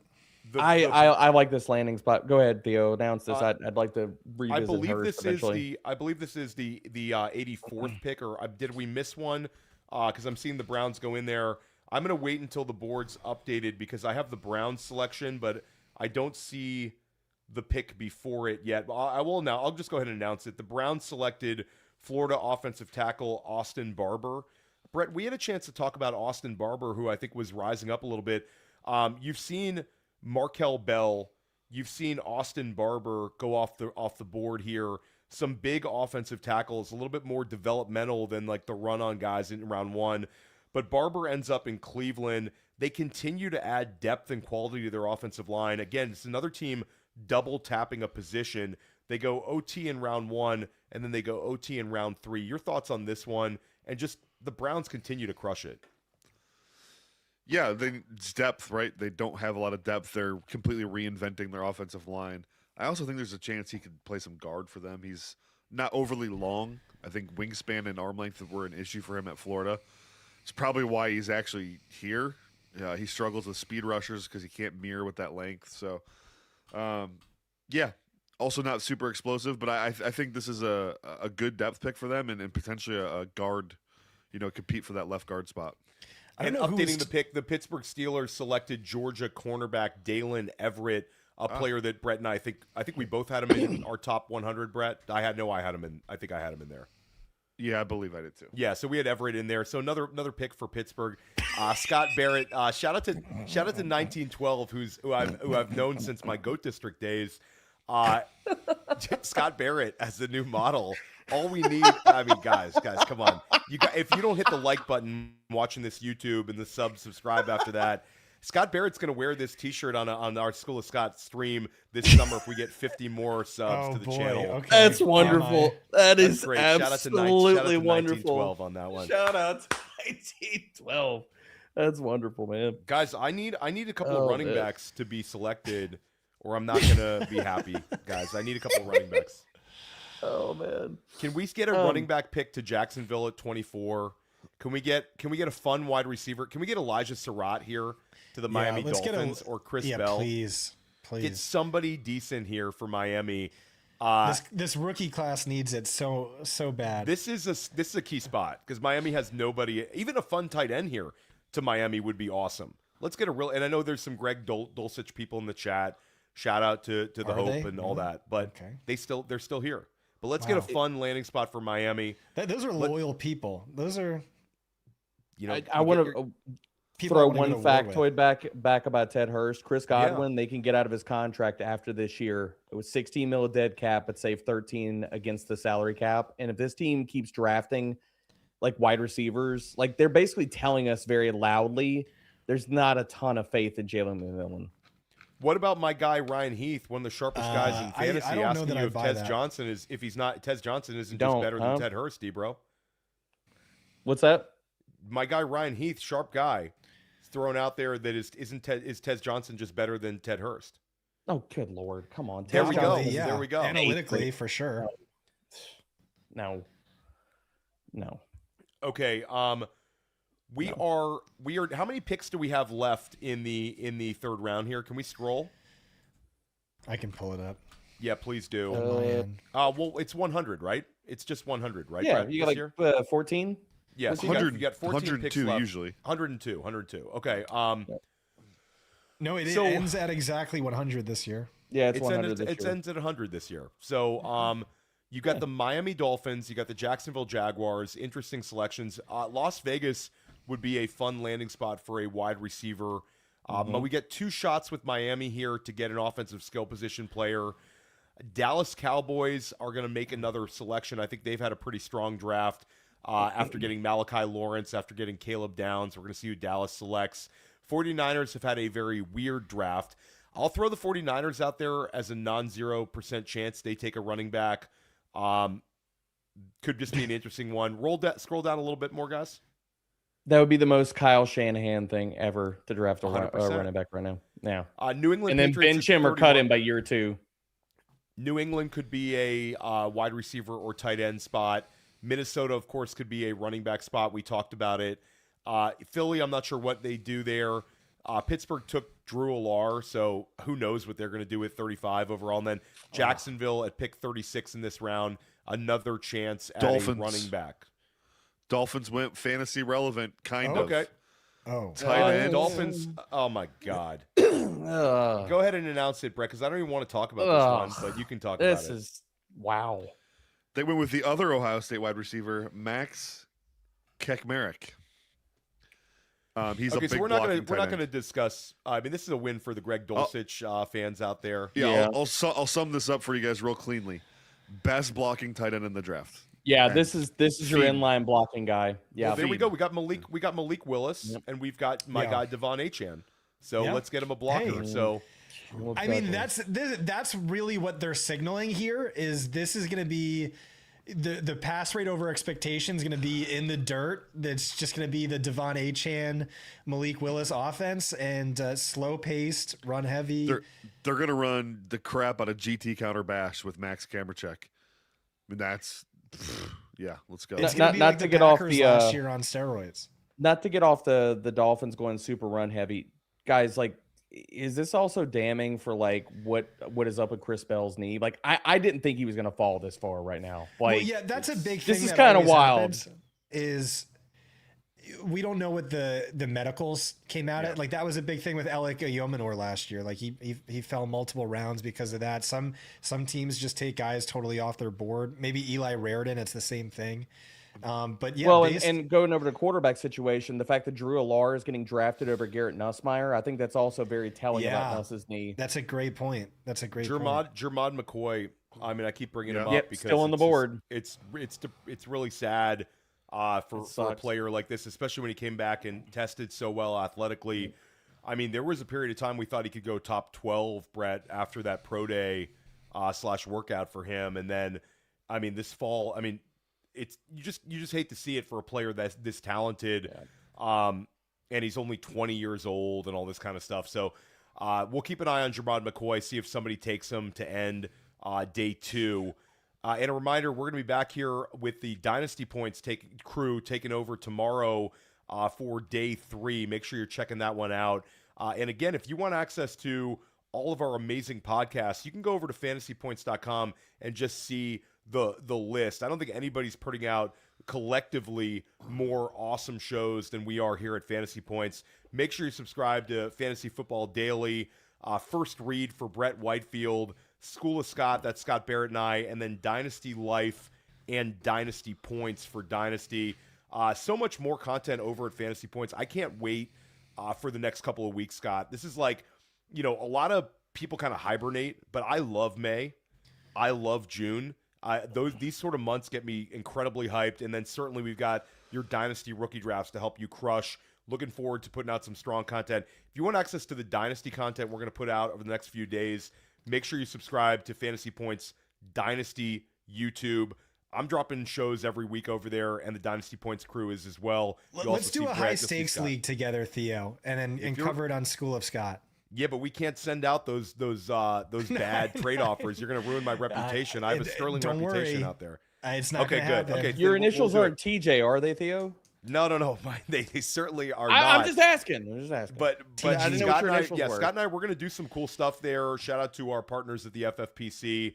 We're going to do some FFPC Dynasty startup. Scott and I. Scott, the high stakes guys say Scott can't hang in the streets, so we're going to go in there. We're going to win some of those leagues. We're going to show them That's Scott right. Barrett can win anywhere. The redraft high stakes guys, they respect you, Scott, but the Dynasty high stakes guys, they want to see you get in that mix. So Show we're them going to who do you it. are, Scott. Show them who you are.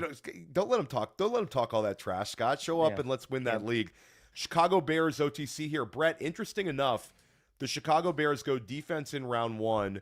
Then we thought maybe they go bang defense in round 2. It turns out to be they assess the offensive line. Now do you think that they go defense here with the 25th overall pick in the 3rd round?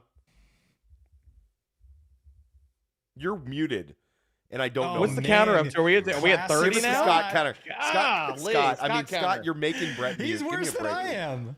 Maybe Okay, don't. we have a pick You we like. asked me a question immediately 3 times after I took a drink, so maybe don't do that. I Okay, thought you well, weren't Brett- going on Brett- mute Brett with the- anymore. The alpha energy for Brett Whitefield with the huge Pellegrino bottle, and he's chugging it. It's an alpha move. Emmanuel Pregnon. I love this pick. Emmanuel Pregnon goes to the Jacksonville what Jaguars at pick. Finally, a pick 88. that Jacksonville didn't screw up. Emmanuel Hooray. Pregnon, I mean, this is a really, really good pick. Brett, we thought maybe he would go inside of round 2. He falls to round 3. Your thoughts on the Pregnon pick? Just because I think Jacksonville's an offense where year 1 with Liam Cohen, it was going like this. And a lot of times, I think fantasy managers say, year 1 coach, things went really, really well. They're going to continue to go upwards. Year 2, they lose Travis Etienne. They've got a couple of question marks here, but they certainly answered one here with Pregnon. Yeah, it's a good pick for board value wise, but it's still another position of, it's slightly devalued. I know the guard market's risen a bunch, but I want to talk about this Bears pick. Okay, so the Bears select Xavion Thomas with the 89th overall pick. Break this one down. Not a name that we anticipated hearing inside of day 2. Yeah, I've got. I honestly haven't watched this film. I can't even give you anything on him. Like What's the 40? Can we get some athletic testing numbers from Xavion? He of the 4 LSU receivers in this draft, he was I had him ranked 4th. You actually watched this film? Yeah. He was at the Senior Bowl too. Yeah. Okay, so we got the RAS score. Again, here we go. That's why 42840 answered our question there. So this is really a good pick for Luther Burden, Colston Loveland, and Rome Odunze. And Sam Roush. Yeah, and DeAndre Swift and Kyle Monangai, Sam Roush in the Cole Kmet role, but we've got a super fast guy that we don't anticipate is going to get targets. So things are looking good for Burden, Loveland, and Odunze. Let me ask you this, D-Bro. Which wide receiver scores more fantasy points this year, Burden or Odunze? We have a running back. Burden, only because Caleb Williams can't throw down the field. He sucks at it. It's Burden for me as well. And we have a running back, and this was a weird one. The San Francisco 49ers everything's have weird. taken... Is it going to be Noah Whittington or something like that? No, they took this Kalen Black from Indiana. This is absolutely a 49ers He wasn't take. even invited to the combine, right? No. They And this love is- What these the heck? small, fast runway backs. Like This is Shanahan insane. He's cannot not help him. small. He's not small, though. well- He's not small. He's not small. He's not big. I think Kalen Black can play a little bit. He's kind of old and Okay, but to this me, running back this is class like, stinks. He's not any worse than any of the other guys, in my opinion. Well, He's better I'll than push Emmett back on Johnson. that. No, he's not. Oh, he's not Yeah, he better is. than Emmett Johnson. No. How Who's old gonna is he? score more Isn't he like Let us know in the 25? chats. Who's going to score more fantasy points over the next 3 years? Kalen Black or Emmett Johnson? But I guess, I mean, this was Scott. I think we talked about this a couple weeks ago, where it's like the landing spots that are kind of interesting are the Baltimore Ravens, the Green Bay Packers, San Francisco 49ers, any place that has like the older running back who's going to get a ton of touch volume, where if one of these younger running backs land there could be some contingent upside. But I don't know. Not in a million years did I think Kalen Black was going to go here. No. Brett, make the bull case. Let's say Christian McCaffrey goes down and misses a month. What is Kalen Black? I mean, God, I mean, he still should have been a day 3 pick. I don't know, guys.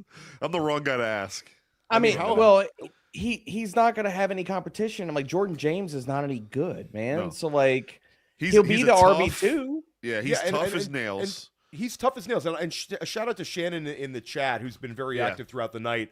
Black is a violent runner. Yeah, and Black, correct me if I'm wrong, had double-digit touchdowns this year for Indiana. Had some very strong moments. They had 2 running backs that were both very impactful for their offense, along with Cooper, Surratt. And when you look at it, it's sort of like, I get it. And our team's chasing like the Kyle Monungai type outcome, but not usually in round 3 is my pushback. Why would you want dude? Kyle Monungai? That wasn't a hit. Eli This Heidenreich, is just a Shanahan thing. That's all this is. Yeah. Shanahan does not run good on running backs, that's for sure. Yeah, this is dude. Like all these guys just draft cross on day 2. Just cross any guy that goes to Shanahan in round 3 or round 4 off the board. Like, hello, Isaac Garendo. Like all these guys, like he ends up like hating 220 with a 4.33 40. Yeah, this is another Shanahan pick. I mean, I think at the end of the day, the 49ers are going to get crushed on their picks. I think like the Romello Height pick was pretty interesting. Stribling. I wouldn't have had a problem with Stribling if it wasn't at the 33rd overall pick. Yeah, I mean, like basically a round 1 grade they must have had on Stribling. That's the craziness of it, dude. It's not the fact that they took him; it's at 33rd. Yeah, this is a weird one. We're seeing Trey Sermon 2.0 in the chat. Trey Sermon had a lot of steam though. We thought Trey Sermon would be a day 2 pick. And like we all did. So this is Elijah Mitchell 2.0. If you want to draw parallels, that's what this is. Elijah Mitchell was kind of like that in college, though. I mean, Elijah Mitchell. I don't know the run out. What I'm saying. Caleb Black's a good running back. He's fine. He's just. I'm not going to say that he's bad. Too early. He ran a 4.4. He ran a 4.45 at his pro day. It's too early. Today's kind of a dark day for fantasy football managers. We had yesterday, but today it's a dark day. I mean, your second round picks did not run out as cleanly as they could, and in fact, they ran out poorly. And guys, we were hopeful for Elijah Surratt, Chris Bell, Mike Washington, Emmett Johnson, Jonah Coleman. None of their names were called. And tight end wise, Eli Stowers lands in a fun 2027 bet, but 2026 is going to be tricky. So we're still taking Stowers on like the upside outcome. But again, we didn't have too many great landing spots today. And Drew Aller, I mean, come on, guys. Pittsburgh drafts a fun quarterback. Maybe we're into that. Drew Aller, I'm not going to waste any of my dynasty rookie picks on. So this has been a poor run out. Hopefully we get some saving grace here. We've got about 12 picks left before the end of the night here. A big shout out to our audience. This has been incredibly lit. Love the support. The views have just been tremendous. Really honored to work with such a great group of people. And Brett and Scott, we did this last year. It feels like we really scaled up a lot. Big shout out to Trey Camberling and Thomas Tipple behind the scenes as well. Las Vegas Raiders, they've gone defense here. Glaring need for a wide receiver. And Brett, this is the opportunity to do it. You have Elijah Surratt, who caught a ton of passes from Fernando Mendoza. Just draft Elijah Surratt here in an open wide receiver room. I mean, come on, it's easy. One of the easiest picks on the draft if he's still here. Yeah, that's totally what I would do. I said it yesterday on the show, I believe, or maybe it was our Wednesday show, that I kind of felt like Surratt would fall to the 4th round. The NFL has routinely told us they don't like these guys. Amon-Ra St. Brown, 4th round pick. Puka Nacua, 5th round pick. Alec Eumanor, mostly health related, but 4th round pick last year. I view all 4 of those guys very similarly. So it's, I just don't think the NFL. I'll also toss Cooper Kupp in there. Yeah, Kupp was a late 3rd, right? We're waiting for this next selection. And when again this Indiana, what an unbelievable year to be an Indiana Hoosiers fan, to see 2 first-round picks to win a national championship. Fernando Mendoza, the highest drafted Indiana Hoosier of all time, and they're going to win a lot of games this year as well. Just a changing of the guard in terms of the new school colleges that are in this mix with the traditional guys like Ohio State. So very, very interesting. You know, Brett, I'll ask you this, and if we get a pick, I'll interrupt you on this one because we're sort of rooting for something good with Vegas. But do you think this is like reflective on the NIL era where we're maybe a little more disappointed heading into tomorrow in terms of the guys left, with guys coming back to school. Maybe we saw it with the early entrants being a little bit shorter list than we're used to. Do you think we're starting maybe feeling it a little bit as we get into later rounds with fewer hits late? I mean, I don't know, because if guys aren't coming out this year, it means they'll come out next year. So no, I think We have the a analytics. pick. We have two picks. I don't mean to interrupt you, but we have one of your guys was just picked. When I say your guys, I mean from the state, a school from the state of Michigan. Let's update the another center goes off the board. The Raiders basically double tap center this offseason. They draft Trey Zunn from Texas A&M here. And then the Dallas Cowboys, I like this pick. The Dallas Cowboys select Michigan pass rusher Dejon Barham, who I know we talked about, Brett. That's a great pick for Dallas. So Dallas gets Malachi Lawrence. They get Caleb Downs. And now they get Dejon Barham. I mean, I think Dallas gets, like tomorrow, if you're scoring at home, you're going to see 1 million people like doing draft grades. I think there's going to be a lot of B pluses and A's for what the Dallas Cowboys were able to accomplish this draft. Not to be overly nitpicky, by the way, but Trey Zune is not a center. He's a tackle. He started like 40 games at left tackle, 2 at center, and I think some analysts have suggested he could move to center, but I think they probably view him as tackle depth. He's 6'6". Let's go tackle / center, Trey Kimberling, just to tilt Brett a little bit.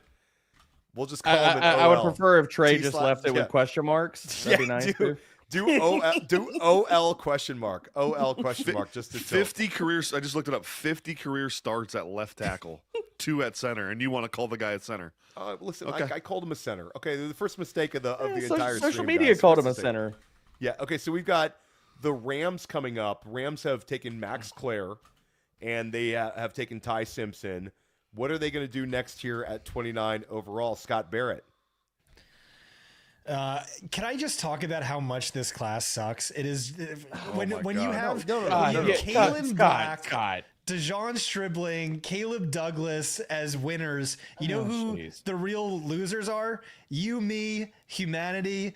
This class sucks. I think a big reason why is NIL. I think you have a ton of guys staying in school. So like round 3 guys going in round 3 are actually like round 5 caliber talents.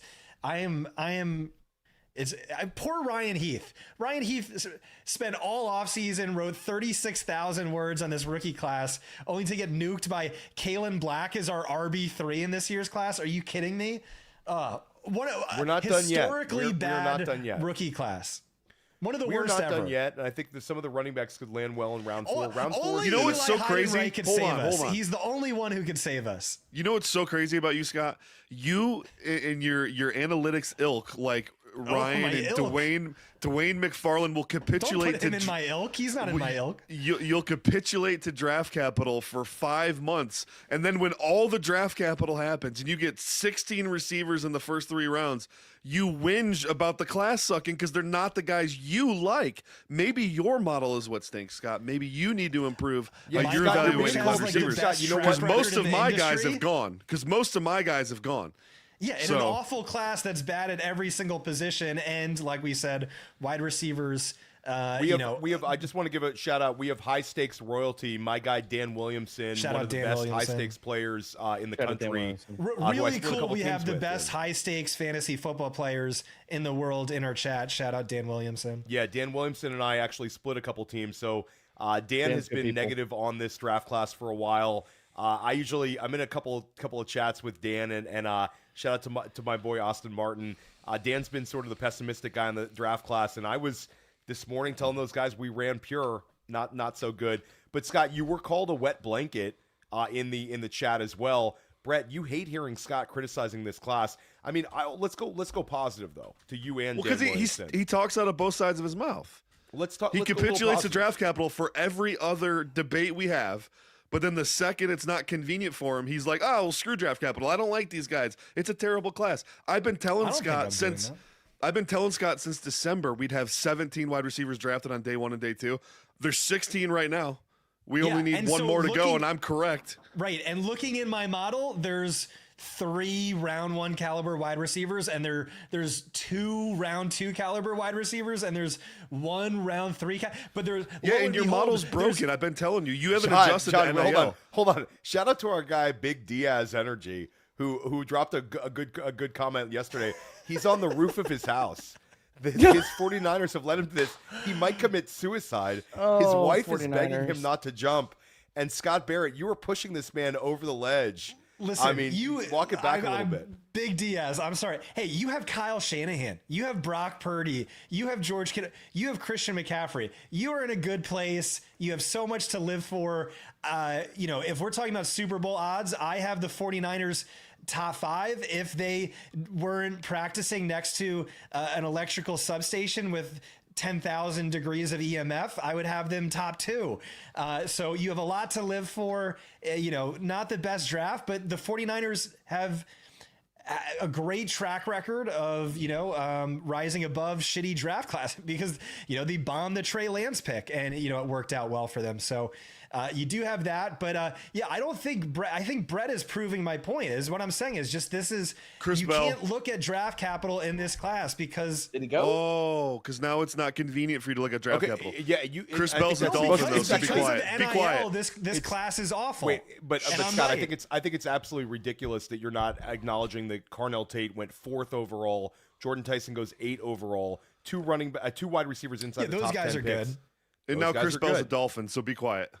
Okay, Chris, this is Oh, and there that's you go. juicy. And there you go. That's This a is good a one. juicy one. I So- mean, they were due we to needed draft it. a good wide receiver. okay, so Chris Bell. Okay, and I said this one to Brett. We talk way too much. I mean, at certain points, I talk to Brett more than my wife during the football season. You dropped this but- on Facebook too, Brett. Yeah.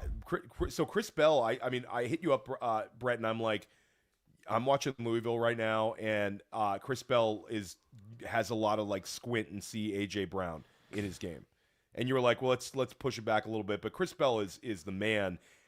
Tore up the Miami Hurricanes this year. Talk about Chris Bell. Where would he have gotten drafted if he didn't get hurt, Brett? I mean, his tape is first-round caliber tape. I don't know how bad the knee is, though, and maybe he's not. Didn't we just get a video of him running like 18 miles an hour the other day on a treadmill? Yeah, he was on the he's treadmill. recovering very, very well. But straight Yeah, line, so straight line is like, we get excited about seeing a guy running in a straight line. It's the cutting that we gotta see him doing. Yeah. Anyways, Chris Bell, my favorite thing about him perhaps is that his best games were against best competition. He had 4 games in a row this year against top 25 ranked opponents in which he averaged like 150 yards a game in those outings. So very, very good player. Squint AJ Brown was spot on, Theo. When I told you to pause on that, I was underselling how good Chris Bell is. So I definitely agree with that. His straight line speed is unbelievable. Explosive guy, run after catch threat, in breaking routes. I mean, everything you want out of an X. Very, very fun player. Here's my question about Chris Bell, and I need to go back to his tape again. Thoughts on his ability, like the run after catch, the horizontal routes, like that's all there. Triple level threat, verticality. Can he get downtown? Like I know the speed, but as far as route running and the ability to stretch the field too, that's my big question on him. Yeah, absolutely. Why not? Okay. He stacks DBs at will. We missed one pick, guys. I just want to update before we get back to Chris Bell. Keegan Trask out of Missouri goes to the Rams. Rams, First guy I've never heard of. Weird draft. And Brett, you told me this. It's like no matter how locked in we are with the NFL draft, and again, Brett and I did the podcasting about the 2026 NFL draft podcast every single week here on Fantasy Points, and we both crushed it in terms of mock drafting. You're always going to get a guy who you don't know who the hell they are, and his name is called on. You probably have heard of him, but you have no chance you would think there would be a 3rd round pick. It happens every year with day 2. There's some weird day 2 name. So I don't know. The Rams are really good at drafting. They've had a number of hits. So not this year. We'll refer to them. Not this year. The New England Patriots also just drafted a fantasy relevant player. Okay, tight end from Notre Dame, Eli Raritan. That's okay. Back to back. Okay, now we're picks. cooking. That's actually a great now- landing spot. Would have been That's great if this was a landing spot. round ago instead of some of these jamokes, but Yeah. Well, I mean, round tight end, three it for doesn't a matter tight as end's much. not bad at all. This Tight is end Max round three is fine. Toscano's tight end Yeah. 1 right here. Yeah, and in the I class. had Raritan in my top 100. Capitulated a little bit there. He's a player that there's been a lot of steam and buzz for. He's super athletic. He's got great size. I love this landing spot, Brett, because when you look at New England, Hunter Henry getting a little bit older, but Raritan has He's a a free chance agent to next year too, by the way, with Hunter Henry. Yeah, so Raritan heading into 2027. I mean, I think I'm Raritan. Are you Raritan or Delp, Scott? I like Raritan personally. Okay, so I think I'm going to go Raritan over I'm Delp. Team Delp. Okay, so we're split here, and obviously, Brett, let's go another pocket before we rank them. I'm gonna throw a group of wide receivers, and I want to hear how you would rank these guys. Just pick your favorite out of this mix. Stribling, Chris Bell, Zachariah Branch, Antonio Williams, Jeremy Bernard. Let's go D-Bro for that one first. So 5 guys. Jeremy Bernard, who's a Bell. Steeler. You don't have to name him again. It's Bell, and it's not close. Okay, so it's Bell, and even if you got to take a little bit of a red shirt there, you're going to divert to the talent. It's Bell. It's Bell, and it's okay, not so close. it's Chris Bell. I think that's probably it. Scott, where are you at on Chris Bell versus Antonio Williams, Jeremy Bernard, Zachariah Branch, or Stribling? And Stribling was the 33rd overall pick. That's so stupid. I'm going to go Bell. Yeah, I think Bell landed really cleanly. And you look at Miami, who has a lack of pass catchers, and they have the patience for this pick, guys. Chris Bell, even if he misses 10 games, if he misses the whole season, this can be a bet on 2027. I think Chris Bell landed very, very well. A franchise where he's going to have a great opportunity, and I mean, I love it. I love it for Chris Bell. I wish it would have been the 43rd overall pick and not this pick, but he still lands in Miami, so at least we get a fun landing spot for the Miami Dolphins. Eli Raritan, also a fun one for New England. We're going to have to unpack that. Make sure you're tuning in tomorrow. The Dynasty Points crew takes over the stream. Jacob Sanderson, Thomas Tipple, Ryan Heath, and I'm sure they're going to have some Luke, who else is Lucas going to be on as well? Let us know in the private chat, please, Thomas. And we're going to hear the Dynasty Points crew breaking it down right here. And make sure you're also subscribed to the channel. If you've enjoyed our coverage of the draft, give us a subscribe to the YouTube channel. It costs you nothing, helps us out a lot. And hit that like button as well. And make sure you're subscribed to Fantasy Points Dynasty YouTube as well. All of my Dynasty content, all of the Dynasty Points crew's content as well. We're going to be dropping fire content for you all off season long. And check out our flash sale over at fantasypoints.com. The best possible source of analytical information is Fantasy Points Data Suite, statistics, everything you need to crush your fantasy leagues. You're going to get 15% off of that. If you're a PFF sub, it's time to ditch your PFF subscription. Come over and get a better source of data here at Fantasy Points. And we got ball knowers, guys. PFF doesn't. So come over to where you should be, Fantasy Points. Check out Fantasy Points Data Suite. Use the code PointsDraft26. Great code for my man, Trey Camberling. PointsDraft26. We're keeping it going, guys. We're almost at the end of the night. Before we get to another pick, can I give a shout out for the data? Can I just give a little PSA for the data? We have been waiting for your shout out for the data. I actually sent Scott a text message. I said, why has D-Bro not come on and talked about the data yet? Dude, it's hands down the best in the entire freaking industry. And I'm not just saying that because I'm on the stream with you boys. Like, this is my go-to, what I use to write the primer every single week. It's the go-to that I use for basically anything. The meticulousness that y'all go through with all the charting and stuff and how accurate it is, it bodies every other freaking data source out there. Whether you're using this for fantasy or you're using this for NFL analysis, it doesn't fucking matter. It is awesome. We appreciate it, and it's absolute fire. And I'll say, before I even came and worked at Fantasy Points, I was using Fantasy Points. Scott gave me a free sub to it. We chopped it up on some pods, and I was like, wow, this is great. So I'm there all the time in season. School of Scott podcast, Scott and I are breaking it down all the time. But big shout out to the team that Brett Whitefield has sort of behind the scenes, the charters and all the incredibly bright minds you got on the Fantasy Points data side. So really, really pleased to work here and have access to this sort of incredible information. Seahawks on the clock here. We saw the Jadarian Price pick. Any lean into this? And what's surprising is they're just sort of staying on the clock here, guys. And we like their pick traded it last with round. Steelers. They traded We it like- with Steelers. Oh, they traded it. Oh, so Jennings Dunker. I just saw the pick. Yep. Jennings Dunker to the Pittsburgh Steelers. I mean, Pittsburgh had some fun picks. Like, we didn't like the Drew Alar one. I think they got made fun of a little bit yesterday because of what transpired with Mekhi Lemon, social media killing him a little bit. But Brett, when you look at Jennings Dunker, Max Iannaccio, Jeremy Bernard, that's pretty good right there for a trio of picks. Yeah, Jennings Dunker's a tone setter in the run game. You want to talk about establishing an identity for the new head coach. Love the pick. Iannaccio as well. The depth on the O-line is pretty good. They've got some insulation for Broderick Jones, who's dealing with the injury, and they got some things to figure out. Iannaccio might be their left tackle, and Dunker could maybe play left guard for them. This is really exciting. Yeah, Dunker, this is a good pick. Dunker Is he awesome. actually good, or is he just another white offensive lineman with a mullet from Iowa?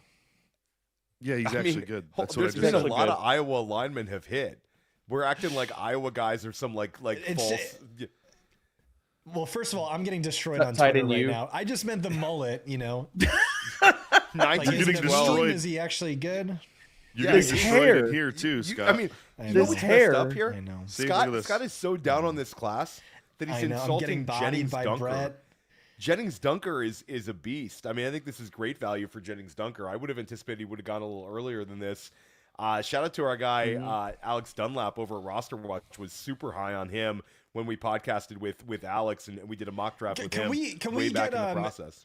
Trey, can you just Google mullet Jennings Dunker with the word Jennings mullet in Dunker. there? Well, I said Oh, Jennings it's Dunker. beautiful.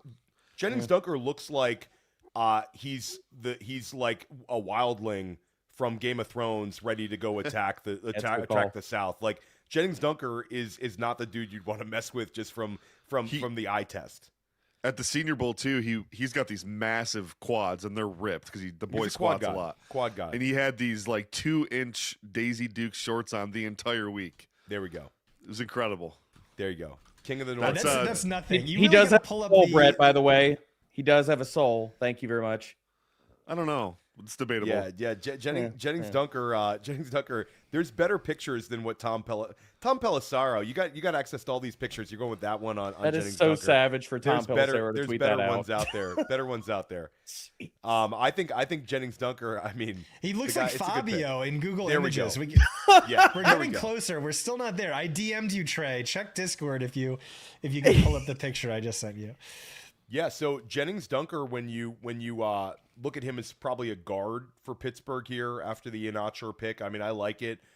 Pittsburgh's really remade their offensive line with the last few drafts. They've really invested a lot of day one and day two capital into it. They continue to do so. Brett, you were a big fan of strong offensive line play. You say it's essential for fantasy football. Where are we at with the running backs in Pittsburgh? Because Rico Dowdle, Jalen Warren, who scores more fantasy points this year? Let's go around the horn here. Debro, who scores more fantasy points, Rico or Jalen Warren? I think it's Uncle Rico. I think he's probably Rico going to end up being their Suave? goal line back. Yeah, I'm an OG Rico Dowdle truther. Tweets are And out the there. Yeah, me reunion too. with Mike McCarthy. Yep, that's his Theo boy, wouldn't man. let me draft him on a single FFPC team last Here year. we go. Uh-oh! Here we go. Uh-oh! Here we go. Here we go. High stakes. Let's go. I mean, listen, I got you Tucker Craft everywhere. Hey, There we go. There we Yeah. go. Okay, Brett Whitefield, who's your lean for running back in Pittsburgh? Who's gonna be more effective for fantasy football? Jalen Warren or Rico Dowdle? Rico Dowdle. Rico Dowdle. So there we go. Rico Dowdle and Jalen Warren sort of came out of this draft sort of unscathed. Pittsburgh was linked to running backs throughout this process. They thought maybe they'd pull the trigger, but no, they're going to go with Dowdle, the free agent, and Warren, the incumbent, who's had some good moments for fantasy. So not a bad 1-2 right there. And of course, they add Jeremy Bernard. We have a non-running back selection for Minnesota. Goes back to back here, and they killed the idea that we're going to get a running back selection. Caleb Tiernan out of Northwestern. I like that pick right there. And then Jacoby Thomas out of Miami, the safety. So bang picks that are not fantasy relevant for the Minnesota Vikings. But Brett, you like Tiernan, right? Caleb Tiernan, yeah, I like him a lot. It's great value in the third round. I mean, experienced starter at left tackle and right tackle. This is a great pick. It reminds me of the Ravens took Caleb McGarry a few years ago. Sorry, Caleb McGarry. What am I talking about? Roger Rosengarten. This kind of high floor, second round, day 2 tackle type. That's kind of Caleb Tiernan for me. Not a huge ceiling, but going to give you a high floor. They need some depth there. Might play guard for them too. Pittsburgh Steelers back OTC, and then Jacksonville Jaguars ending the night. I'm holding out hope that Jacksonville selects a running back here just to make things interesting to end the night. Another tight end, baby. They got to get another tight end. There. Elijah Surratt, pour one out, falling to day 3. Tough one there. Let's see best available so we know the Dynasty Points crew is going to be talking about early tomorrow. Trey, if you could just sort it by running back for me. McCoy. Wow, Jermod McCoy. Yeah, Jermod McCoy, sad That's stuff crazy, right there. Dude. Running back wise, you got Mike Washington, Jonah Coleman. You got both Penn State players, Katron Allen, Nicholas Singleton, Jamari Taylor, Emmett Johnson, who should be a little higher. And then Adam Randall. Adam Randall's being linked to the Washington Commanders. That could be a fun landing spot. Damon Claiborne's a guy that I'm rooting for, sort of a fun, fast, smaller running back. Go to the wide receivers, please, guys. Elijah Surratt, Skylar Bell, who really fun combine, ton of production.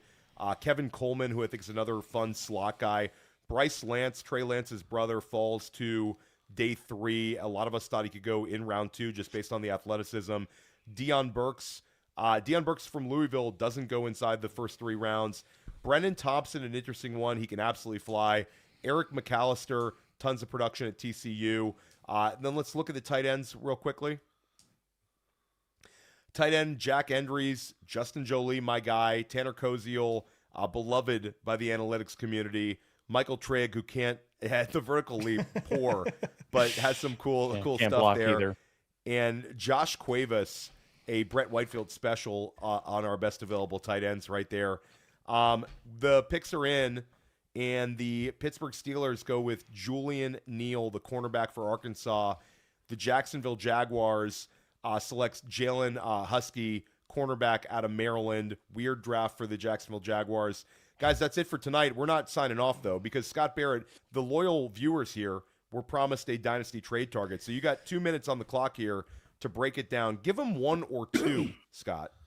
Okay, I'm going to give you one. This is the one I caped up for. This is the one I threw a hissy fit. I was not, this was not me at my finest, but at a 102.4 fever, we were on this projections call, and I had to cape up for my guy, and I was getting quite a bit of flack for it, but it's Parker Washington for the Jacksonville Jaguars. You look at what Trevor Lawrence, I was always the biggest Trevor Lawrence skeptic, but you look at what he did over his last 5 games last year, including the fantasy playoffs. He averaged 28.9 fantasy points per game. That was easily the best 5-game stretch of his career. And it's something that hints at tremendous fantasy upside. If you have a fantasy quarterback putting up nearly 30 fantasy points per game. And so, maybe Liam Cohen, this brilliant offensive play caller, Trevor Lawrence, the golden god, the prince who was promised, finally coming into his own. But my whole point is, hey, what happened over this 5-game hot streak that was different from the rest of the season where Trevor Lawrence was just as mid as ever?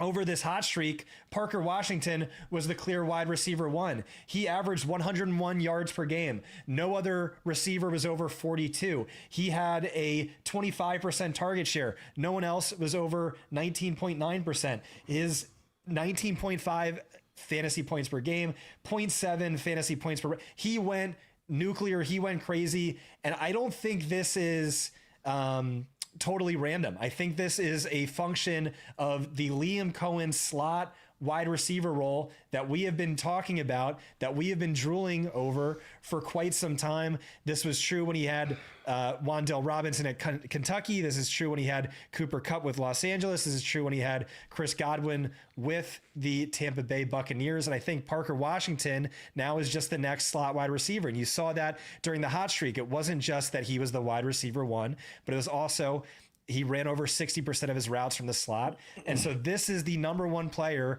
in Dynasty I'm trying to buy. This is the number 1 player I do not want to leave my best ball drafts without. Parker Washington, the safety is it's really hard for this guy to miss, I think, just based on where he's priced. But the upside, if the Trevor Lawrence we saw at the tail end of last season, or if he holds on to this Liam Cohen slot role, is tremendous. And so right now, this is one of my Exodia picks. Okay, so you can't just okay. He's an Exodia pick, and that's I love that Scott's call, like, by the way, Scott. okay, Thank so you. let's quantify it though, Scott. Though, like you say you like him, you want to trade for him. Let's put a rookie pick number on what. Oh, you'd be willing geez, to in pay this for Parker this Washington. awful class. Yeah, go for it. Any second. Well, I'll say that's it not any getting it second. done. You're not getting Parker Washington. For You a don't second think in that's this getting year. it done, Theo? No, I don't. I do not. Is, on. is one You're not giving having to give up a first crazy? for Parker Washington. Come on, man. You're not gonna. So you're telling me I'm gonna trade the 204 and I'm gonna get Parker Washington in this class right now? I don't think I'm gonna go ahead and the read- consensus is nearly as high as everybody here on Parker Washington. I think. Well, Maybe let's I'm hear wrong. Scott. Maybe I'm Scott, wrong. are you willing to give up the 112 right now for Parker Washington? Yeah, absolutely. In this Okay, awful so there class. you go. And Billy Bob says fair. he got him for the 205. Not in my league, I'd bro. rather, There you go. I'd rather Not Parker in my league, Washington bro. by Omar Cooper in a landslide. And Cooper's what, the 106 right now? Okay, so let's do it now. We're also going to break down a quick rookie draft rankings and make sure extensive coverage tomorrow. The Dynasty Points crew is going to be breaking it down, but let's go ahead and break it down. D-Bro, Scott, and I. Let's just go around the horn here. Who is the 101 for all three of us is Jeremiah Love for our rookie rankings. We don't even need to talk about it.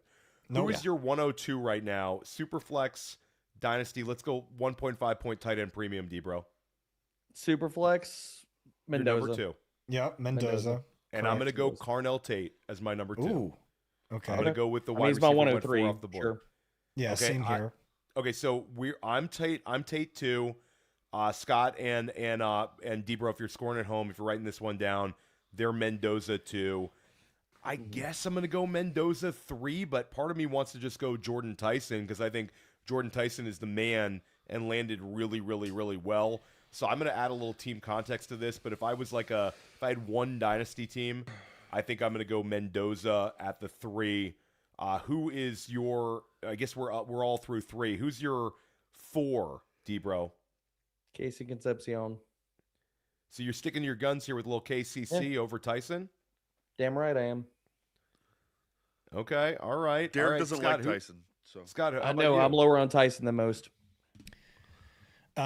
Tate and then Tyson and then And Tyson for me is at 4 with an exclamation point next to him. So I'm Love, Tate, Mendoza, Tyson.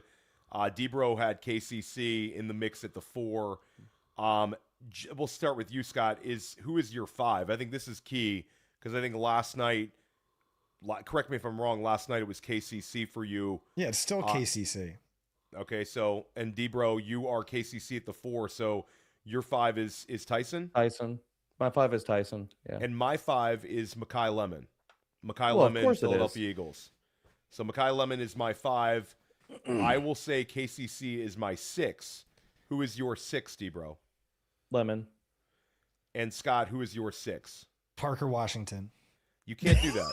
It's Mekhi Lemon, or is it somebody else? It's probably Lemon. It's Mekhi you Lemon know of what, Jacksonville. honestly?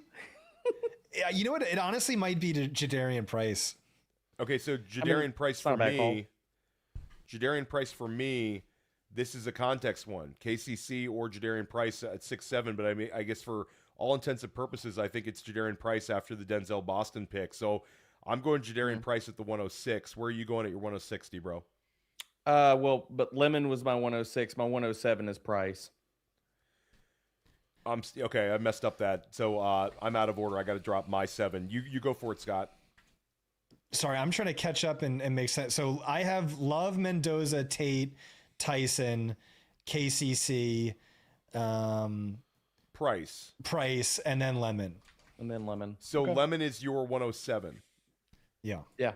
Okay, Yeah. and for me, my 107 would be KCC. And I think 107 after that, it gets a little bit trickier. D-Bro, where are you at with your 108?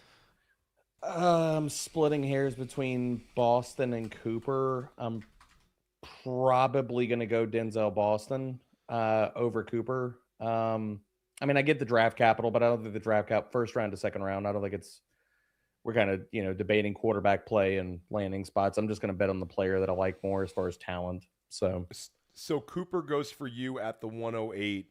How about you, Scott?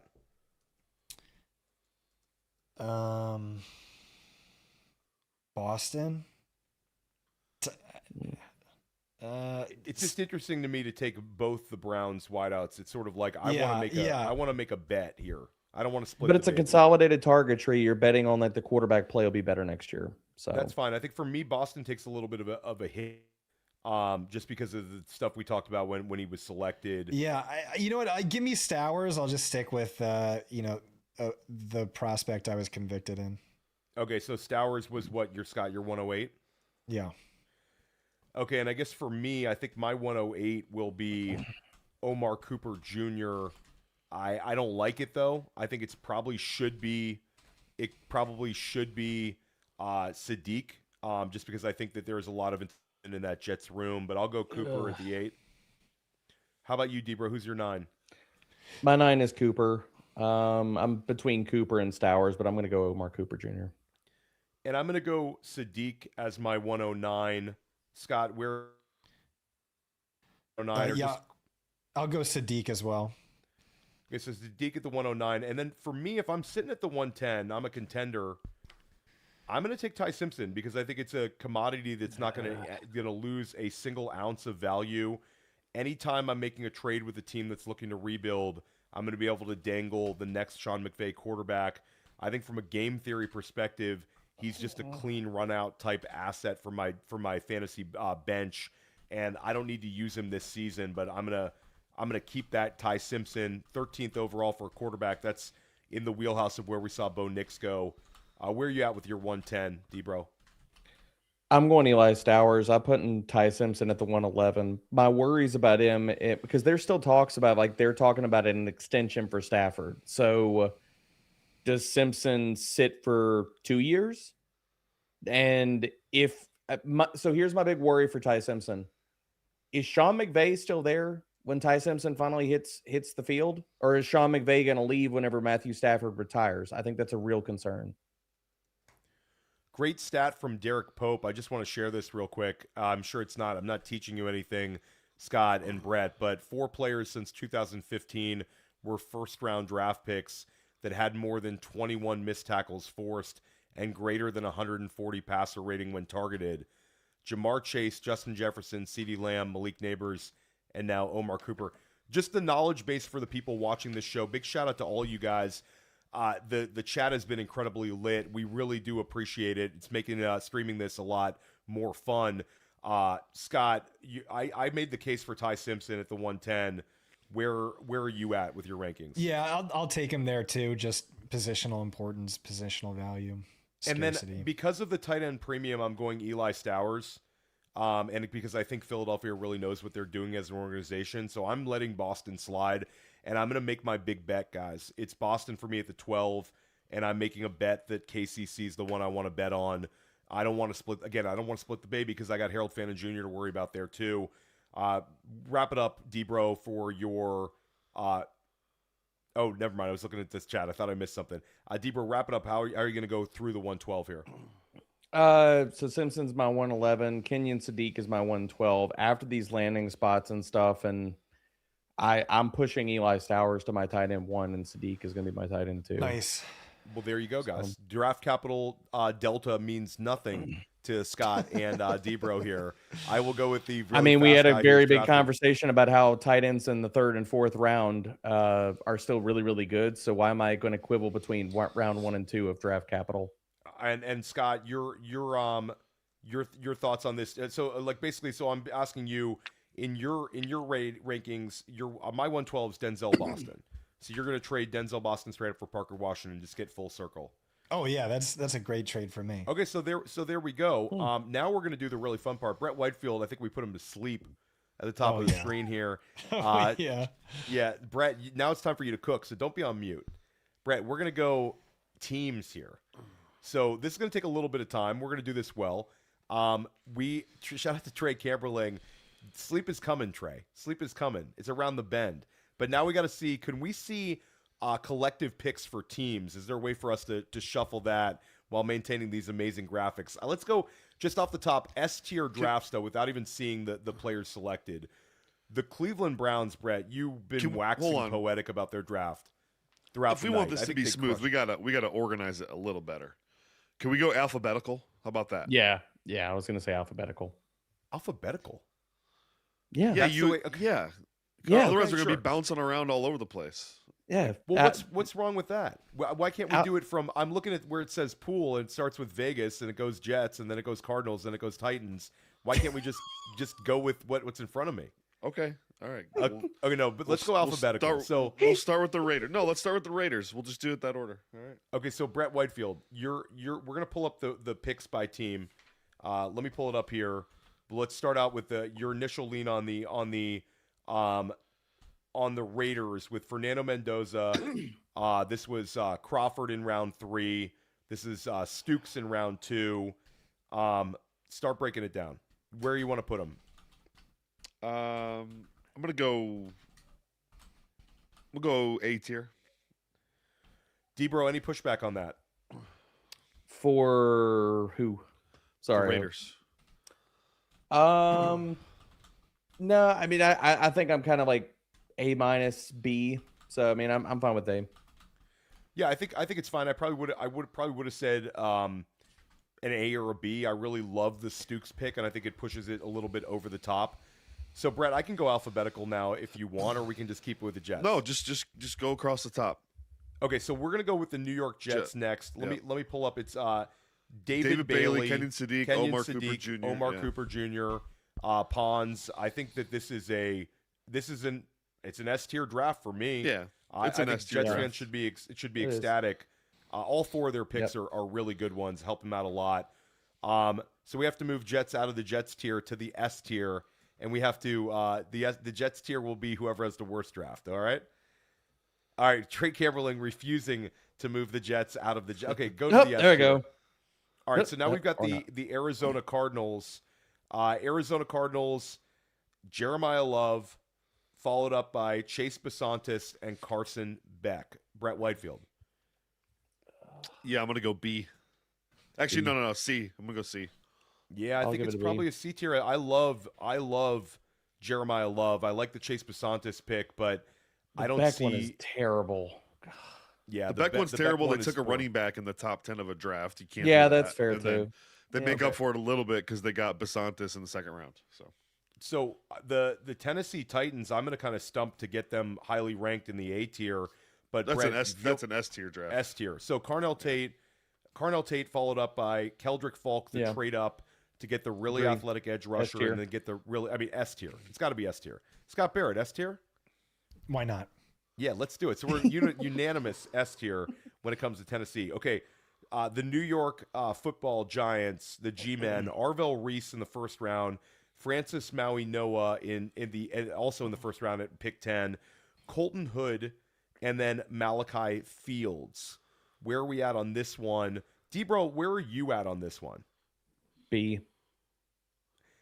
I think probably B as well. If it was Sonny Styles instead of Arvell Reese, and I love Arvell Reese, but it's just sort of like, Brett, where do you want to put him? Brett? So you guys are A? drunk. This is D. Oh, D really? tier. Okay. Yeah, run the I know tape. that- I broke it down Well, earlier. Then they I then they know, drafted and a I know corner who you're- sucks.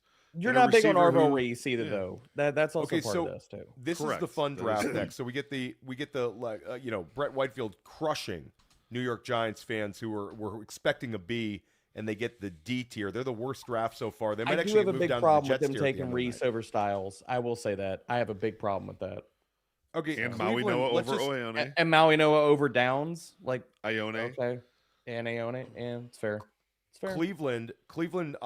You have Spencer Fano traded down and still got their guy. Casey Concepcion, Denzel Boston. They double tapped it. They draft Emmanuel McNeil Warren with the 26th pick in round 2, a chef's kiss type pick, and then Austin Barber, the big offensive tackle out of Florida. This is an S tier. This is an S tier draft Yeah. for me. Where are Yep. you at, Brett? Okay, so Yeah, S tier S-tier. draft for the Browns. Barber cheapens it a little bit, but if they view him as a guard candidate, I like it a lot more.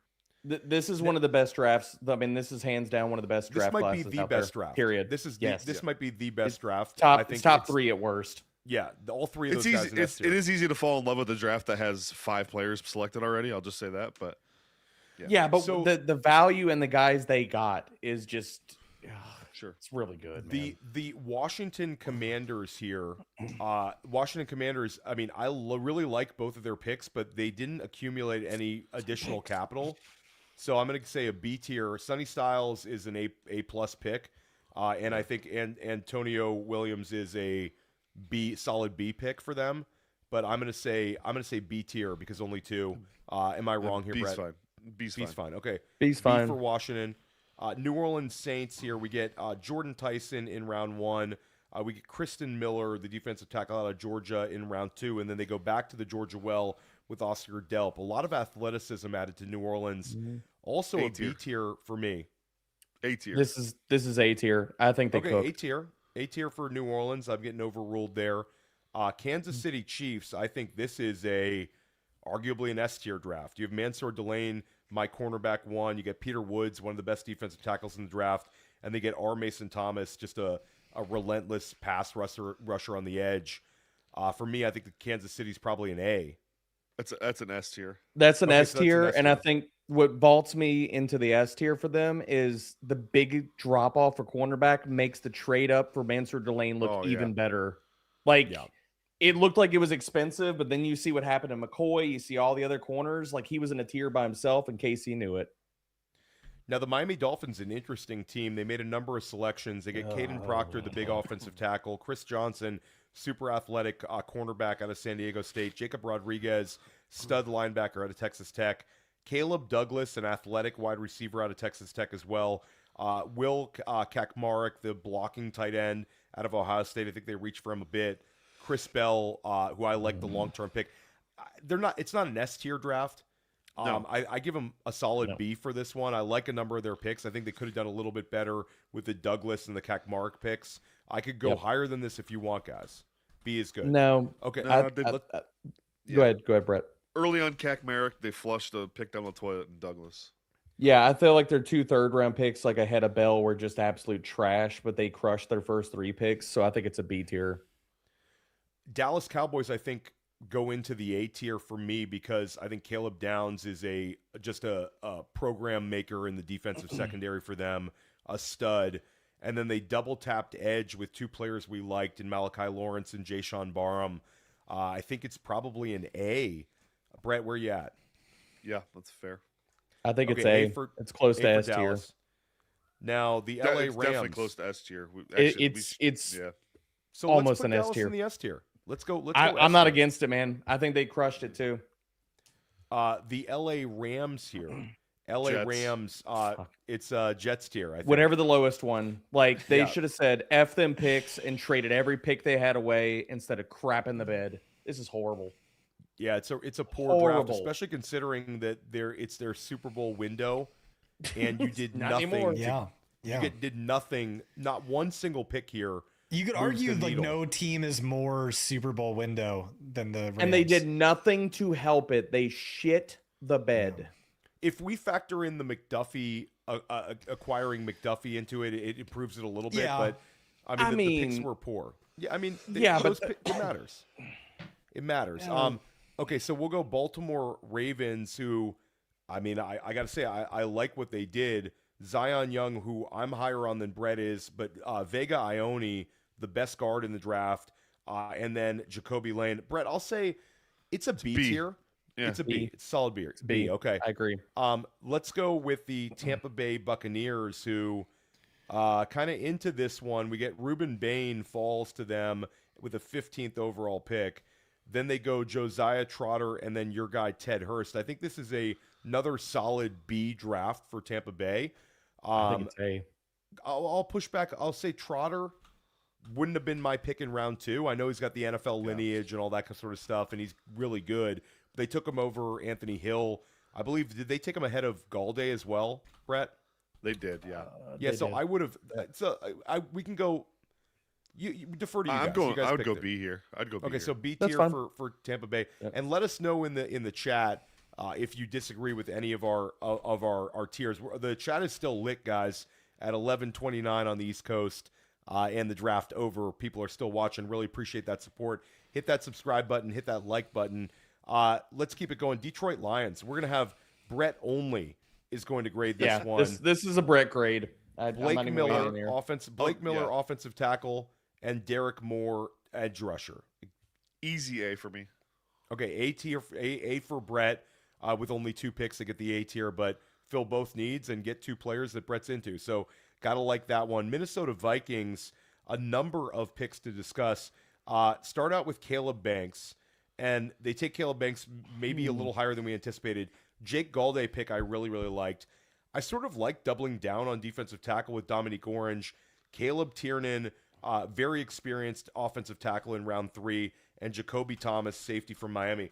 I think this is a very solid B tier, guys. They didn't get their safety. They didn't get their running back, but they got did some safety. cool stuff. Jacoby Thomas. Oh, yeah, they got is Jacoby safety. Thomas. Yeah. I apologize. Well, can we They got also throw into this, because this is part of it? They basically gave Jonathan Grenard away, like, for the return they got. This I mean, is true.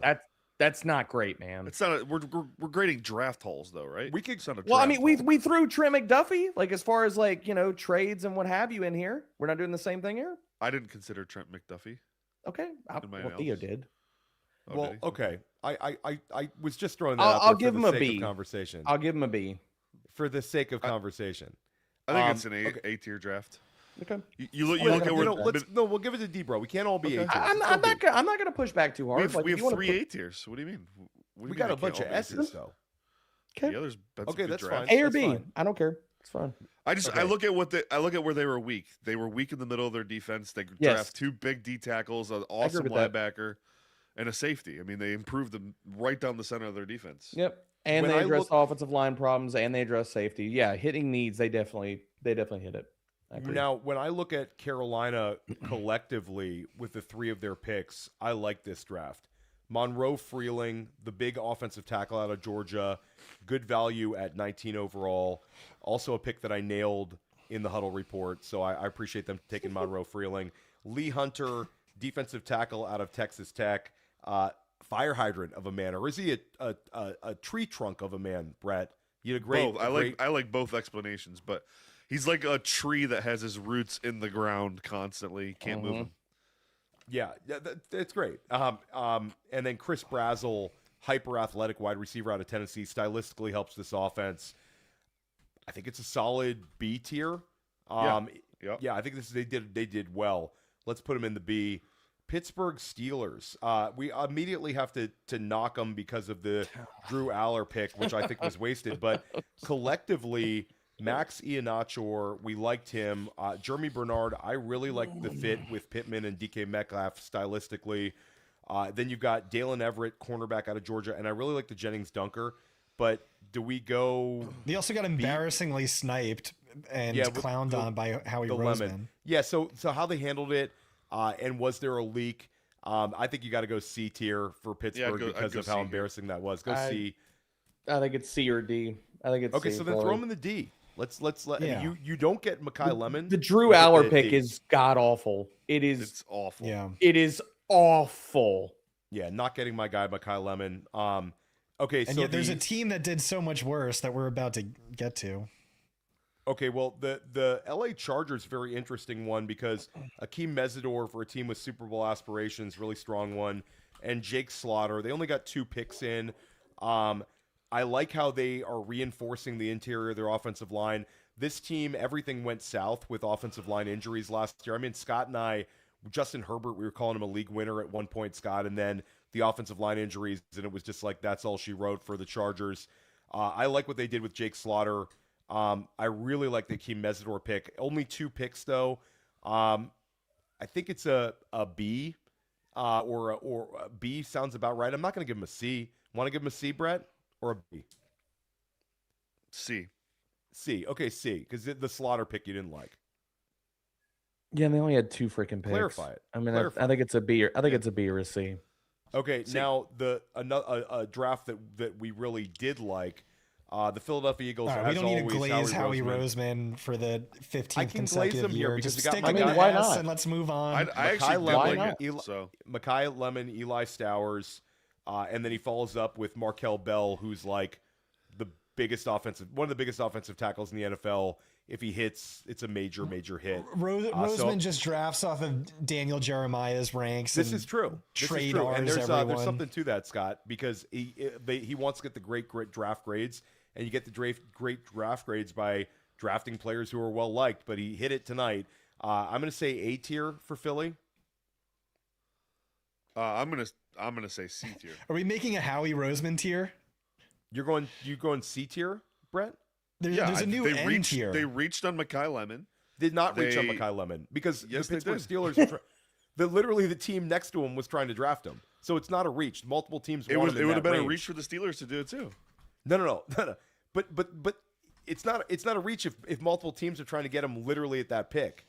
It is because I did the analysis. I'm telling you, it's a reach. Okay, so I don't like Mekhi Lemon. They passed on Casey Conception for him. It was a They're mistake. already in the Howie Roseman tier, so it's already been ruled. Okay, the Chicago Bears. Let's go Chicago Bears. Okay, Chicago Bears. C. We like the Dylan Thieneman pick a lot. That's an impactful player. Logan Jones, Brett, you thought was a little bit of reach. They got your guy Sam Roush, and then they got to get a low rating because of the Xavier Thomas pick. What the hell? I mean, man? but that can't. So Xavier Thomas is such a head scratcher, but Sam Roush is one of Brett's favorite players on the board. You love Dylan Thieneman. But you didn't need Roush. They didn't need Roush. Yeah, they They didn't need Roush. This is He's a good C for me. player. Yeah, I think they had a chance. Like my thing with Chicago is, like I'm talking to my boy who's a big Chicago Bears fan, through the roof ecstatic heading into day 2. I don't think he's going to be that ecstatic after this one. I think when you get Dylan Thieneman at the 25th overall pick, you have a chance to really lean into it and build a great draft. And I think they kind of dropped the ball here. So I'm going to go C tier. I think they could have done better on day 2, but I think Thieneman could end up being the saving grace. Could be a multiple Pro Bowler. Yeah, the only he could be grace. like the Loveland of the defense, like the same kind of impact. Let's go with the Buffalo Bills here. Now, do we factor in the DJ Moore trade here? Because we did it a little bit with McDuffie. Tried to talk about it, but I'm not. Brett, am I allowed to or no? I don't care. Do what you want. Okay. The Bills, TJ Parker, and Davison Igboneson. And then if you're going to factor in, Brett, how about just the 2 players they picked? Where are you going to put them? Probably B. They did get a bunch of comp though too. I think it's a B. But, yeah. They're going to be very Seriously. active tomorrow. Very, very active tomorrow. So, and then if you factor in, let's say if DJ Moore, I think was a really nice pickup for them too. We'll just point out that was where their second round pick went. Next team we're going to talk about, I mean, this is going to be a team we're going to rip to shreds here, I believe. San Francisco 49ers, Dejon Stribling. Then they take Romello Height, which we kind of liked, and then Kalen Black about 4 rounds too early. Jets tier. Maybe 3 rounds too early. Jets tier. This is Jets tier. Jets tier draft for the San Francisco 49ers. Brett, anything to push back? Awful. No, it's fine.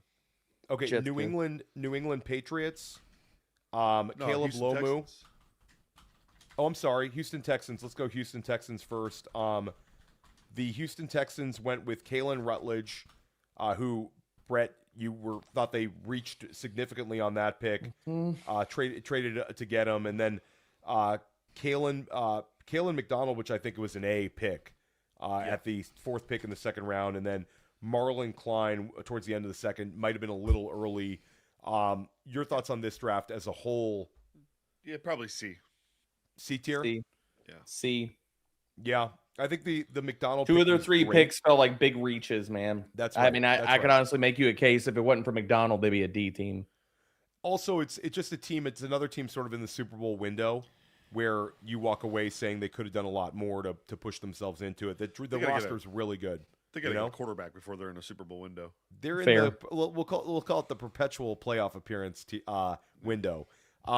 This New is called England the Patriots. Steelers window, aka. There we go. The Steelers window. New England Patriots. Caleb Lomu, Gabe Yakis, and then Eli Raridan. I like this draft a lot. I think this is a I'd call it a B. very solid. Yeah, B. I mean, I know you don't like Lomu though, Brett. Yeah. Yeah, and that was the most valuable pick they made. So let's go B. So, yeah. B or Yeah, Brett, you want to B. punish them more, but you do No, like B's their fine. second round pick a ton. He's fun. Yeah, and their third-round pick's fine too. Yeah. I think Okay, it's B. we don't want to hit. Well, I'll speed this one up here then, guys. I'll speed this one up. We don't want to hit the 5-hour mark. Maybe we do. Maybe we do. Hit that like button if you want us to hit the 5-hour mark. Seattle Seahawks. My guy Jadarian Price, and then they end up drafting Bud Clark from TCU, and then Julian Neal from Arkansas. So they get their running back, they get their safety, they get their cornerback. They add some real athleticism in the secondary, as they always seem to do, Brett. Neal, a big corner, and then Bud Clark, an active safety. Jadarian Price, I like the pick, but I'll refer to you guys because I'm a Jadarian Price guy. I'm gonna D? go Jets. Jets. Oh my god, you guys are killing me. I was in It's between. Jets, yeah. I was gonna say D, so I'm fine with the Jets. Like, where did they get any value out of any of these picks? Any value? Right. Okay, so we'll go with the Atlanta Falcons here. They take Avion Terrell, reuniting the Terrell brothers, kind of cool moment. And then my guy and Scott Barrett's guy. Scott called him the next Tyreek Hill. Called him that's what Scott's calling him, 5% Cheetah. That's the new nickname. So 5% Cheetah with Avion Terrell. What is the grade here, Brett Whitefield? Jets. Jets. I mean, do we have It's to a grade them terrible at a draft. curve just because they've gotten an F every single draft? And No. this one's slightly better than. And Terry- let's just for this is just Terry for Fontenot conversation, tier. just for conversational purposes, they traded away the first round pick that turned into Ty Simpson. That could have been Vega Ione. That could have been Ruben Bain. So they end up trading. James Pierce was good last year. Got to the quarterback, but you could have gotten Ruben Bain instead of Pierce. Is that if you could go back in time and they could make that switch, Brett? You're doing that all day. Yeah, I'm not. Yeah, that trade up last year was absurd. Yeah. Well, Okay, so that's they- assuming they wouldn't have screwed it up this year. Which, I mean, look at their picks this year. They probably would have screwed up the pick anyway. So Fair. So what's the Howie? Why is the Howie Roseman tier? You want him in the Jets tier, right? It's because it's Trey. It's Trey. Yeah, Trey's a Falcons fan. Trey. and Yeah, he's Trey's the man. delusional. A Trey's huge driving the shout-out. bus off the cliff here. Huge shout out to Trey Camberling and Thomas Tipple. Yeah, just seriously. crushing it. I mean, this was the graphics for this are top notch, and the tier list, guys. You think I'm capable of putting a tier list together? No. All Trey and Thomas, they crushed it. Let's keep this going. We're almost at the end here. If I can see the board, Cincinnati Bengals, really active offseason. They trade for Dexter Lawrence, and they end up getting Cassius Howell with their second round pick, and then they get Takario Davis. I mean, where you want to put him here, Brett? Because I like C. the Howell pick for them. C? C. Let's go C. Yeah. See, Okay, Yeah. C sounds fine. Jacksonville Jaguars, I can already say this is Jets. one of the weirdest drafts Jets. ever. Jets tier. We don't. Don't I even don't need even to want to read read the the. picks off. People are all going to Yeah. log off No. collectively if I say the. I like the Emmanuel Pregnon pick though. For the record, I like that one a lot. well, yeah. I mean, they were due to not shit the bed on one pick, right? Yeah, Come on. the 1 out of 4 ain't Gladstone bad. is one of the worst GMs in the NFL. Calling it. Indianapolis, Yes. fake sharp. Debro's calling him a fake sharp. Scott Barrett's calling him a fake sharp. Indianapolis Colts here. C.J. Allen, followed up by A.J. Halsey. I kind of like this for having 2 picks, not having your first round pick. So can we say B, Brett? Even though Sure. it's 2 Yeah, picks? B's fine. Yeah, Okay, B is I'm good. in between A or B. I'm good with And B. then Broncos S tier. They nailed it, right? uh, All one no. of their picks. they I was took like, one guy. I'm thinking back. I'm like, did they make a single freaking pick? Like, god dang, man. How did that happen? Yeah, Tyler on. I Yeah, gotta go back we and go look. incomplete. Yeah, yeah, Yeah, put them in the. We're not even NA. going to rank them. yeah. Not Yeah, we're not even going to applicable. rank them. Okay. And then the final one is the Green Bay Packers, Brandon Cisse and Chris McClellan. They go cornerback and defensive tackle. Brett, you like the Brandon Cisse pick. Chris Yeah. McClellan pick. Did you like it? Nah, this is a D for me. C. D. Yeah, Okay, C or so- D. One or the other. C or D. So boring draft. So end of the day, I'm sure we'll do something with this tier chart. But our S tier drafts are the New York Jets, the Tennessee Titans, the Cleveland Browns, Kansas City Chiefs, Dallas Cowboys. You got to feel good if Howie Roseman's your GM. Our A tier drafts are the Vegas Raiders, New Orleans Saints, Detroit Lions, Minnesota Vikings. B tier, Washington Commanders, Miami Dolphins, Baltimore Ravens, Tampa Bay Buccaneers, Carolina Panthers, Buffalo, New England, Indianapolis, C tier, Arizona, LA, Chicago, Houston, Bengals, D tier, Scots, New York Giants, the Pittsburgh Steelers, the Atlanta Falcons, the Green Bay Packers, and then the Jets tier, the LA Rams, 49ers, Seahawks, and Jaguars. Guys, this was absolute fire. Huge shout out to the community for supporting us here. Live views last night were incredible. Can't wait to see how many we got tonight. Thank you for supporting this YouTube channel. Thank you for supporting Fantasy Points. Make sure you subscribe to our YouTube channel. Make sure you're hitting that like button. Be back here tomorrow for the start of round 4. The Dynasty Points crew is going to take over the live stream. You're going to have Thomas Tipple, Ryan Heath, Jacob Sanderson, Lucas Gilbert, absolutely crushing it tomorrow, helping you get ready for the Dynasty drafts. A lot of fantasy-relevant guys are going to get drafted tomorrow. Brett, really just want to give you a shout-out. Really appreciated doing the 2026 NFL Draft podcast with you leading up to this process. I feel like we were really locked the hell in. Really fun stuff there from you. Any final words on this draft class as a whole, Brett? No, that's a wrap. I'm excited to get some sleep. I'm excited to get some sleep too. AAU basketball tournament for my son in the morning. Go Long Island Lightning, Rising Stars, his AAU teams. Scott Barrett, any closing words? No, I got to be up till probably 5 in the morning watching these post-draft pressers so I can make sense of some of these really head-scratching picks. Looking forward to that. Make sure you're checking out the School of Scott podcast. Greg Branos from the Coach Speak Index is breaking it down with Scott. And Scott and I will be back this week together on School of Scott. Make sure you check that out. Debro, let everybody know once again where you can find your work. We just hit 5 hours. We hit 5 hours, baby. guys. 5 hours. Go Everything's for over it, at Debro. Fantasy Pros, boys. I'll have draft grade articles going out on Monday. The top 100's getting a facelift. So are the rankings. Those will hopefully be out on Monday. Check out the Fantasy Pros NFL Draft Show and all the content over there for Dynasty on the Dynasty YouTube channel for Fantasy Pros, man. And yes, I'm going to go hit a shower, change into some PJs, and I'll probably be writing for updating all the stuff until probably about 2 or 3 in the morning tonight. So. Yeah, hard working, Debro. Make sure you're checking out. Make sure you subscribe to this channel. All my stuff's over here, as well as Fantasy Points Dynasty YouTube. Make sure you're subscribed to 2026 NFL Draft Podcast, School of Scott with Scott and I, Fantasy Football Daily. That's a big one for me. Multiple shows a week. And then Dynasty Life, my Dynasty podcast. Make sure you're also checking out Dynasty Points, First Read, all of our amazing podcasts over here at Fantasy Points. We're going to help you crush your fantasy leagues this season.